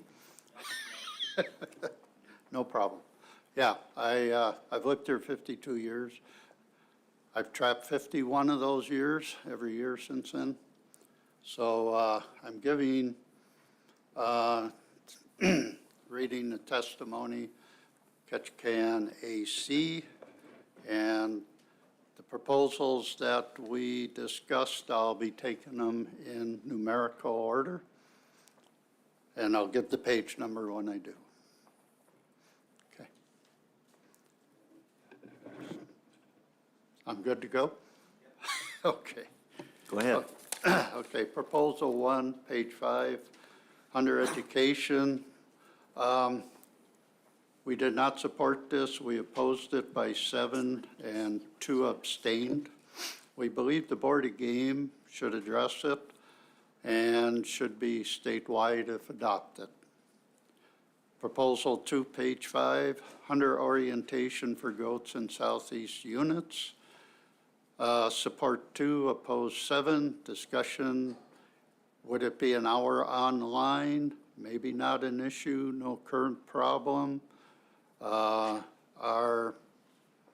biologist, ADF&G hunters have been doing well in that harvest. Proposal 3, page 6, remove requirement to seal black bear skulls in units 1 through 4.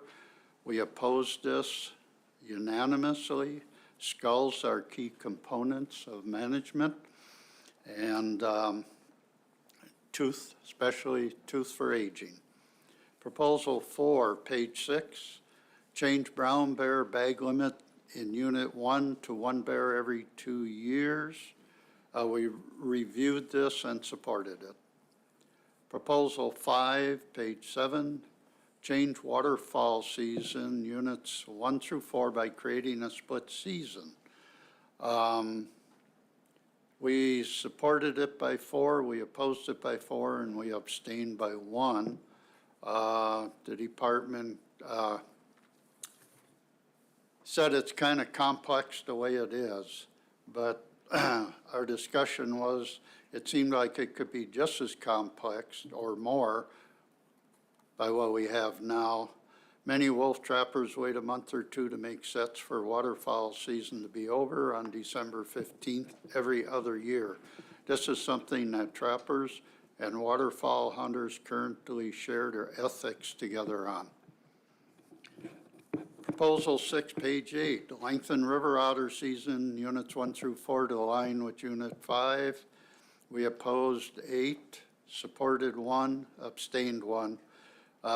We agreed November 10th was too early for otter primeness, later, but not earlier. Proposal 7, page 8, extend marten trapping season to align with wolverine. In Units 1 through 5, we opposed it by 9 unanimously. Discussion, ADF&G says there's no biological concern. Marten will not be totally primed that early in southern southeast Alaska, November 10th. Proposal 8, page 9, extend marten trap season in Units 1 and 2. We supported this unanimously to extend it to the end of February, but no earlier opening. And discussion are primed to the end of February. Page 9, proposal 9, extend wolverine season to March 15th in Units 1 through 5. Supported 8, opposed 1. Discussion, in the spring of '09, the trapper lost 74 days of the wolverine season because the state thought, with no proof, we were taking denning females. Like wolves, wolverine den in higher areas and in southeast primarily, we trap the beaches, and I've never got one showing it at pups or sign of milk. 2 years prior, the hunters were given 71 days in the fall from November 10th back to September 1st. I believe this was proposed by guides. Wolverine never fell into the same season of mink, marten, or otter, but did fall in with wolves to the end of April. All I ask is to give back 15 days to 15th of March to the trappers. There is a typo in the proposal book where it says 41 days in print. That's a typo. This is not a biological problem. If the proposal is adopted, the trapper will still have lost 45 to 46 days of what he had originally. Proposal 18, page 16, establish a fall drawing permit hunt for elk on Zarimbo, bushy, shrubby, Kashaviroff Island in Unit 3. We supported this, 9 opposed, 0. Discussion was, do elk affect deer populations on the islands? Question mark. Amend season from September 15th to October 15th to October 1st to October 15th. Be conservative on number of permits. Page 17, proposal 19, seasons and bag limits for elk. Supported 9, opposed 0. Discussion, change hunt structures for elk on Ellen Island. Proposal 20, page 17, split Ellen Island into 2 hunt areas for elk. We supported 8, opposed 0, abstained 1. Discussion, by splitting the island may provide better elk data. Proposal 27 on page 25, areas closed to trapping. 100 yards along hiking trails and drivable surfaces on Wrangell Island. We supported 0, we opposed 8, abstained 1. Discussion, here in Ketchikan, we had Senator Sullivan's help when we stopped existing trail buffers here in the Ketchikan Borough and found no true issues with traps. Most trails were trapline trails created years back. Proposal 32, page 28, restrict the goat hunter that shoots a nanny to not hunt the next year in Unit 1D. We opposed this by 9, unanimously. Discussion, impact other units in Southeast Alaska, question mark. Proposal 42, page 36, hunting season for deer. Bucks only in Unit 1A, extend from November 30th to December 31st. It was supported by 1, opposed by 7, and abstained by 1. Discussion, why does the state support this? Proposed by a guide, ADF&G supported us in the past when we proposed ending the season at the end of November because it's bucks only and the rut is about over. Meat value is very low and trophy value starts to go away due to shedding of the antlers. If a 4-month season isn't long enough, people have a problem within themselves. Most units with a December season don't have the wolf predation problem we have in 1A. So, if the harvest data increased lately in Unit 1A, it's because hunters in 1A lost opportunity in Unit 2 and are hunting more in 1A. Proposal 43, page 36, seasons and bag limits for goats, increase resident bag limits to 2 goats in Unit 1A, supported by 9, opposed 0. Discussion to take 2 goats by a resident. 2 flights will be very high cost. Only 30% taken now are taken off of Revilla Island where the goats were transplanted. This gave more opportunity to residents. Proposal 44, page 38, extend goat season 1A to include January, supported by 6, opposed by 3. ADF&G don't think harvest would be very high, but may be stressful on the ones hunted. Some are against beach hunting, but would be easier to recover the harvested goat. Proposal 45, page 39, raise population objective on wolves in Unit 2, support 0, opposed 9. And discussion efforts like these aren't going to go away. We see this in other areas and for other species. We've been hunting and trapping wolves for many years, and there are still good numbers. We aren't going to eliminate them. Proposal 46, page 41, lengthen hunting season for wolves in Unit 2 to open September 1st. We supported it by 9, opposed 0. Discussion looks to align state with federal season in Unit 2. Will provide more opportunity, more data. Proposal 47, wolf harvest in Unit 2 to be reported in 48 hours. Supported 0, opposed 9. Discussion, most of Unit 2 is not on the road system and out of cell range. This is a major safety issue for trappers and hunters. We witnessed many storms here, and I'm sure many trappers, et cetera, would risk the weather to make the report, to make the report in time. If a trapper was waylaid or even killed because of weather in Unit 2 or even Unit 1A, it wouldn't be the first time. Proposal 48, page 42, change population objectives for Unit 2 wolves. Support 0, opposed 9, department opposes. 43, page 43, proposal 49, change estimate on wolf population in Unit 2. Support 0, opposed 9, department opposed it. Proposal 50, page 46, change population estimate by excluding outer islands of Unit 2. We opposed it unanimously. The department opposed it also. Discussion was simple. Wolves swim. Proposal 51, page 47, harvest quota for wolves in Unit 2 based on percentage of wolf population. Opposed unanimously. Discussion, use the 31 days of March for trapping wolves to gather better data. Proposal 52, make harvest quota 20 to 35% of estimated wolf population. Opposed unanimously. Department opposed. Discussion, department already has the management strategy with public input.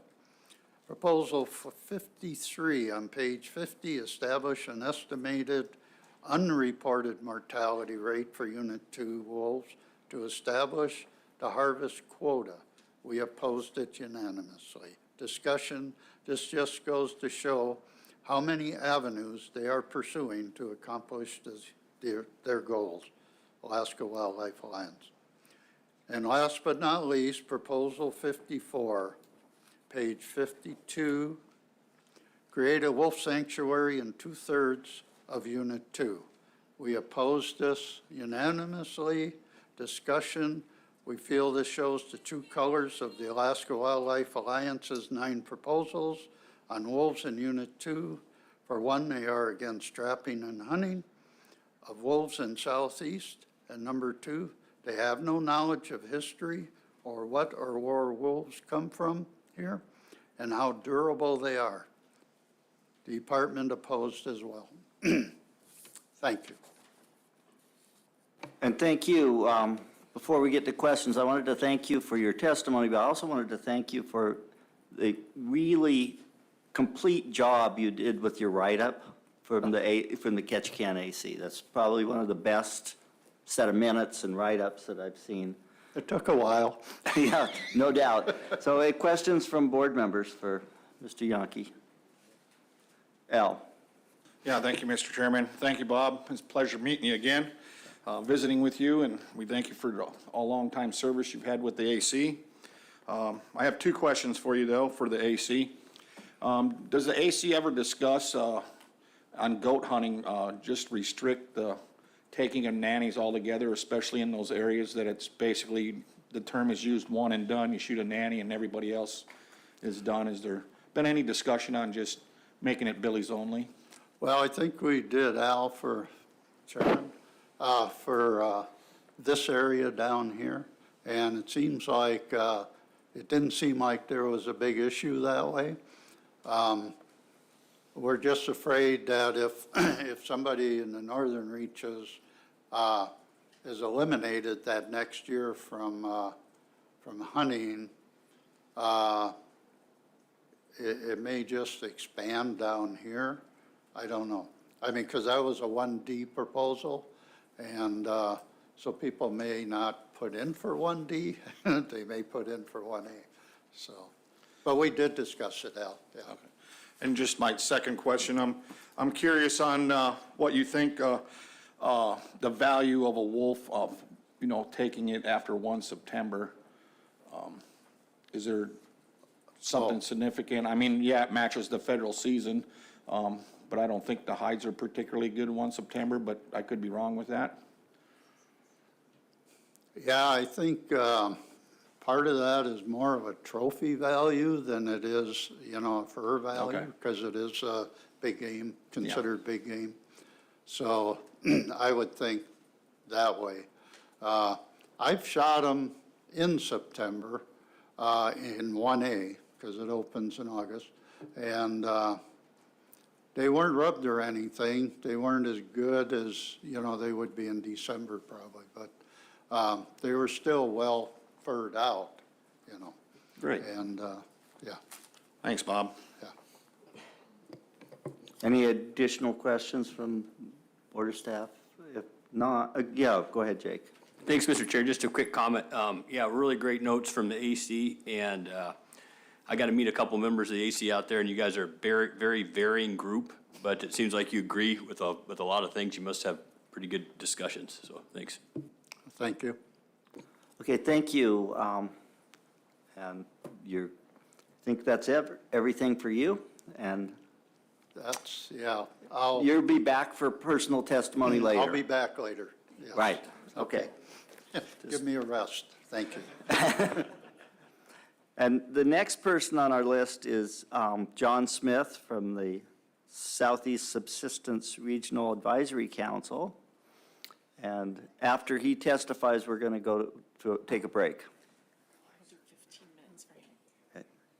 And you have 15 minutes to testify.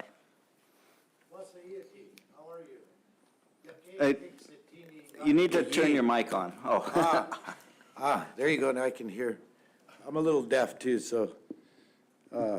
Wasa iati, how are you? Yake iksatini yayagayi, Mr. Chairman, Board, and Community, Alaska. It's good to see your faces. Gunish chish hati adi, thank you all for being here today. Klinket ge nach, my Klinket name is De Kit Latin, the one who sees far. I'm from the Eagle Nest House. I'm a spokesman for the Kagwantan Eagle Nest people, and it's a great honor to be sitting in front of you today and looking at you. Thank you very much, and how important it is for us to be here.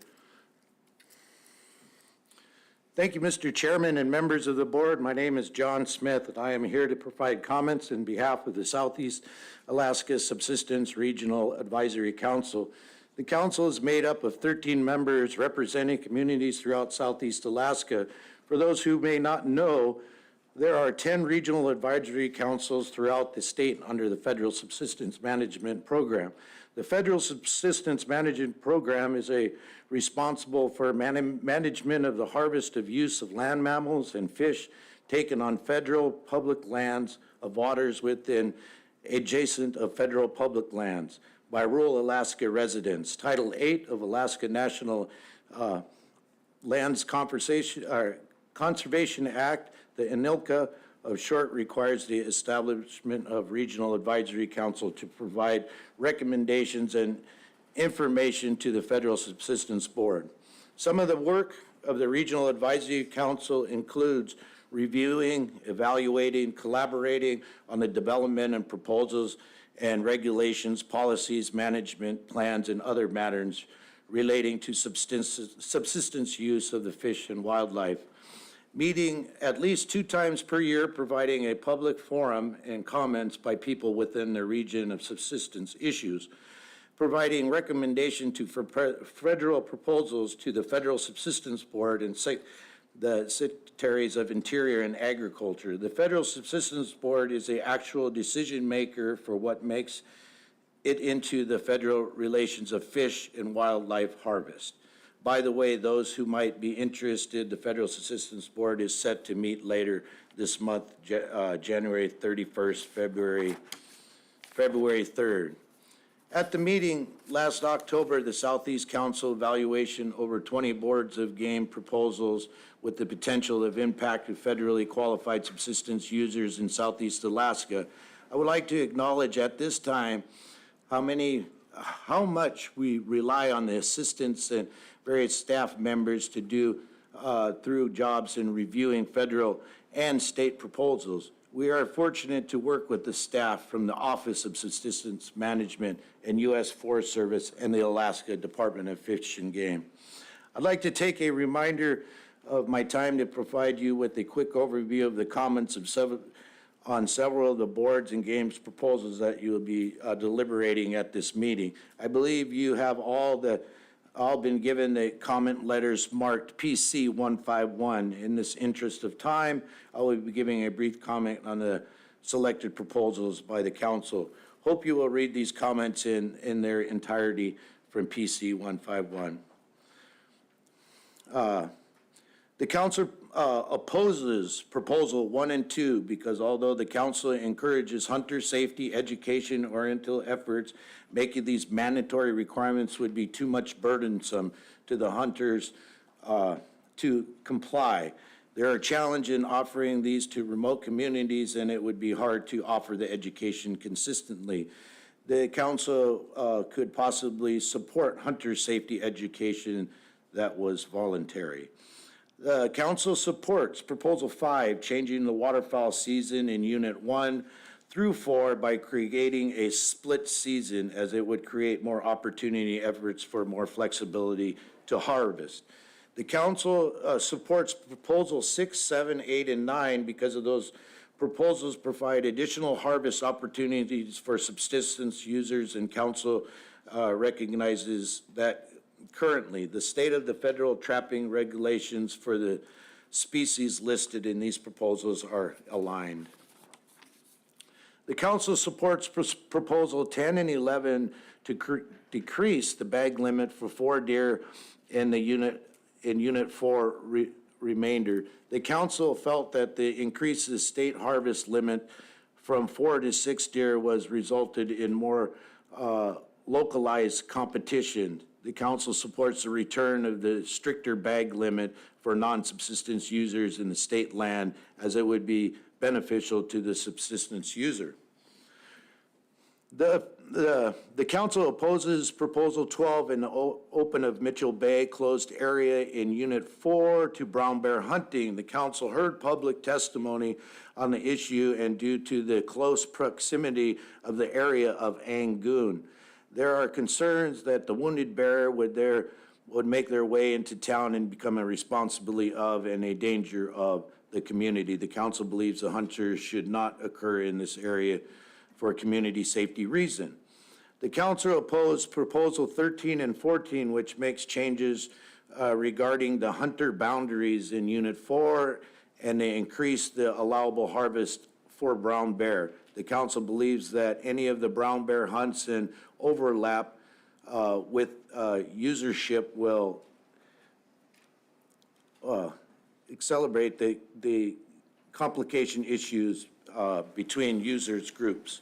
The council supports Proposal 16, which lengthens the deer season in the portion of Mitikoff Island within the Petersburg management area in Unit 3, lengthening the season in beneficial of federally qualified subsistence users, and is provided additional harvest opportunities. The council supports Proposal 17, which established the fall drawing permits hunt for elk in Zarumba Island in Unit 3 because of the decreased competition between elk and deer for habitat, and the hunt would create additional opportunity for federal qualified subsistence users to harvest elk. The council supports Proposal 42, which extends the deer season to December 31st and in Units 1A. Reminder, this extension would provide more opportunities for the people in Ketchikan to hunt locally. As a result, may also reduce hunting pressure in the Prince of Wales.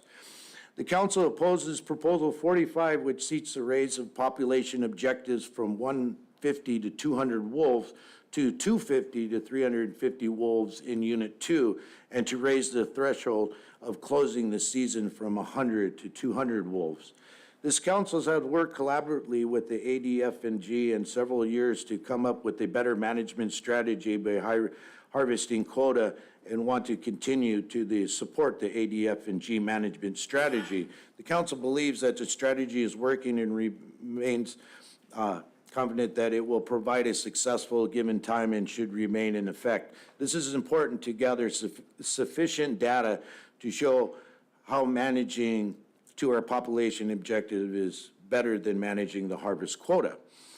The council proposes Proposal 47, which could require wolf harvest information to be reported within 48 hours of recovery of the ceiling within 14 days in Unit 2, especially to implement the shortage wolf season based on recent management decisions. The council feels that the proposal would provide limited values and population models to the benefit, would not overweigh the burden placed on the subsistence user. The council was previously suggested that ADF&G encourage trappers to seal sooner on a voluntary basis to refer from requiring a regulation change.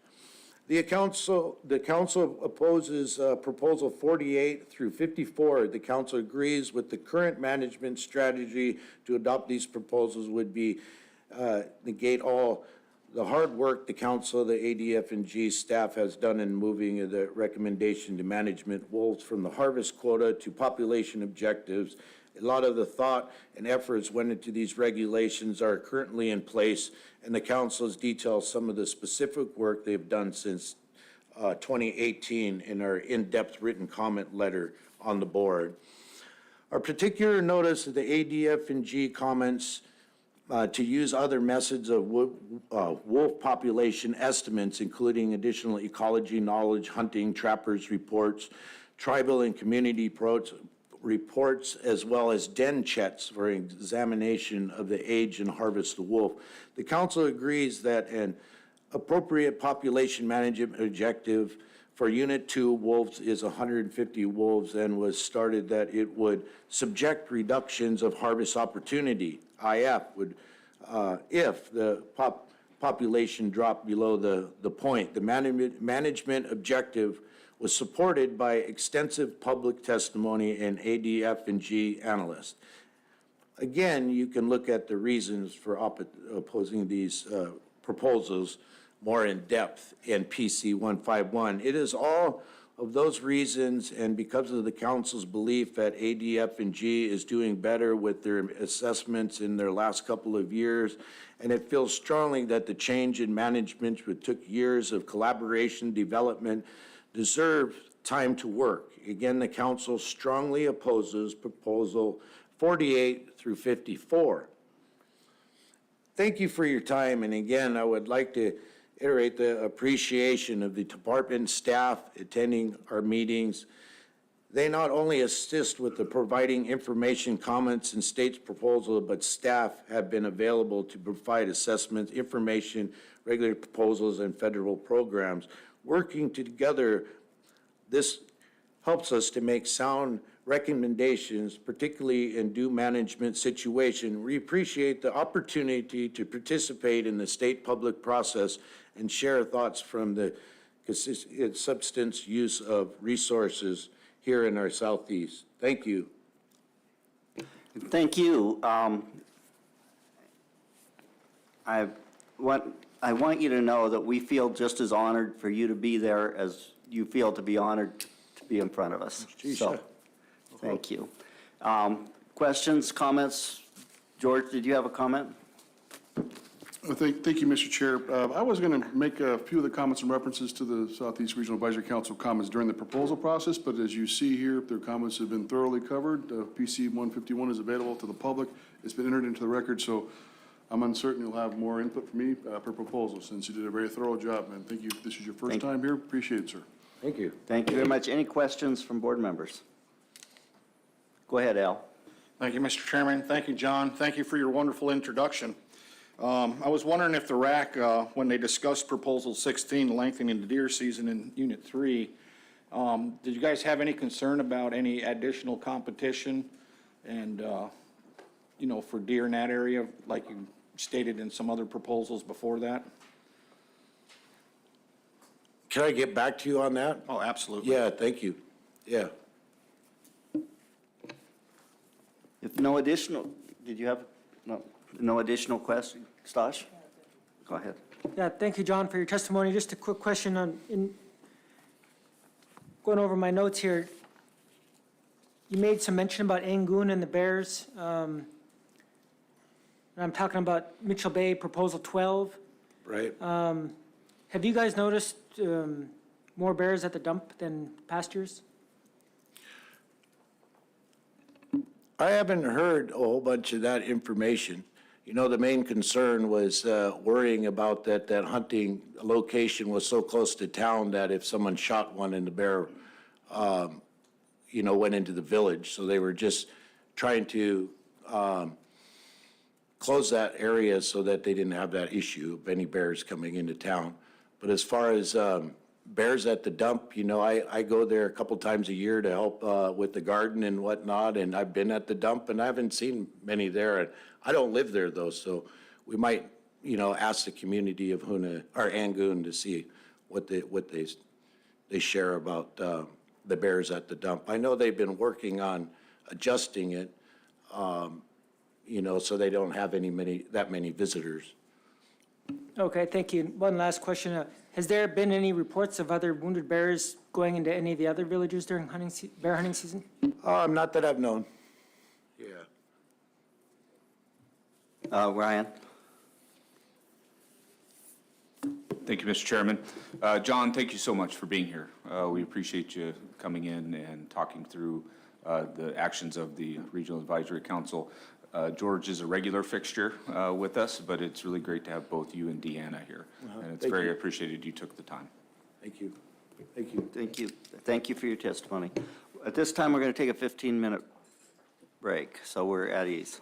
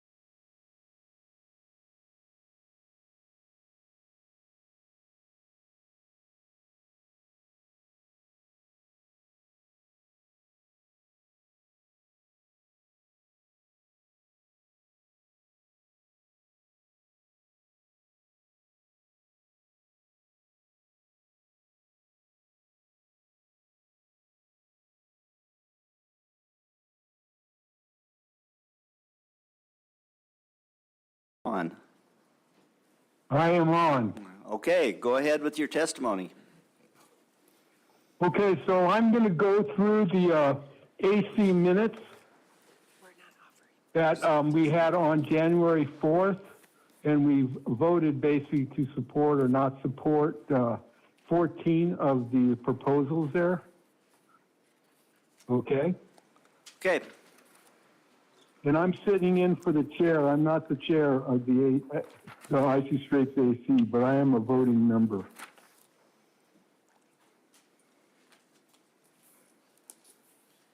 You hear me?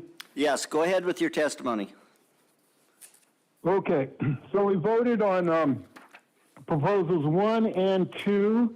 Basically, they're kind of the same. They're requiring hunter orientation. And both of those were not supported, mostly due to the basically logistics of getting that set up or having people travel to the Hoona area, you know, or the Icy Straits area. So that was the cause there. And basically we're saying too that, you know, we normally have the younger adults hunting with hunting with the older, and didn't see that as a problem. Okay, 1 and 2.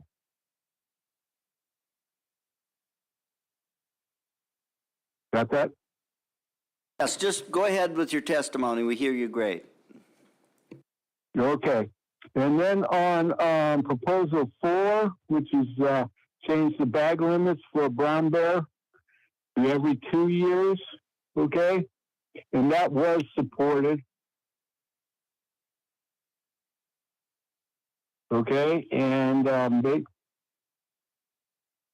basically number 5, change the waterfowl season in units 1 and 4 by creating a split season. We definitely wanted to get away from the changes of the odd and even waterfowl season, but we're not too. We voted on a 5A proposal, which was keep the season basically either September 1st through December 15th or September 15th through December 31st because of the 2-week difference, but we didn't really want to see a split decision on 5. Okay. And then go to 7, martin trapping. And basically that was to basically extend the season for martin units 1 and 3, and remainder of 4. And basically we supported that. Okay. That's 7. 9 basically is extend wolverine season, and that was not supported because of some of the things ADF and G brought up about denning in February and stuff. So that was a vote there. And let's see, 10.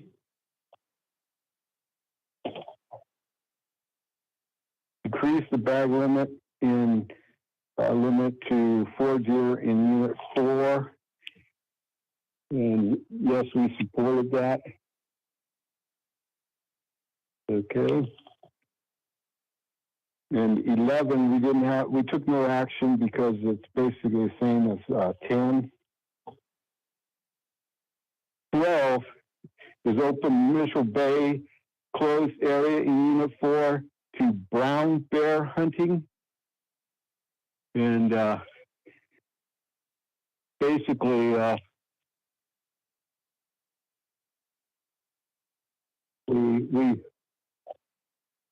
we got testimony from Albert Howard and Angoon, you know, where Mitchell Bay is, and basically said that they basically were opposed to hunting there.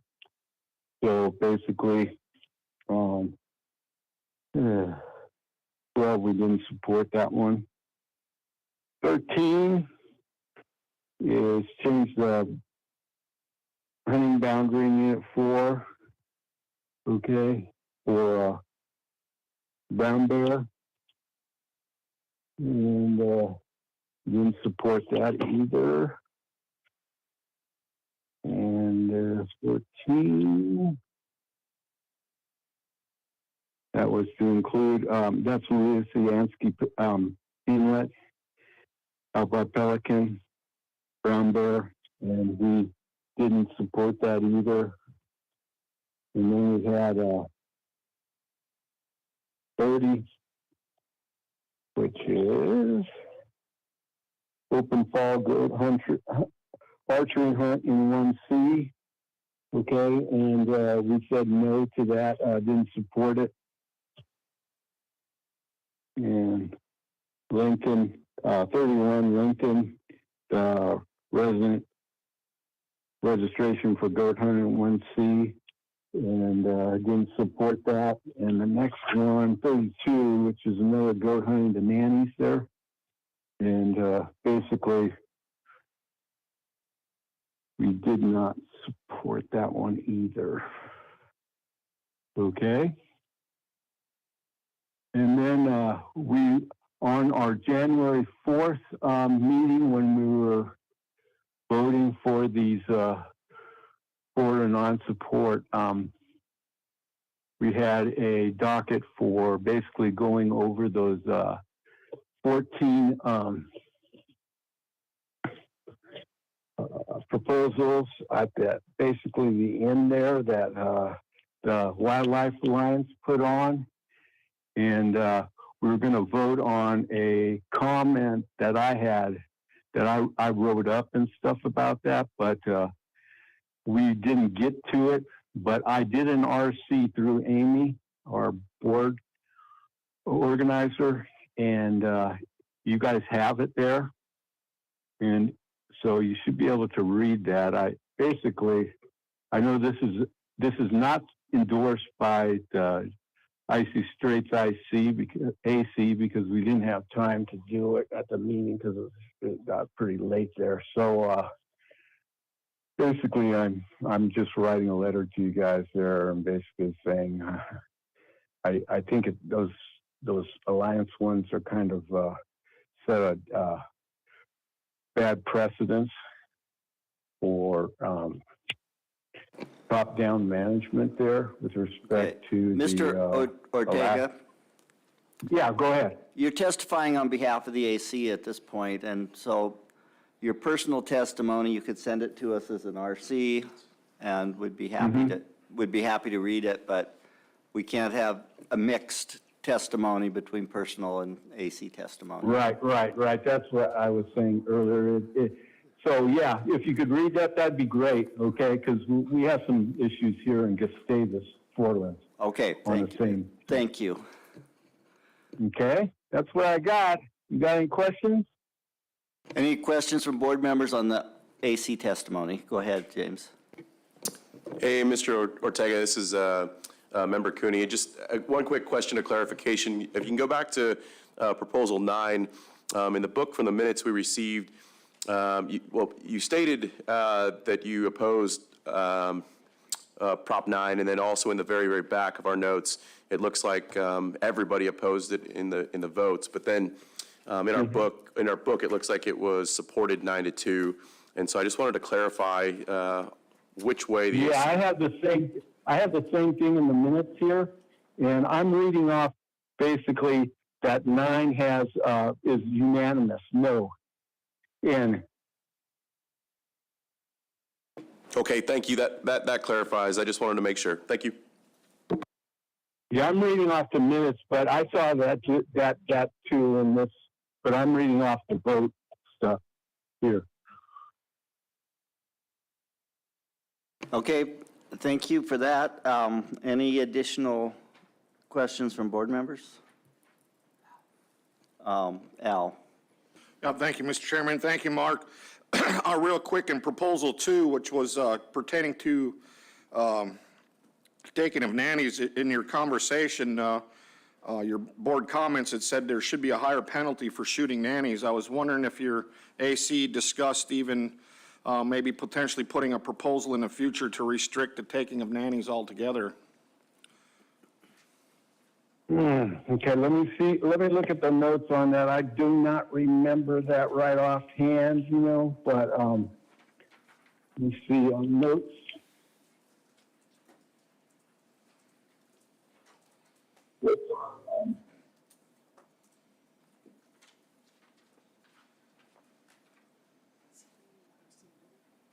Proposal 2. Basically,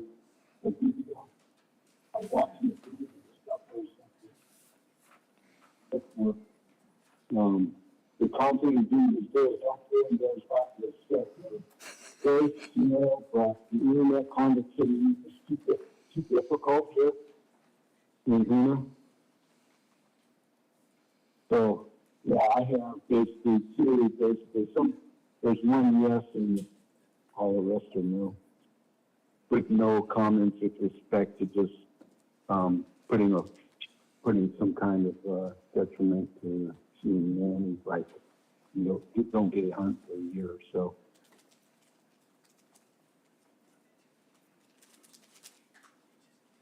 You hear that? You weren't coming through very clearly, Mr. Ortega. Could you clarify? Yeah, I do not have any notes to exactly to your aspect of are we looking to basically penalize people for shooting nannies? Yeah, that's what I read in your comments, but thank you for your effort and your well said testimony. Very good. Any additional questions for Mr. Ortega? If not, well, thank you for your testimony. I think we know where the Icy Straits AC stands on those proposals that they considered, so again, we'll take that into Okay, very consideration. good. And I wish we had time for that other thing because it's becoming a problem here. Okay. Thank you. In Gustavus Forelands, not in Hoona, though. I didn't understand what you said.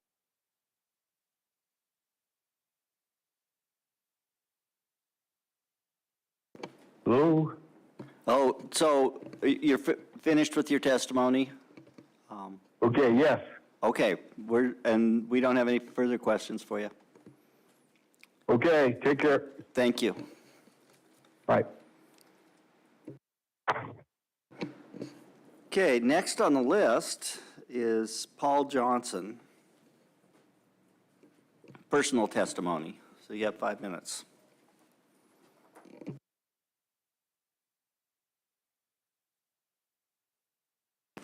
Yeah, thank you, board members and staff, Fish and Game staff. My name is Paul Johnson. I've been guiding and working in around the guiding industry for the last over 40 years. I just wanted to bring up a very important aspect on 3 proposals, 12, 13, and 14. Years ago, we've put together what was called the Brown Bear Management Plan team, and it was under Mr. Ernie Pauley. And the chair at that time asked for unanimous consent. So we worked at it for a year and a half and failed. We couldn't get unanimous consent. So the next go around, as we were reaching problems on our bears, we had another one put together. And this time, there was success.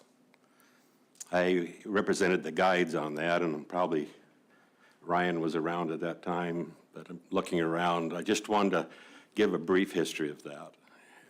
But it was extremely one of the highlights of my life. Greg Streveler chaired that, and we did get unanimous consent. It was very carefully put together and has worked for over 20 years.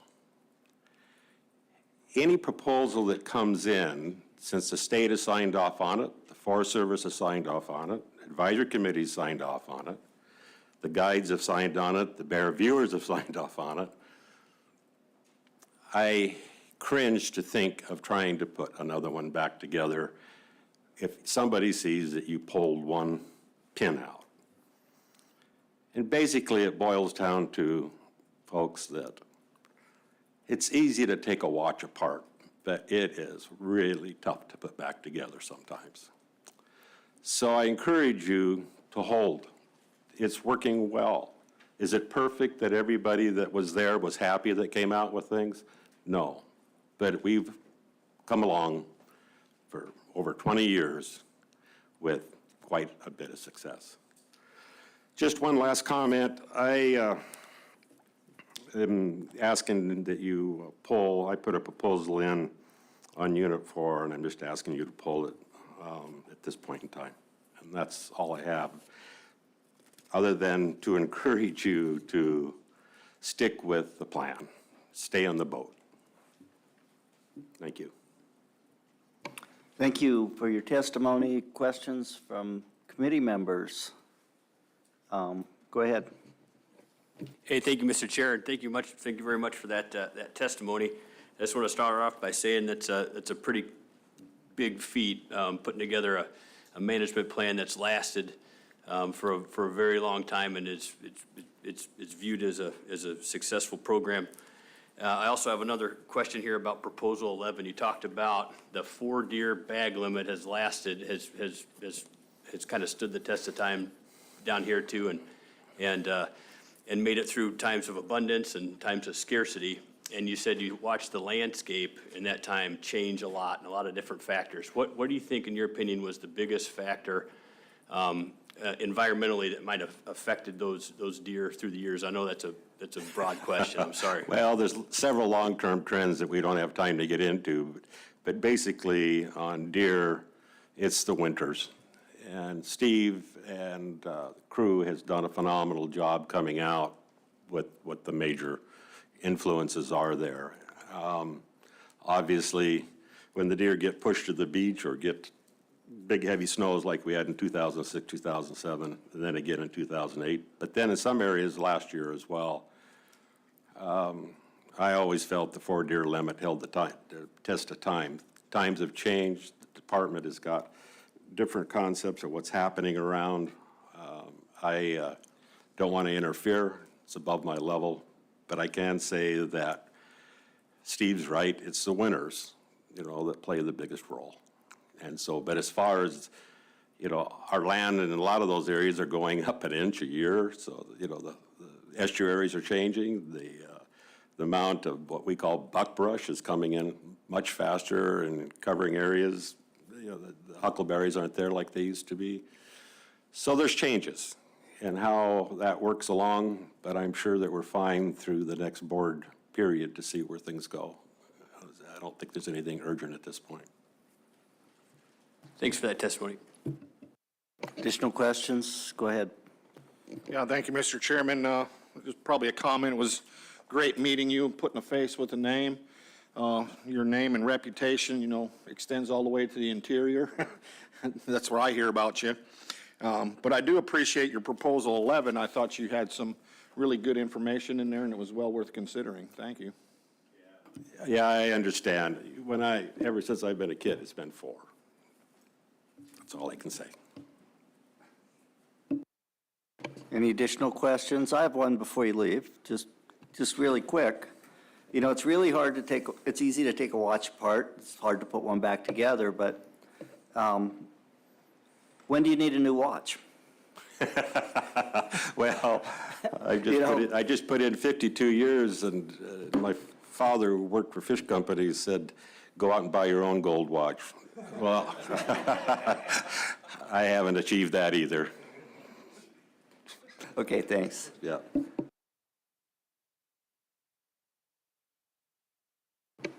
Next on our list is Ted Sandhofer with the Petersburg Advisory Committee. You have 15 minutes for your testimony. Hey, thanks for allowing me to present. I'll give you the notes that I have, and then I'll have some background discussion. We met December 3rd. We called to order about 6:30. I think we were there till well after 11:30. There was 8 members present and 1 on the phone. That 1 on the phone had technical difficulties, so sometimes he could vote, sometimes he couldn't. We had a quorum of 8. The first proposal that we addressed was Proposal 3, remove the requirements for residents to seal black bear skulls harvested in units 1 through 4. We opposed that 9-0. The committee did not believe there was enough of a problem to warrant a loss of biological data. I think that data is really used by the Fish and Game to manage that hunt. The next proposal we took up was 5, and that was to change the waterfowl seasons in Unit 1 through 4 by creating a split season. Well, we didn't like that proposal as written, but we do support an amendment, and that amendment was 9-0 to support it. We amended it to return to the pre-2019 September 15th through December 31st season. I believe it was before that, it was always well, I'll just read. Lively discussion and input from visitors. There was much concern that a split with the 2 weeks off would be at least as confusing as an alternating season. And depending on the dates, could exclude even more hunters than at the ends. September 15th was generally agreed as a good permanent compromise between the earlier dates desired by northern Southeast and the later dates considered by the communities farther south. I think they changed that to allow for sandhill crane hunting earlier in the season, but we really don't see the sandhill cranes in Petersburg come through until later in the year. And September 1st through 15th, we really don't get a lot of hunting activity for waterfowl around our area. Also, when the season goes all the way through to December 31st, gives the opportunity for the kids to hunt during their break during Christmas. We think that's important. The next one we looked at was Proposal 6, and that was to lengthen the river otter trapping season in Units 1 through 4 to align with Unit 5. We opposed that 7-2, and I think most of the concerns was the pupping season for the otter.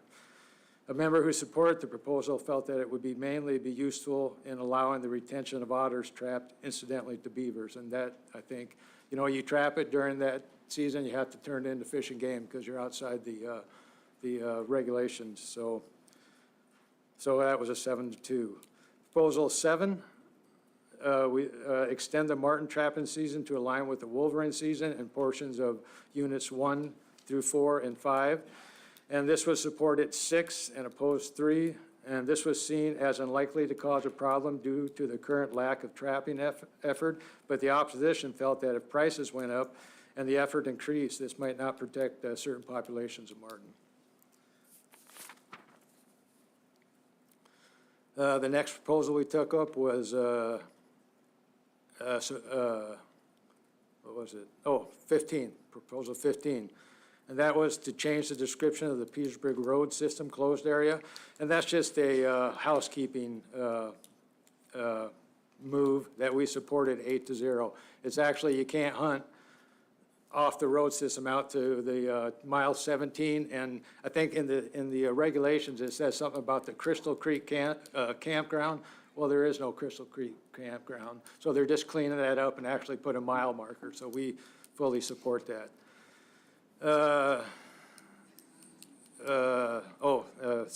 Number 16, lengthen the deer season in Unit 3. That portion of Metcalf Island within the Petersburg management area. That's that bow hunt. Currently, it's October 1st through December 15th, 2 bucks.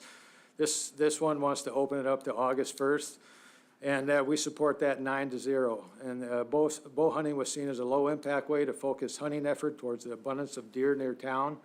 There was a visitor that expressed concern for potential conflict with outdoor users such as dog walkers in the earlier months. Number 17, establish a fall drawing hunt for the elk on Zarembo Island, Unit 3. We support that 5-3. And while there was concerns about the parallel federal hunt that would probably emerge if this proposal was adopted, the status quo was viewed as unacceptable by most members. However, almost everyone seemed to agree that up to 25 permits was beyond a reasonable number and that the department should proceed carefully, maybe with 5 hunts or something. Proposal 18, establish a fall drawing hunt permit for elk on Zarembo, Bushy, Shrubby, and Cacheveroff Islands in Unit 3, and that was supported 7-1. That was similar to our discussion in 17, and although this proposal would likely trigger a basically unmanaged federal subsistence hunt, there's a consensus that some harvest opportunities should be allowed, since this is why the elk were introduced. And, just a little background on that. There's a lot of anecdotal evidence that Zarembo has some elk. The Fish and Game really doesn't have an estimate of those elk. So we think there should be some small hunt and probably figure out if there are some. I think the department really needs to work on getting an estimate of the elk on Etlin Island, on Zarembo Island, because it's contentious every time. Every time this comes up, it's a big issue, especially for Wrangell. 18, establish a fall drawing 19. Change the hunt structure for elk on Etlin Island in Unit 3, and we oppose this 8-0. The Etlin hunt seems to be sustainable at the current level of effort. There's no convincing evidence that the resource is underutilized. Due to the lack of population data, we support the way it's managed now. I think the hunt works well, or we think the hunt works well. Number 21, eliminate the regulation that excludes broken, damaged, or altered antlers from the definition of spike fork antlers for units 1B, 1C, and 3. And we oppose that 7-2, and it's pretty lively discussion. I know the troopers always have some fun with this. The basic view against the proposal is that it would take things back to a time when more illegal moose were harvested, some intentionally altered, thus requiring even more restrictions on the hunt. The view in support was that if you hunt long enough, you're likely to accidentally harvest what honestly looks like illegal bull, only to find out that it looked that way due to a broken antler. There was considerable sympathy for that problem, but in the end, the current rule, coupled with moose forfeiture and relatively lenient penalties, was seen as necessary. I think the hunt generates around 100 animals, and I think it's about 10% of those have an antler that's broken that's illegal. I think there is some concern that the way it is now, that there might be some animals left in the field. People don't want to turn them in, but who knows? Proposal 22, eliminate the restrictions for using motorized vehicles for RM038 moose hunt in 1B. And we support that 9-0. Whatever the reason for this hunt restriction in the past, no member or visitor expressed support for it now. Today there are fewer hunters, yet more residents with cabins and homes on this small road system who would likely use their vehicle to access the area like everywhere else in the region. And this actually is not a regulation, but a rule. It was done in 1970s when the timber harvest was relatively newer. People used to ride around in trucks, and they'd have these scaffoldings and up on ladders and shoot off that into, people just didn't like that way of hunting, so they restricted it. And like I said, it isn't a regulation, it's a rule. So it's a kind of a strange issue, and I think the Fish and Game can give you more information on that. Proposal 23 was allow the use of electric bikes for RM038 moose hunt in Unit 1B. And this was seen as a potential compromise in case the previous proposal was too extreme. Two opposing votes had no problem with e-bikes, but believed that the complete removal of any vehicle restrictions was more fair to hunters, and that was supported 6-2. Number 24, open the Petersburg Creek drainage on Kupanoff Island in Unit 3 to black bear hunting. This is a bow hunt proposal. We oppose this 8-1. There was significant visitor testimony that Petersburg Creek is a valued and unique place to view black bears. The committee agreed that it was a special and that a hunt would reduce the number of bears as well as diminish the viewing experience in there where hunters active, where there would be hunters active at the same time. There are many other areas available to hunt black bear as opposed to 8-1. Proposal 25, allow black bear hunting in Petersburg Creek Drainage area with the season days to align with Unit 3. That was opposed 6-3. There's, again, strong visitor testimony against black bear hunting in this heavily visited area close to Petersburg. Reasons against were the reduced chance of seeing a bear, viewers more likely to encounter hunters while kayaking and hiking in the drainage, lots of other areas for hunters to go. Reasons for support include the economic stimulus of bear hunting, removal of nuisance bears by cabin owners, and consistency in the hunting of other species allowed, because it's only close to bears. You can hunt moose, wolf, deer in that area. You just can't hunt moose. I think that was in the mid-'70s when that area was closed off to bear.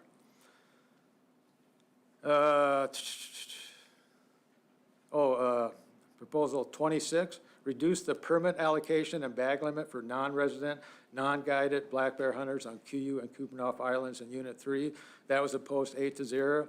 We felt that the department was already addressing this by considering a 10% reduction in non-resident, non-guided permits. The next one we took up was Proposal 45, raise the population objective from 150 to 200 wolves, or from 150 to 200 wolves to 250 to 300 wolves in Unit 2, and raise the threshold for closing the season from 100 to 200 wolves. We oppose that 8-0, and we do not believe the wolf population is at risk. It has proved resilient in the past under greater pressure. We value deer more and are comfortable with the trade-offs of fewer wolves and more deer. We feel that the department can manage this if it becomes a problem. Proposal 46, lengthen the hunting season for wolves in Unit 2 to open on September 1st. That was supported 8-1. All members believe there's enough wolves to support continued hunting. The one member felt that the proposal went too far. I think it was 5 wolves per hunter, and that was residents and non-residents. And proposals 47 through 54, I'm just going to lump together because they were all opposed 8-0. And we don't believe that the wolf population is at risk. It has proved resilient in the past under greater pressure. We believe that we value deer more and are comfortable with the trade-offs of fewer wolves and more deer, and we feel that the department can manage this if it becomes a problem. And, they have the Wolf Summit, the Wolf Task Force, state, federal, Native communities, and residents are all involved in that. I think that's a good way to come to a decision rather than through these proposals. I think that's all I had. Thanks. Thank you for your testimony and minutes from your AC, because they're quite helpful. Questions from committee members? Go ahead, Stosh. Yeah, thank you, Mr. Chair. Thank you, Ted, for your presentation. Regarding Proposal 22 and 23, I see your AC voted 9-0 for vehicles, but 6-2 for e-bikes, and they basically said 23 was a follow-up just in case 22 didn't pass, but what were the reasons that other 2 people voted no for the e-bikes? Well, the reason I think was all or nothing, so now you're segregating that you're saying, hey, if you want to go out and buy a $2,000 or $3,000 e-bike, you can hunt mechanically or motorized. So that was basically the reason. So they were against it because they supported Proposal 22? Yeah. Oh, thank you. Yeah, I believe so. There's all or nothing thing, I believe. So. Go ahead, Jake. Hey, thanks, Mr. Chair. Thanks for that testimony. I had a quick question of just clarification on number 5. You talked about taking cranes. What time of year did you guys take most of your cranes? Well, in our area, the cranes don't move through till at least September 15th. So September 15th on to the next 15, maybe 30 days at the length, depending on the season. But they never come through earlier than September 15th now, hardly ever. Okay, thank you. Additional questions from board members? Seeing none, thank you for your testimony. Thank you. And next on our list is Steve Tynes, or Not sure how to pronounce it. Thynes.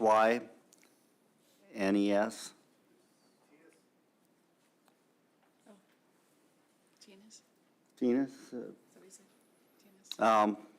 Are you here, Steve? Not seeing him. So the next one is Kevin Meyer. Kevin? And you're Juneau Douglas Advisory Committee, so 15 minutes. Correct, yeah, and it's Meyer, thank you. Yeah, so for the record, I'm Kevin Meyer. The last name is spelled M-A-I-E-R, and I'm here representing the Juneau Douglas Advisory Committee. I want to start by thanking Chairman Burnett and members of the board here for the opportunity to testify. Also want to thank board support staff for getting me here and keeping the AC process going. I can't say enough about that. Thanks also to the ADF&G staff this morning for those excellent presentations. And thanks to everybody for being here and engaging in this important work. This is my first time at a Board of Game meeting, so please forgive me if my report on our deliberations is either too detailed or too brief. I will be here through Monday, so if you need clarification on any of this, I'll be here in the audience and happy to fill you in there. I want to start with a bit about the Juneau AC. We're a 15-member group. We have designated seats, and we're pretty active. I've held the freshwater charter fishing seat since 2014. I work seasonally as a fly fishing guide out of Juneau, and many of the members have served on the AC for many, many years. So 10 out of the 15 have been there longer than me, so we're talking decades of sort of institutional knowledge here. I like to think that we're like a family. We really robustly disagree, but at the end of the day, we go get a beer and we get along. So that's been really nice. We typically stay in our lane, which is to say we only address proposals through the kind of formal board process and only as they're relevant to our communities. It is worth noting, however, that we have been engaged with the Federal Subsistence Board process, participating in the RAC meetings, participating in the federal board meetings, testifying, adding written comments at each stage. And as we've noted there, and I want to note again here, we're open and willing to help facilitate dialogue between federally qualified and non-federally qualified hunters. I'd echo Tom Shoemaker's comments from this morning that the tensions between the federal and state processes are serving to create conflict between neighbors, fracturing management, and making all of this just really more complicated. So bottom line on the Juneau AC, we like to use the AC process to ensure sustainable, conservation-minded management of our fish and game populations. And what follows, I'll do my best to quickly encapsulate a couple of 2-hour meetings, again, with fairly robust discussion and disagreement in a way that will clarify our intent and amplify our submitted minutes. And I'll present in the order in which we discuss them, which is in the order that they're in the book.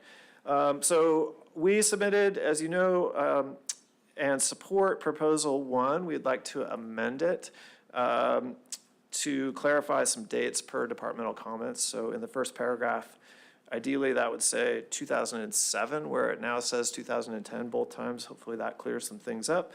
We have members who are volunteer instructors and are really passionate about hunter education and think that the barriers, the geographic barriers in Southeast Alaska are easily overcome. And so, yeah, we support Proposal 1. One of our members submitted Proposal 4, and we also support an amended version here. We're in favor of changing the way resident brown bear bag limits work, but based on departmental feedback, we recommend explicitly excluding Unit 1D and Berners Bay for regulatory clarity and population concerns that we heard about this morning. We had 2 very long discussions of Proposal 5 to create the split waterfowl season. We unanimously supported the idea, and then we made a pretty concerted effort to go out and find information on when the split should happen.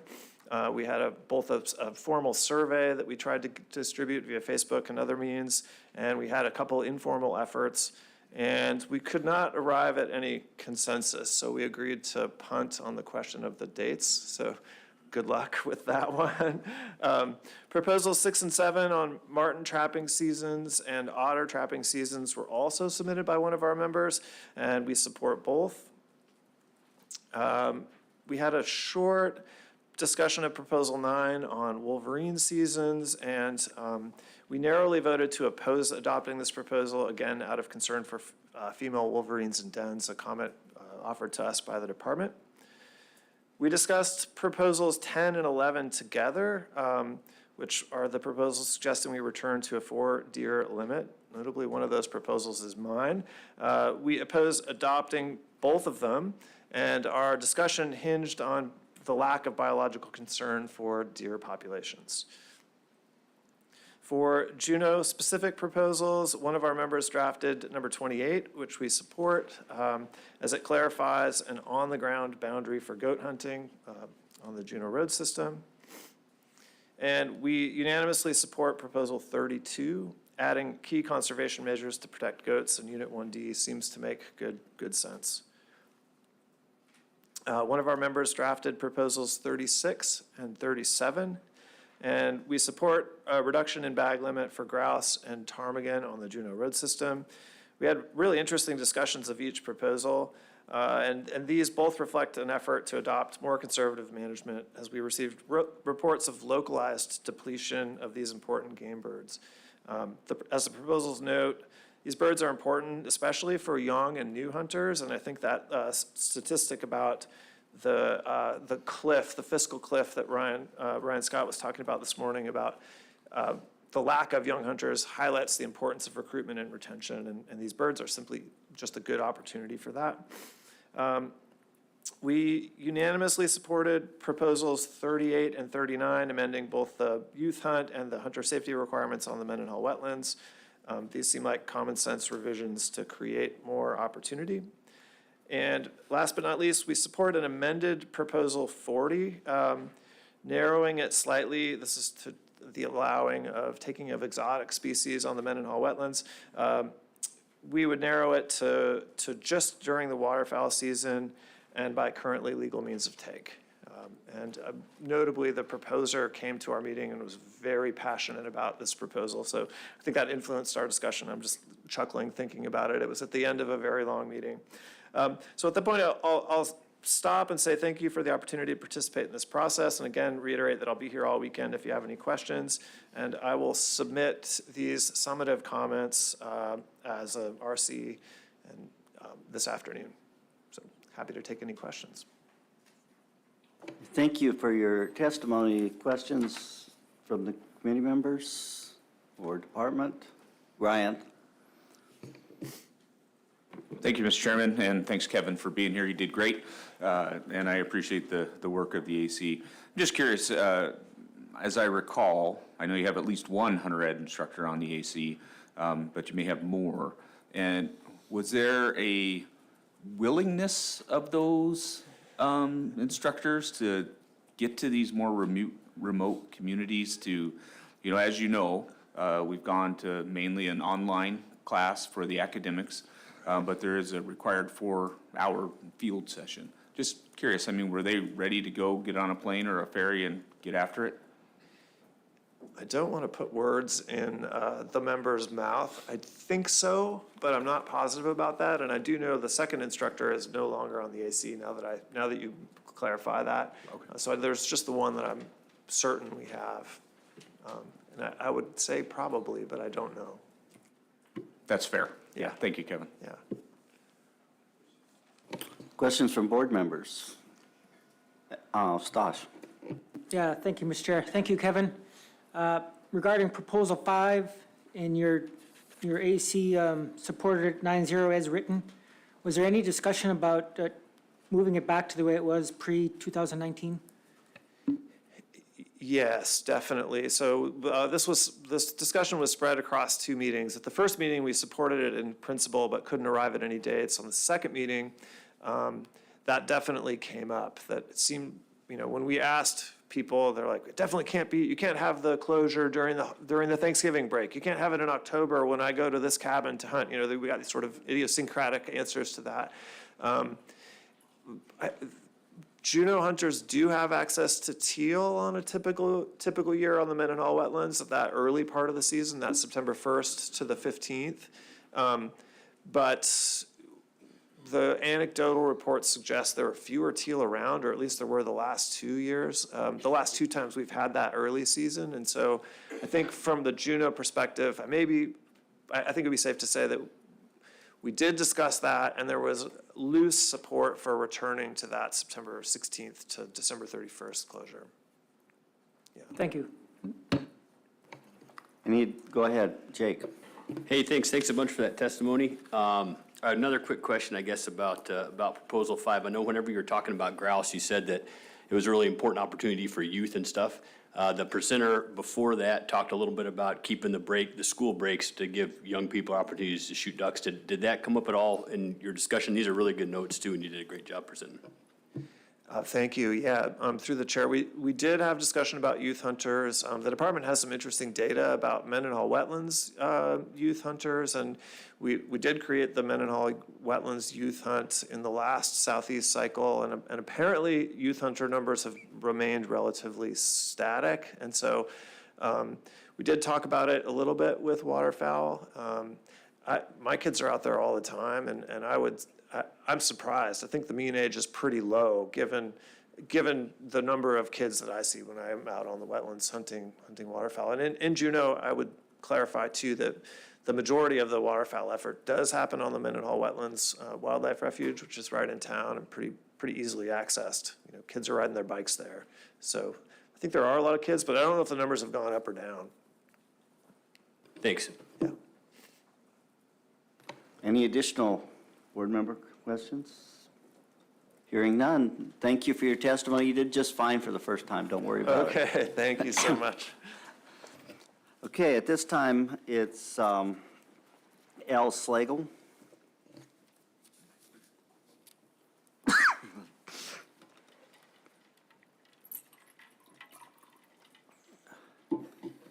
Go ahead with your testimony. Turn your mic on. There we go. Thank you, board members. I appreciate the opportunity to speak at this meeting. I'm a longtime Ketchikan resident in the remote areas of this country. Lived in logging camps, some of them on Prince of Wales, some on Revilla Island. I've been hunting, fishing, trapping these woods and waters from Elfin Cove to Canada, the Canadian border, both professionally and personally, for 45 years. I hope that I've learned a little bit of knowledge in that amount, but I'd like to share with you what I've seen in the proposals from the Alaska Wildlife Alliance. I believe that the information they've used is fairly complete in the core area on Prince of Wales Unit 2. I don't think the study area has been near as complete as it should be. There's both ends of Prince of Wales Island have not been studied extensively as they need to be to make a proposal of this magnitude the proposals of this magnitude that they are proposing for that to become regulation. I think would be unfair as to the amount of information they've gathered. Wolves are a highly mobile predator, and as densely covered as this place is, I doubt that even a concentrated effort with hundreds of men and millions of dollars could eradicate them in any area here from here to Juneau. But there is a concern, and I think that the Alliance is using this animal as a fundraising stump and to stop what logging is left here. One of the things that it feels very familiar of is when I was out at camp, and the camp I was at got shut down with no notice in early July. Most of the thousands of loggers that worked here had no idea what was happening or why. As I believe a lot of the hunters and residents of Prince of Wales Island and here in Ketchikan, they really don't know why this is even an issue. We've got wolves on our avenues here in town and on our roads. Back in the early 2000s, I killed 3 of them that were eating dogs and cats on the road system within 200 yards of the residences that were occupied. So I really don't think there's an issue of them being endangered whatsoever. But to be fair to the Prince of Wales residents, I think there should be more complete study and more justification for any kind of restriction on them. I think that the no season, no limit worked pretty good up until early 80s when we had to do the no fly, no same day rule that came into effect. They're very, I've seen over 50 in my life, and I've been very fortunate in that regard.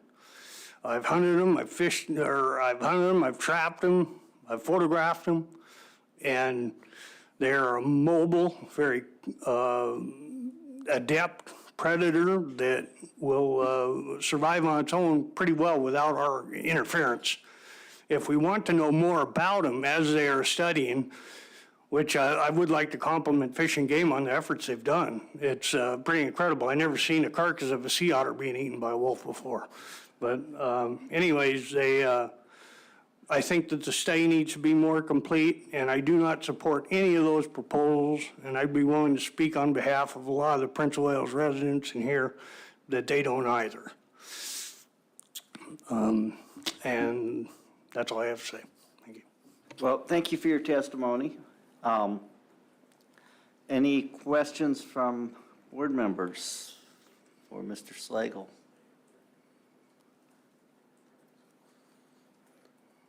Go ahead, Ryan. Thank you, Mr. Chair. Thank you, Mr. Slagle, for coming up. Appreciate your testimony.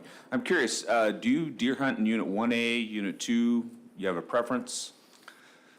I do when I turn 60 this year. I hunt a little closer to town now, and I don't hunt near as high.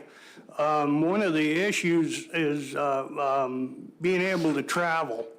And by boat or airplane, it can be somewhat restricted because of our weather. Yeah. And so I hunt close to town. Oh, excuse me. I hunt close to town primarily, but I have hunted on a lot of areas on Prince of Wales and its outside islands, as well as all over here in Gravina Island as well. Great. Thank you, sir. Thank you. Al. Yeah, thank you, Mr. Chairman. Thank you, Al. That was a very good testimony. I really appreciated all the local and historical knowledge that you have of the area, and I appreciate you coming here and voicing that opinion. Thank you. Thank you. Yeah, thank you for your testimony. That was pretty good. You stated you've been around the area for 45 years, and I'm trying to sort out this duck proposal 5 here. What's your opinion on that season change? To be honest with you, I was not aware of what it was encompassed in that proposal change. They were wanting to change the season or split it? Was that what I was?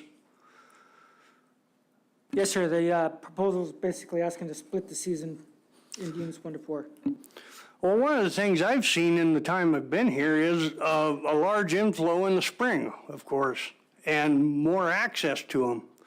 And so to be honest with you, it wouldn't hurt my feelings if I could hunt them in the spring when the weather's better and they don't taste like fish eggs. So I would actually welcome that, but I would, that's an opinion that hasn't really talked with the biologist at all, so. Okay, I'm sorry, I didn't say that right. I meant split season, not spring season. But oh, okay. yeah. Yeah, I really couldn't, yes. Yeah, I love duck hunting. I grew up doing it, haven't been able to do it in a long time, but I welcome any chance at it.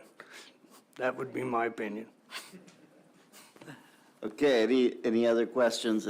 If not, thank you again for your testimony. Thank you for your time. Okay. And next, we have Bob Yankee again, testifying for the Alaska Trappers Association, and then he's going to do his personal testimony. So you have 5 minutes for each.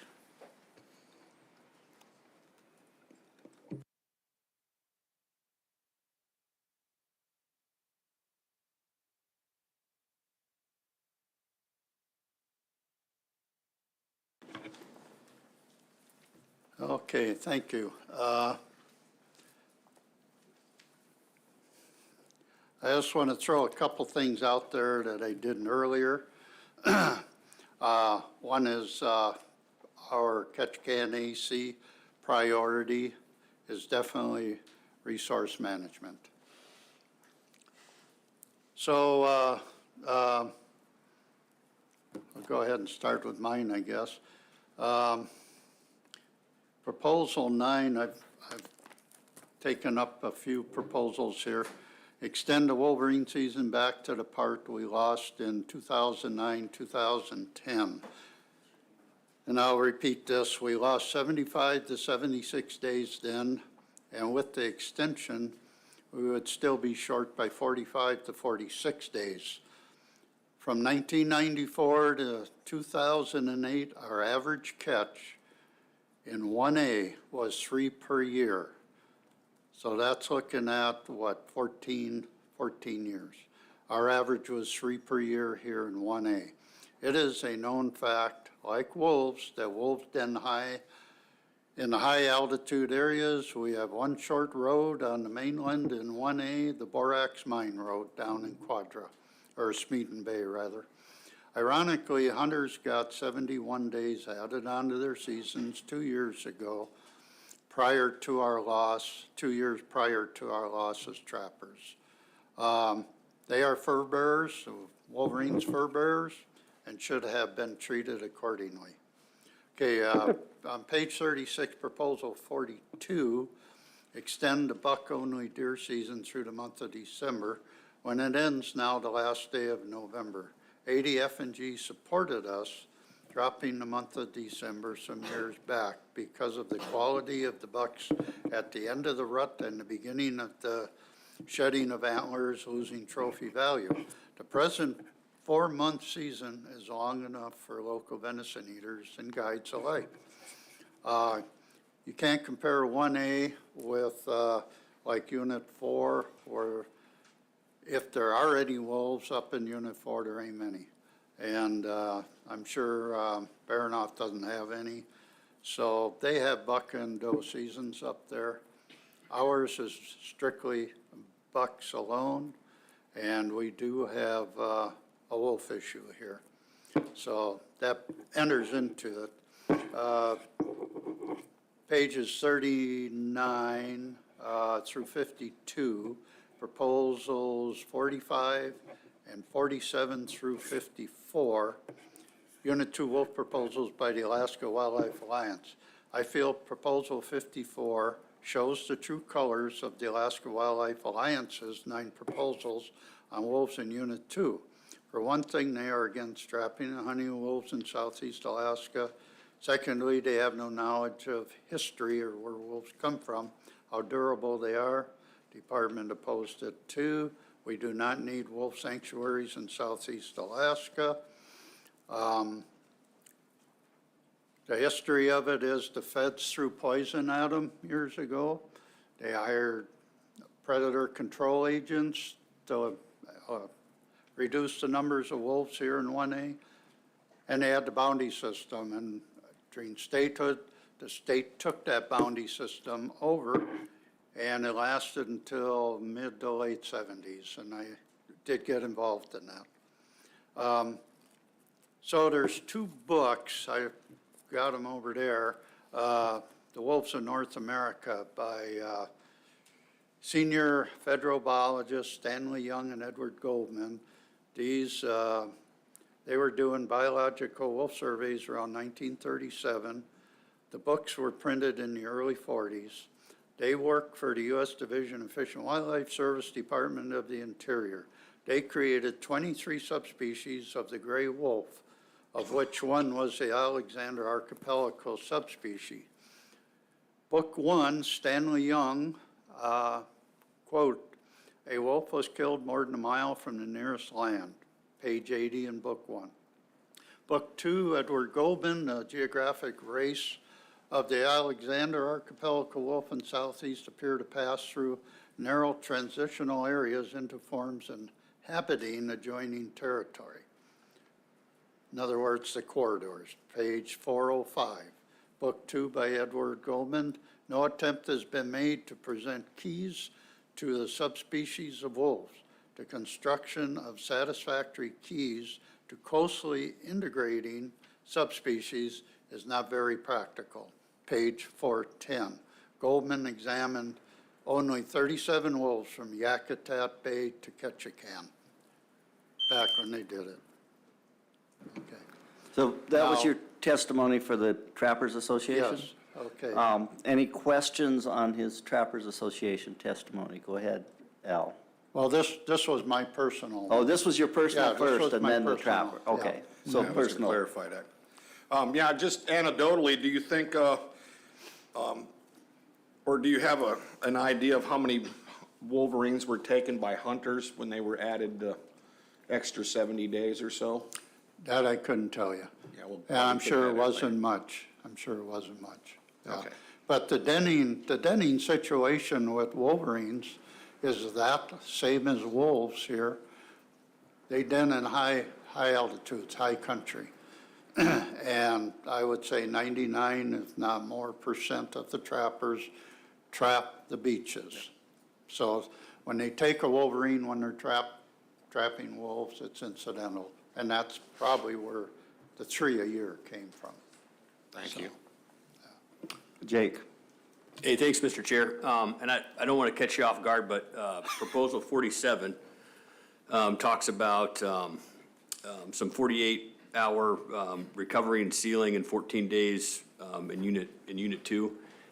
What would you feel about being able to call in or use an inReach within 48 hours and then having a temporary sealing certificate that a trapper could fill out in the field? What do you think? Would that be a undue burden on the trapper? Well, I'm not sure I understand as far as the calling in part. Yeah, I guess you could call in with a satellite phone or use an Oh. inReach texting device to contact the troopers to alert them that you've taken a wolf.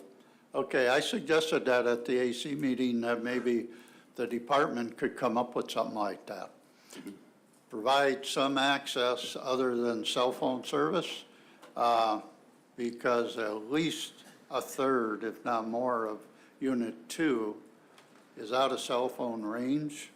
So if you put a 48-hour limit on that, an ethical trapper beats his way into cell phone service because of weather like this, you know, like I said in my AC minutes there, he's likely to get waylaid or killed. There's no doubt about it, because it's happened here before. And not just in Unit 2, but 1A also. And I spend a night on the beach myself because of weather.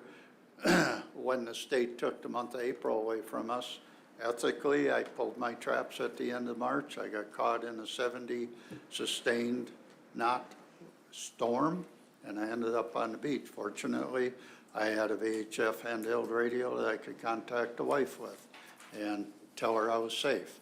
But out here right in the Narrows, a man's 21-foot boat sank, and he got tangled up in the ropes, and he went down with the boat. So there is a lot of danger in this country, you know, in that respect. And, yeah, maybe 90% of the trappers would say, screw it, I'm not going to take the chance. But there's always the chance that one will and get hurt, you know. So I'm just totally against the 48-hour thing. I really am. And, you know, a sat phone's fine, but not everybody can afford that, you know. So, yeah, because that lower third of Unit 2 is not connected to the road system on Prince of Wales. Right? So, and the outlying islands on the west coast either. Thank you. Yeah. Any additional questions? If not, go ahead with you can go ahead with your Alaska Trappers Association Okay, testimony. and that one, they want me to represent the wolf proposals there on, whoa. See what happens? It should be out there in a skiff. That was pretty mild considering. But they want me to represent the proposals on the wolves on Unit 2. And I have in my personal and the AC's, and I'll just reiterate it, that they are against it. They feel that the department's doing a good enough job to carry on with it. And besides those books, I brought this in that my daughter did back in '95 as a science fair essay, and it was on the archipelago wolf. And actually, the word archipelago is strictly about islands. And according to the map, it shows the mainland and the islands, and that's not correct, because archipelago means a string of islands or islands. So if they want to put them on the endangered species list, are they doing it strictly for Unit 2, or is it all of Southeast Alaska? And it's confusing to me because I don't think they know what they want. And, you know, comparing, well, the wolf thing, you know, the department had brought up the fact that, you know, they do their main studies in late spring and early fall. But our deer are, when the does are in estrus and the bucks are in rut, that's usually October, November, and that's beyond when they do their studies, and that's when they're more susceptible to the wolves, because the wolves got the best nose in the world. There's no doubt about that. And, you know, I was raised with dogs and shepherds, and my folks bred them, raised them, trained them, showed them in dog shows. And I know how good a nose is on a German Shepherd, and I'm sure a wolf is 20 times that. I mean, how else would a trapper get him, you know, if he didn't have a good nose? So, you know, to connect with the lures and the baits. So I think maybe the department needs to expand in the fall and study them during the rut, during the deer's rut, and when the does are in estrus. Because I really think they're susceptible then, as they are when the snow gets deep.